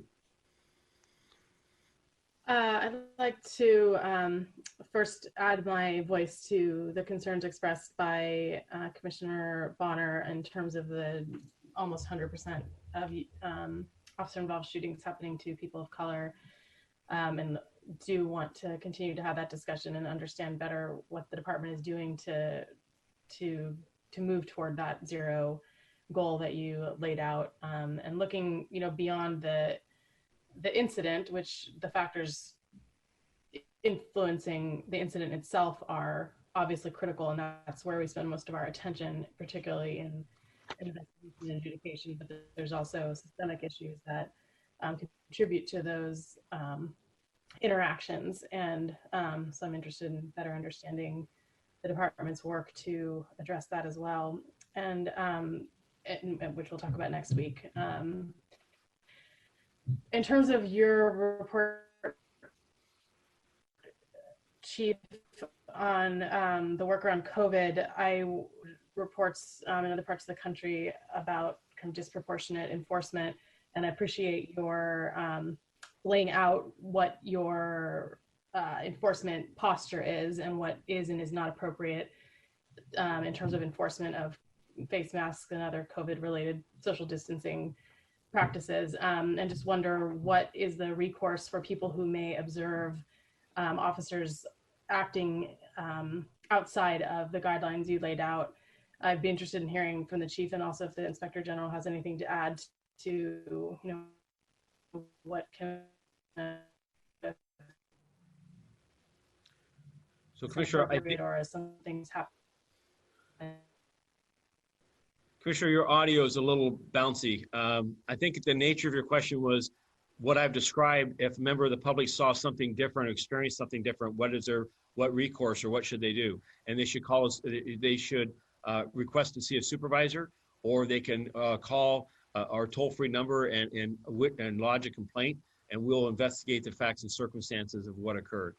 The instances of citing an individual in a public space today for not wearing a face covering is not an LAPD practice, and if someone believes that has happened differently, I will say that in the initial weeks of this pandemic, we had repeated reports of such stops and occasions, and each time we ran it to ground, it was a different department agency outside the city limits, but people just believed, it was just kind of all lumped under the LAPD, but it turned out to be other agencies. Thank you. Sorry to hear my audio is problematic. I don't know if you'll hear anything I'm about to say, but the other issue I wanted to flag in terms of the use of force report that I want to dig into next week is also the increase in the percentage of people who are homeless, who are involved in officer-involved shootings. So I was concerned as well by that increase, and look forward to understanding that better next week. Absolutely. The 6 of the 26 involving persons identified as experiencing homelessness will have greater details on those 6 instances and our evaluation of them. And Commissioner Goldsmith, if I could just add in, I know you mentioned me just briefly before as well. I echo the chief's comments on what's available to people if they feel an officer has acted inappropriately or has not done what they is obeying sort of the rules that have been set out. Our office remains available to accept any complaints. Sometimes those complaints indeed will be at the level of misconduct. Sometimes they may not be, but we are available to people at all times if they think an officer has done something that they feel is inappropriate in any way. We remain available to accept complaints in all of our methods, with the exception of in-person complaints in our office for I think obvious reasons of COVID-19. But all of the methods remain available, and they can be found on our website, which is oig.lacd.org.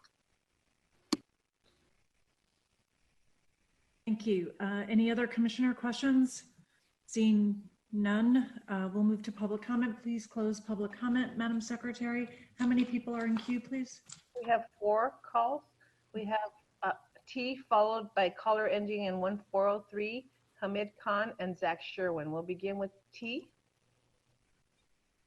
Hello? Go ahead.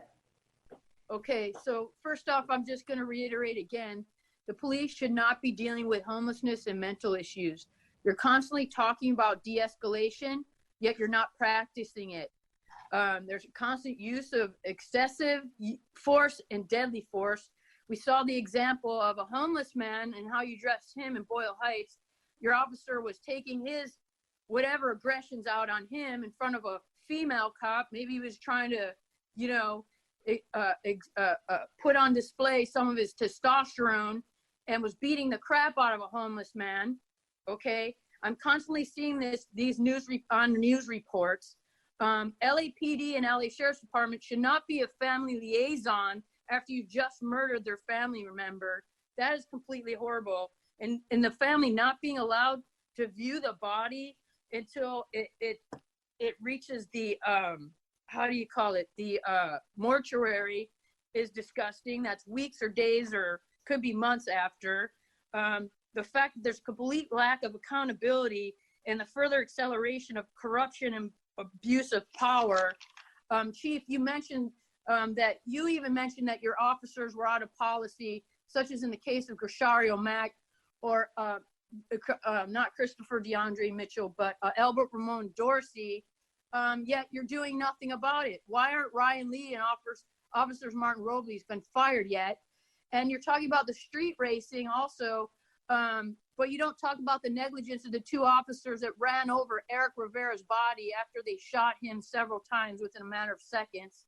You talk about the 16-year-old young man that was shot in South LA. Why don't you have the same compassion for when your officers are shooting and murdering our people disproportionately out here and there's no disciplinary action? And I just want to thank Commissioner Bonner. Sorry. Thank you. I apologize. Thank you. Next speaker, please. The next speaker is the caller ending in 1402. Yeah, thank you so much. So, I watched the Boyle Heights beating and the young female cop trying to stop the big Hispanic fat male cop from overreaching and beating the shit out of a black man. And I'll say that his punching technique is much to be desired. Chief Moore, will you please teach your officers the proper way to bitch slap a black suspect? I mean, really? An overhook to the left of the right, and he flips his glasses off when he goes for the head. You know, I mean, this is not professional. Mommy, this is not professional. Sorry, the record should reflect that that particular caller in particular should be excluded from the meeting. The person involved, Mr. Wayne Spindler, consistently abuses the public comment period and really abuses it in a way that minimizes the serious issues that are before this commission. And I'd like to have further conversations with the city attorney regarding handling that particular matter. But could we please continue with the other public callers? And Mr. Spindler is excluded from this meeting, Madam Secretary. Should he call in again, we will exclude him continually. Okay, the next speaker is Hamid Khan. Hi, am I coming through? Yes. Okay, so it's really ironic that we finished a whole report on community safety partnerships, and we were talking about the 100% officer-involved shooting of people of color. I think that's exactly what we've been bringing to the table and what the coalition has been speaking about, that how the function of police it remains the policing of race, poverty, and suspect bodies. So in a sense, the presumption of guilt being assigned to a black body or a brown body or an indigenous body or a trans body is something that then moves into making contact. That was the premise of our report before the bullet hits the body as well. that which communities are going to be constantly being policed. So obviously the rate of officer involvement, obviously the impact on those communities are going to be the most. Because there's much bigger reasons, and we don't have time to go into that, around development and gentrification and banishment of certain communities, particularly in Skid Row and other areas. So I think we need to take a step back, Dale Bonner, and take a very serious look at what these programs really mean. I also want to just raise this thing with the chief that we're still sort of struggling, and I understand that this is a different time, but around public records. We keep on filing, but there are certain public records that we can't wait. We filed the detailed public records to get information on what are the plans for LAPD around COVID policing and all of that. We can't wait for another 6 months to get back. So, we were told that they will use their 14 days, but still nothing. We haven't received anything at all as an update. So I would appreciate it if that could be thoroughly followed, because this is the time for us to understand. And lastly, I'll end my comment by bringing us back to the data-driven handbook, Dale Bonner, because that's everything that we are doing is being rehashed. Everything that has been failed strategy is being rehashed and put into a milkshaker and brought down as a new strategy. So this is something and we'll keep on following up on that. Thank you. Thank you. Thank you. And the final speaker is Zach Sherwin. Madam Secretary, before he begins, can you now clear the queue and open it for general public comment, the next item on the agenda? Thank you. Zach Sherwin. Yep. Chief, several times this week, I saw your officers driving around 2 per vehicle while not wearing masks, and I wanted to document it, but I didn't want to take pictures of police officers while I myself was driving. So besides the question of like, what is going on and why are they doing that? The Inspector General is providing all these resources to snitch on your officers, but I just am, I'm wondering about how I should go about it in that particular situation. I was also interested to hear you acknowledge that you're a parent and that something going on in the city concerns you as a parent. And I was interested because it's the first time I can recall you saying something like that. But the issue that you identified as triggering your parental concern was street racing. And, while that may be significant, it strikes a sour note for me because you've heard from so many parents, including the parents of Grishario Mack, about the family members that they've lost to your officers, and you haven't fired the officers who killed Grishario Mack and who this commission found out of policy. And so your actions, or more accurately, your lack of actions, evince to me a lack of sympathy for the concerns that a parent would have. So that profession of concern rings hollow, I have to say. You also encourage us to look at the critical incident videos the department releases. Those videos are heavily edited and with commentary that tells viewers what they're about to see. And while I haven't had time to watch all of the video you released from the beating in Boyle Heights, from what I saw, the officer's body camera falls off during a lot of the crucial action. And you can't see me, but I'm saying that with air quotes. And the same with both of the body cameras of the officers in the video that you released of the killing of Albert Ramon Dorsey. And it just all makes me sigh in disgust, as I have now heard Steve Soberoff do on a hot, unmuted mic for the second week in a row. That concludes my comments. We have no other comment cards on this item. Thank you. And now we'll move on to general public comment and close the comment period. How many people are in queue for general public comment? 1. Can we please hear from the speaker? We have T. Hello? Go ahead. Okay, I'd like to conclude my comments with this today.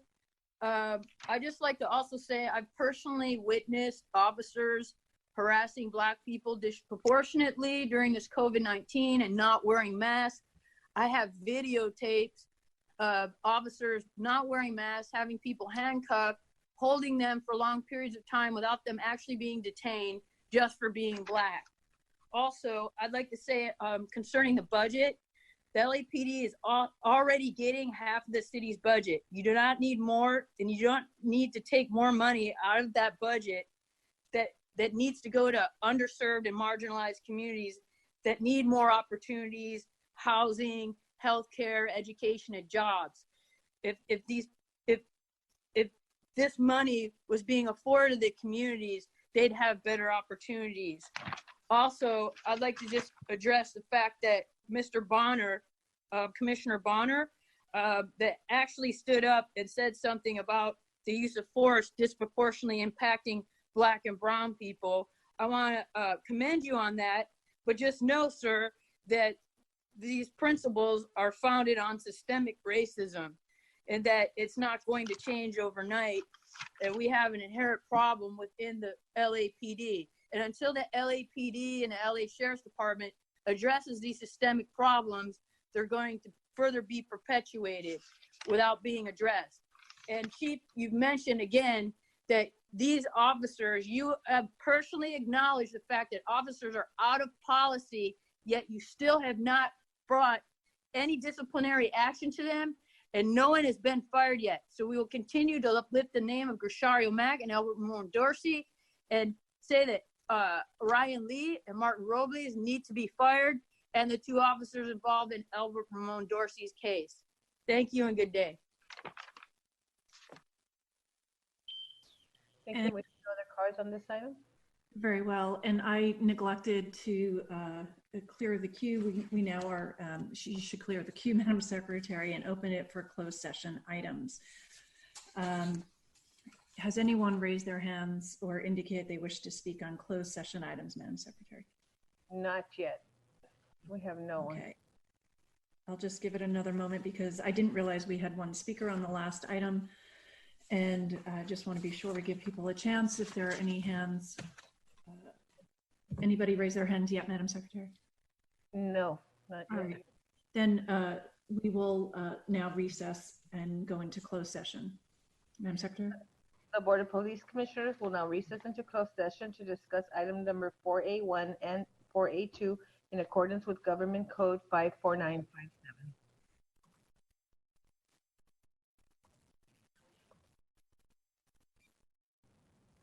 Let's proceed in closing out this session. Mr. Teefank, would you do a readout of the closed session? Yes, Madam President. The Board of Police Commissioners has concluded their work in closed session as to item 4A1 OIS 025-19.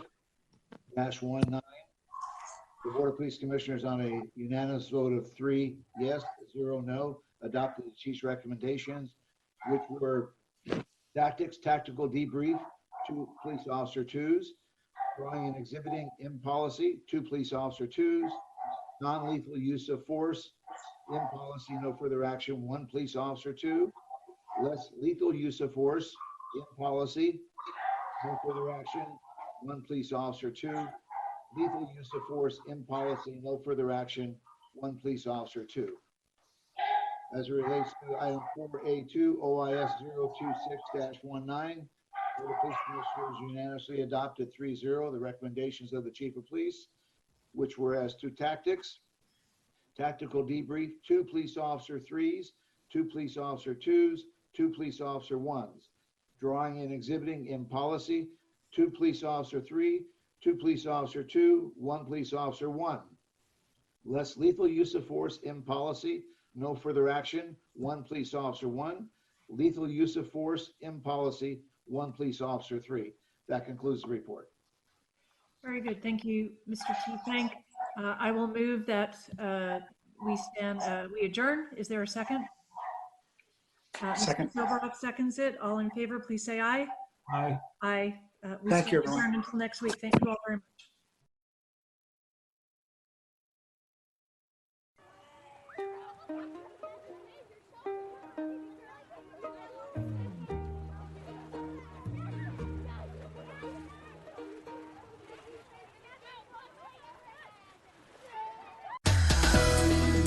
Coming up on LA This Week. We are again encouraging folks to work closely with their landlords. Let them landlords know what's going on, what their issues are, what their concerns are. Today we're feeding seniors. So currently we're doing 8,000 meals a week, and logistically it's a challenge, but we make do.